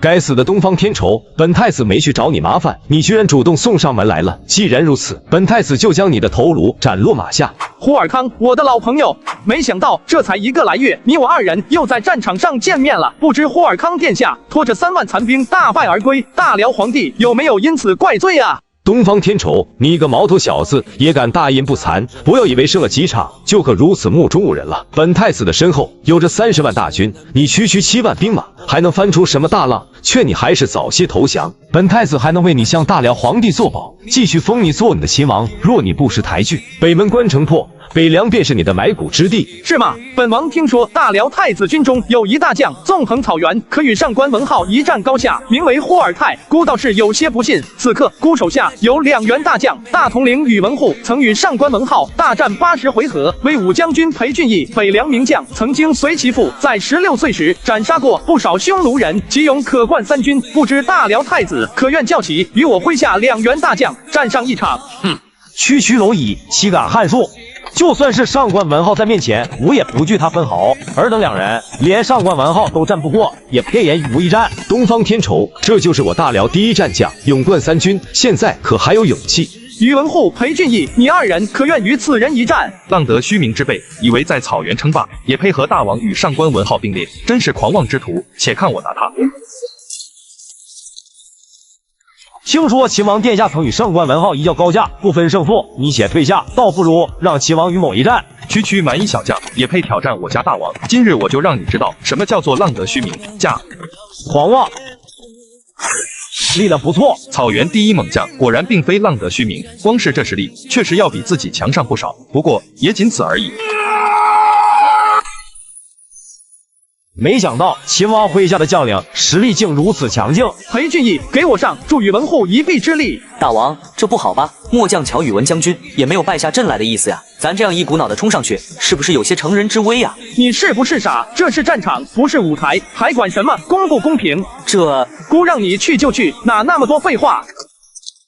宇文护将军，俊义前来助你一臂之力。1对1对决，突然派来个人，不是耍无赖吗？太子殿下，不容也去助忽尔泰一臂之力。再等等，忽尔泰已经有些手忙脚乱了。就眼前这2人的武艺，若战一人还好，2人同时夹击，忽尔泰阻挡起来，终究是有些力不从心了。传令鸣金收兵。大王，2位将军就快将忽尔泰拿下，为何要鸣金收兵？忽尔泰的命不是那么好拿的，与其鏖战不下，不如先行撤退。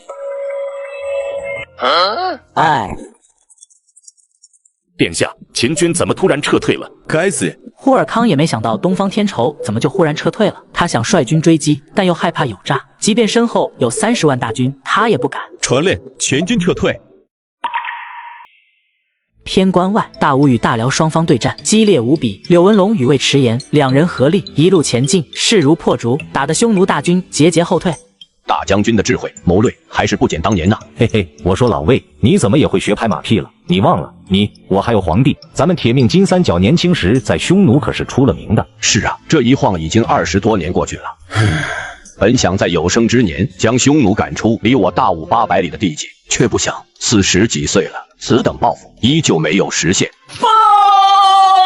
大将军，前方紧急军情，徐将军特命我来禀告。何事如此惊慌？25万匈奴大军列阵前方，大辽皇帝呼尔赞亲自坐镇，此事异常，徐将军特命我前来禀告，请大将军定夺。什么？后撤的匈奴大军居然列阵，是想与我军正面交锋吗？大将军，此事怪异，不可贸然进军。事出反常必有妖，传令三军立刻原地警戒。柳文龙不愧是大武的定国神助，光是这份谨慎与敏锐，恐怕整个天下都找不出第二位了。是啊，可那又能如何？传令，投石机准备抛射火球，骑射大军迂回包抄，以优势速度快速占据侧面。在呼尔赞一系列命令下，整个大辽军队开始变阵，投石机缓缓驶出，火石料准备，目标所指大武军阵。不好，老魏，你迅速前往中军，指挥大军变阵。好，我现在就去。奇怪，我这心里为何如此不安？启禀大将军，不好了！大辽龙溪军率军10万从左翼方向杀来，大辽战将呼尔达也率军10万从后方杀来了。什么？三面合围？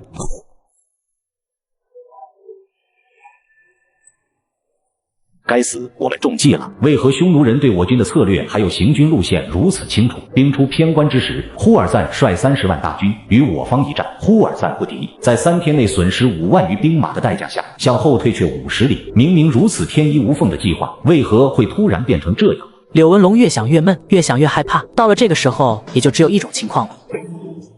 难道是五国内部出了问题？有大臣暗通匈奴，卖主求荣，将整个大武的情报卖给了敌国？大将军，不知是那个混蛋在军中散布谣言，说我军被匈奴大军包围。此时军心不稳，大军人心浮动，若再不想出一条计策，恐怕用不了匈奴人打来，我军就自动溃散了。该死！来人，传车骑将军方登前来见我。方登2品要职，与魏迟延官居同品。方登得到诏令，不敢耽搁，立马就过来见柳文龙。大将军，2位将军，当下形势危机，为今之计，只能先保存有生力量，想办法退回偏关，否则待呼尔达将后路占据，切断补给，就算是光消耗，也能将我五军消耗殆尽。我决定亲率10万大军向西突围，你2人从东北方向突围，全力攻击胡人与羌人的大军。大将军，西边是大辽太子呼尔康所驻守之地，那里可有着30万匈奴大军啊！正因如此，我才决定冒险从处突围。毕竟五国大将军柳文龙的人头，此价值可是非常大。在大辽皇帝呼尔赞的眼里，真正让大武不败的人物就是柳文龙，其2才是魏迟延。只要拿下柳文龙，就算是消灭了一半大武，纵然大武国还能集结个100万大军，呼尔赞也未必将其放在眼里。小小匈奴骑兵也敢挡我去路？随本将杀出去！大将军的影响力还是极大的，一番厮杀之下，直接在西侧破开一条血路来。而魏迟延与方登则是向东北奋力冲杀，胡人与羌人等等各部落哪敢真正抵挡，都为了保存实力，装模样，摆样子罢了。哼，废物，这帮废物！陛下，我军该向何处追击？西部撤退的兵力固然较少，可大武号称定国支柱的大将军柳文龙便在此处，而东北方向名将魏迟延、方登几乎率领了五军的主力，这两边灭掉任意一方，都足以撼动大武根基。柳文龙号称大武定国之柱，10几年前先皇之死也归于此人。柳文龙的命，我呼尔赞要定了，传令大将军龙溪军向后追击魏迟延与方登。呼尔霍，朕命你2人给我紧紧贴在柳文龙的身后，绝不能让他逃掉。是。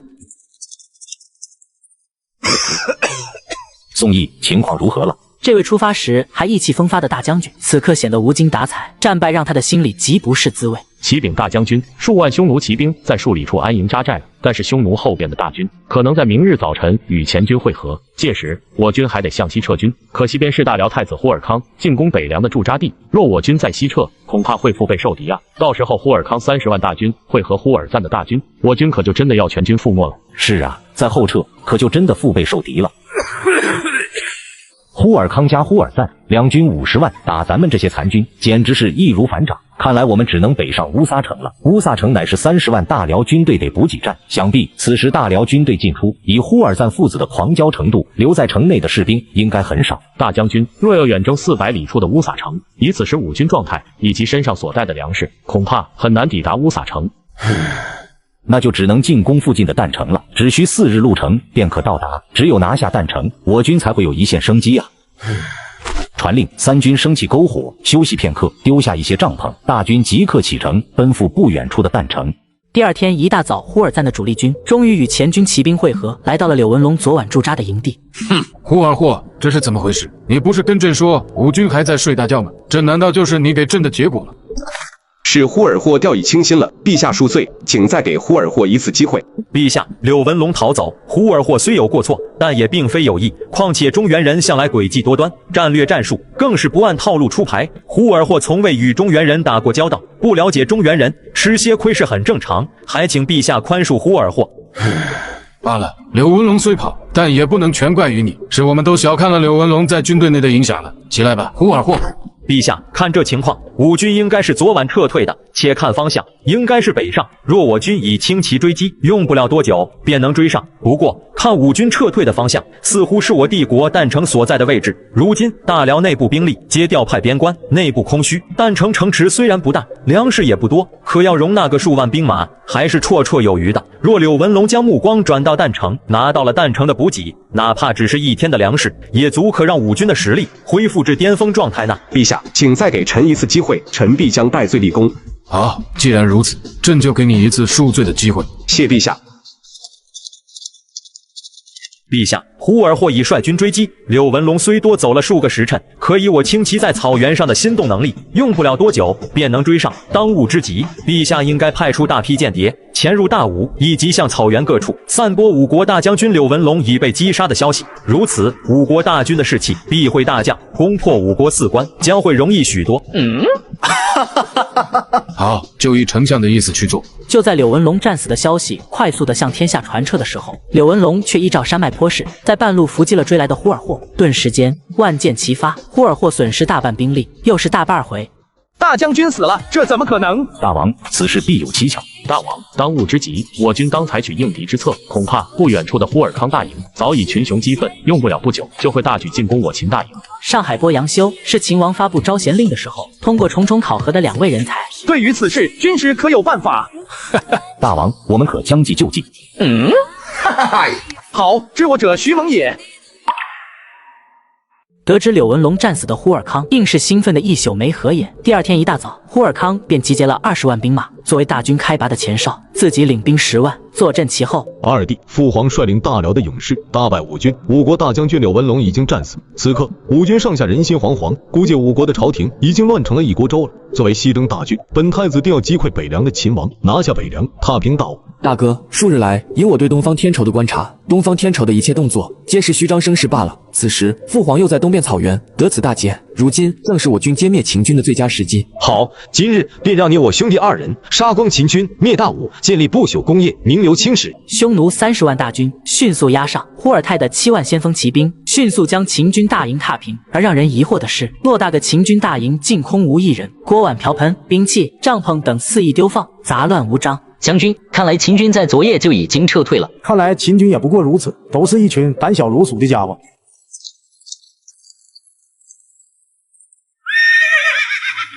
殿下，秦军已经撤退了，应该是得知了柳文龙在东部败北，秦王才率军后撤的。大哥，我们应该直接乘胜追击，将秦军主力彻底格杀。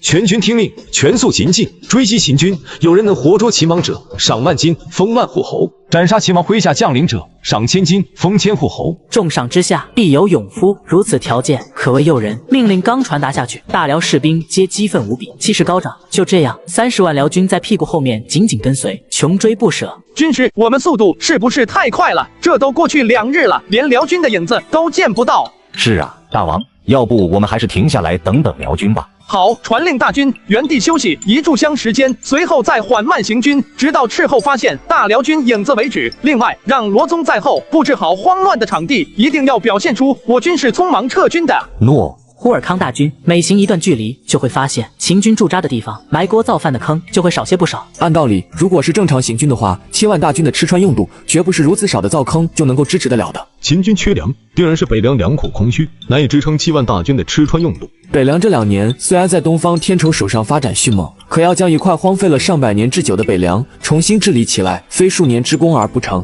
就这样，呼尔康大军继续推进，在见到每一处秦军留下的聒噪后，就越发冲动呼尔康等人的内心。启禀大王，呼尔康率领的30万大军，距离我军只有数里之遥。好，4天了，呼尔康总算是追上来了。传孤令，后军故意暴露位置，引饵上钩。东方天仇为了消除呼尔康的疑心，特意留下秦苍、裴俊义以及5000玄甲军，故意作为掩护大军撤退的疑兵。呼尔康手下败将，狗命之徒也敢追击，我家大王以念其悲悯，放尔等一条生路，尔等不思回报也就罢了，竟还敢举兵侵我。身后数十里便是我北凉边境，我家大王说了，尔等现在速离去，便饶尔等不死，否则身后的坡道便是尔等的葬身之地。东方天仇当真是以为本太子傻吗？连北凉最精锐的玄甲骑兵都派了出来，还敢大言不惭，当真可笑。传令，呼尔泰、卜龙各率3万轻骑，从两侧出击，攻击秦军的左右翼。本太子率领大军，直接从正面进攻，杀！全军撤退。现在想跑，是不是有点晚了？此时的呼尔康已经被胜利的欲望迷失了双眼，但身后紧紧跟随的二皇子呼尔纯已经察觉到了不对，他总觉得秦军的举动绝对不正常。明知对方有30万大军，还派1万精锐故意挑衅，必定有诈！大哥，呼尔康！呼尔纯拼命大喊，奈何自己从小好文，不善骑马，也不善战斗，一副文弱书生模样，实在追不上飞奔在前的呼尔康。该死！快去追太子，让太子立刻撤军，就说是传达本王的命令。知王殿下，乘胜追击，这是要大胜了，为何又要撤退？本王没时间解释，快去追太子。太子殿下！纵使士兵如何大喊，可呼尔康只身奔袭在前，又有士兵前后阻挡，哪里进得了呼尔康的身？呼尔康，这一次纵然你身怀翅膀，也逃不出孤的天罗地网。玄甲军掌中雷，掌中雷是东方天仇按照前世的手雷制造出来的，威力也是相当的炸裂。5000玄甲军，每人2颗，这1万颗手雷足以将数万匈奴骑兵炸得人仰马翻。这不，6万先锋骑兵直接在毫无防备、紧密冲击之下，损失惨重。这又是何物？巴掌大的东西，居然能有如此巨大的威力！大哥，此地左右逢坡，地形不利于我军，情况极为不妙，还请速撤退，避免落入秦军圈套。对，撤退，全军撤退。罢了，今日就先灭了你的前军吧。柳文钦待匈奴大军溃败，你我从正面杀出，直击匈奴正面大军，拿了呼尔康的人头，可敢？自柳文龙战死的消息传出，柳文钦自然也是知道了。为此，东方天仇还让徐猛去给柳文钦做思想工作，却不想柳文钦已然说道：“父亲是大武的战神，定国之柱，怎会轻易战死？就凭区匈奴，也配要我父亲的性命？大王吩咐，有何不敢？待会末将手中的柳家枪，定要将匈奴杀个人仰马翻。”好，孤要的就是你这句话。东战场柳文龙处，在损失6万余士兵的代价下，成功进入旦城，而且柳文龙也身负箭伤。若再无援军，恐怕光靠一座小小的旦城是守不住的。将军，我北凉的将士们，下面就是世代残杀我边疆百姓、破我城池、毁我家园的匈奴。身为北凉的男儿，大秦的勇士，羽孤斩杀匈奴，还我边疆安宁。杀！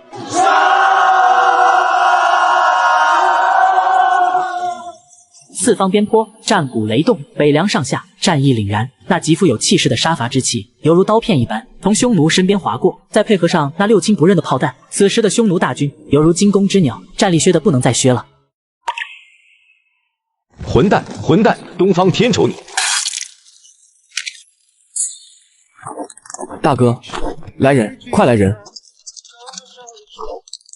快扶太子殿下杀出重围！捕龙，快从前面撕开一个口子，必须与霍尔泰会合。若太子有任何闪失，本王拿你试问。智王放心，就算是拼了我这条命，也会护太子殿下安全离开。我大辽的勇士们，随我冲！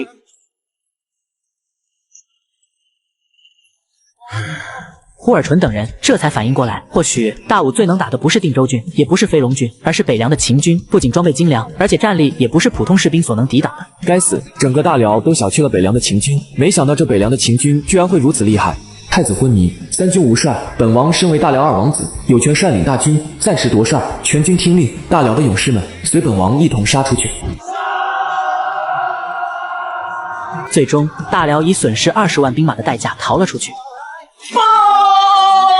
太子，智王殿下，大事不好了！无暇城遭到大批秦军的攻击，如今已经被秦军占领。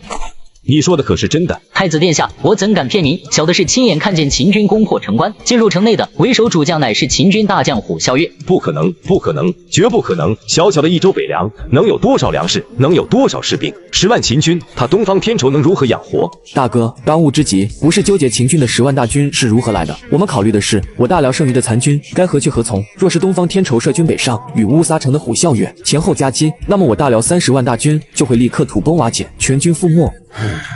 未今之计，乌撒城回不去了，我大军只能朝东边走，会合父皇的大军，才能一举击溃秦军。只要秦军灭亡，整个大武再无人阻挡我大军南下的步伐。此刻，在呼尔康的眼里，大武最危险的人已经不是柳文龙、尉迟延等人了，而是北凉的秦王，那只有18岁的少年。二弟，放弃乌撒城内一切器械粮食，一路向东。3日后，东方天仇率领5万大军，浩浩荡荡开向乌撒城下。拜见大王，免礼。孤使真没想到，你2人居然真的纵横200余里，拿下了匈奴的乌撒城，不错，很不错。大王妙赞了！若不是大王在前线大败辽军，并歼敌近20万，以我们这3万兵力，哪能如此安稳坐在乌撒城？乌撒城乃是呼尔康进攻北凉的要地，并且呼尔康大军的粮草、器械多半屯于此处，是块不可多得的战略要地。拿下乌撒城后，我秦军退可攻，进可守。最主要的是，以旦城为首的大辽20余座城池将会浮现于我大秦的锋芒之下。尔等说，尔等可否有功？若真这样说来，我们确实是干了件非常了不起的事情。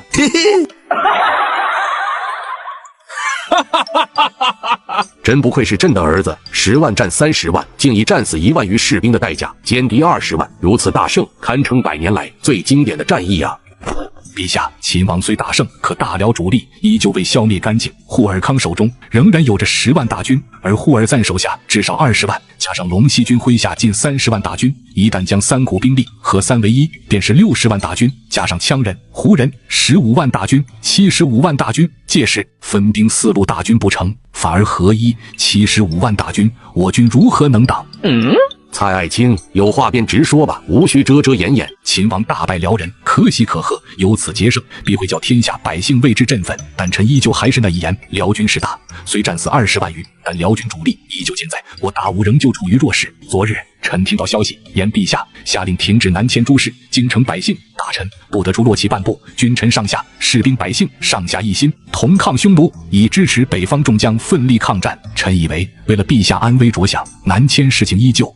陛下，臣不敢苟同御史大夫之言。就如大将军健在之时也曾言过，战场胜败不过一念之间。就如秦王一般，纵使敌军有30万，仍以10万之兵诱敌深入，避敌20万，并以釜底抽薪之计拿下乌撒城，迫使匈奴东归。这并非奇迹，而是秦王指挥得当，战将用心，士兵用命所致。此战报已然表示，辽军虽多，但并非不可战胜。既然还能战胜，我国都为何还要南迁金陵？况且此时的扬州、金陵等地倭寇寻衅，虽在张天正、戚兰尹等将的征伐下，倭寇败退，但依旧活动于沿海等地，而金陵处于沿海，过了淮川江，便是倭寇舰队所在。若此时南迁金陵，战事依旧，陛下也会暴露于倭寇的炮火之下。更要紧的是，北方数10万将士必会大败。王爱卿，那依你之见，是支持朕的做法喽？臣一直支持陛下，只是臣觉得我等应该将秦王大胜的消息快速传遍大武18州。若18州百姓都能知道秦王大胜的消息，必定振奋人心，激起百姓抗战的积极性，并且臣以为可任秦王为北战场抗战总指挥，提领幽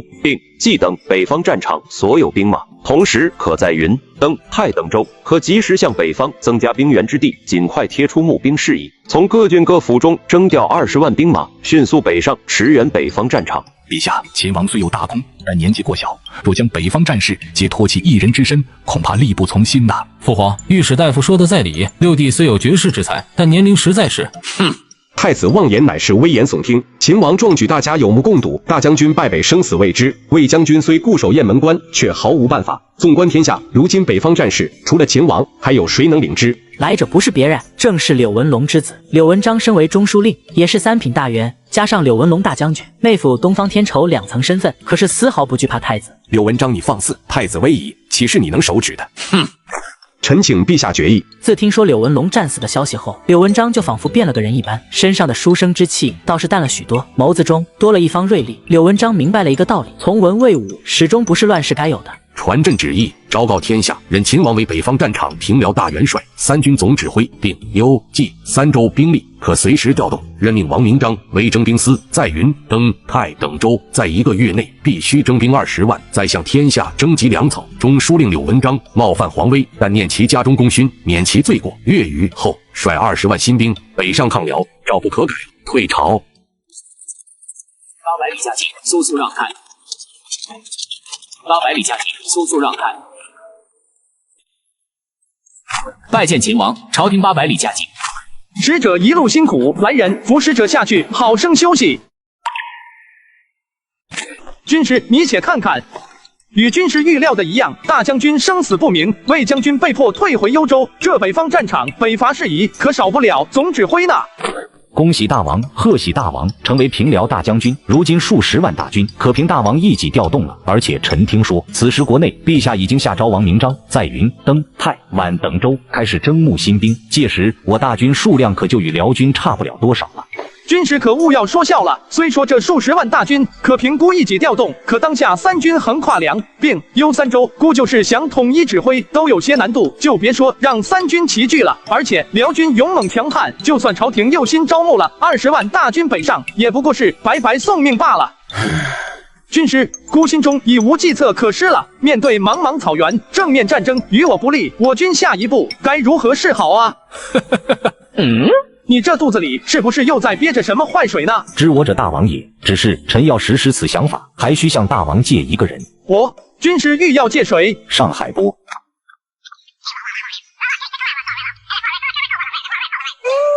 好，既然如此，孤就让上海波走上一趟。接着，秦王东方天仇任平辽大元帅，统御北方战场所有兵马的消息迅速传至各州各郡、各军各营。魏将军魏迟延、车骑将军方登、燕王东方平3大统帅三军级别的人物，此时都毫无意义。毕竟三关告急，关内将士都毫无办法。只有北凉秦王赢得了大胜。此时，大武所有的将士把希望都放在了东方天仇身上了。大武的皇帝还真是心大，竟将北方大权寄托于一个小娃身上。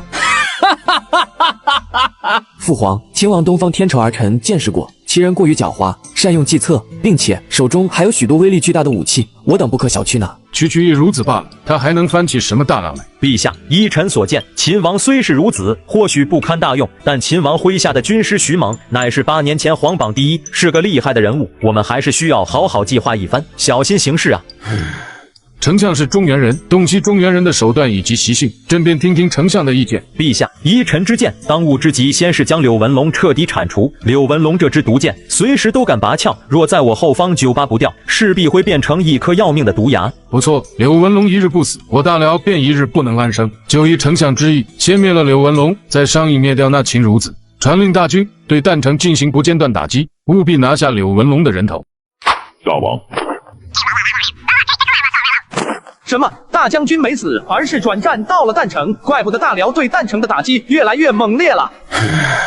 传令雁门关魏迟延时刻监视龙溪军的动向，一旦发现异常，或者回撤与霍尔赞会合，魏迟延所部务必紧紧跟随骚扰，绝不允许龙溪军会合霍尔赞。必要时可进行几次强势的攻击。传令宁武关羽偏关的滨州军只管守住2关，没有孤的旨意，不得妄动。若有后撤不从者，斩。我秦军本部留5000兵马，由蓝田率领驻守乌撒城，其他人等全营拔寨出发旦城。宇文护派人将这2封书信速送往李靖和乌桓王手中。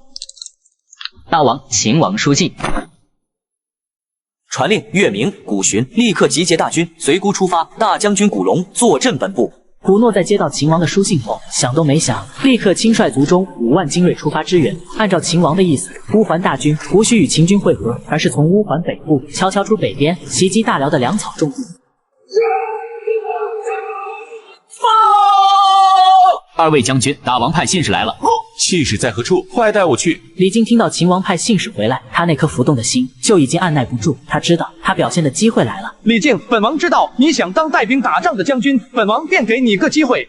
你若能招募到1万兵马，并训练成精兵强将，证明自己的才能，本王自然会毫不吝啬，允你上战场，并封你为将军。但若是不能，你便老老实实待在本王身边，好好处理政务。毕竟本王可是非常看重你的治理能力的。我就是李靖，使者，秦王有何旨意？秦王王旨，李靖将军接旨。伪武军首李靖、李将军李孝直即刻率领本部兵马赶往北门关，接手北门关一切防务。令值此王旨，李靖可直接调动秦军的所有禁军。臣接旨。大武，北凉大大小小的将领可都北上讨伐匈奴去了，就剩下我俩与丞相率领的禁军留守北凉。今日可算是等到了秦王的王旨了。传我将令，李家军上下全军埋营，接防北门关。城中已快粮绝，兵力所剩不多了。若再无援兵的话，不出3日，城就破了。哎，什么声音？是炮声。秦王？难道是秦王来了？事后，快探，快去探！秦王，真是秦王！将军，真是秦王！轰！给老子好好的轰！他姥姥的，秦王是哪门子打法？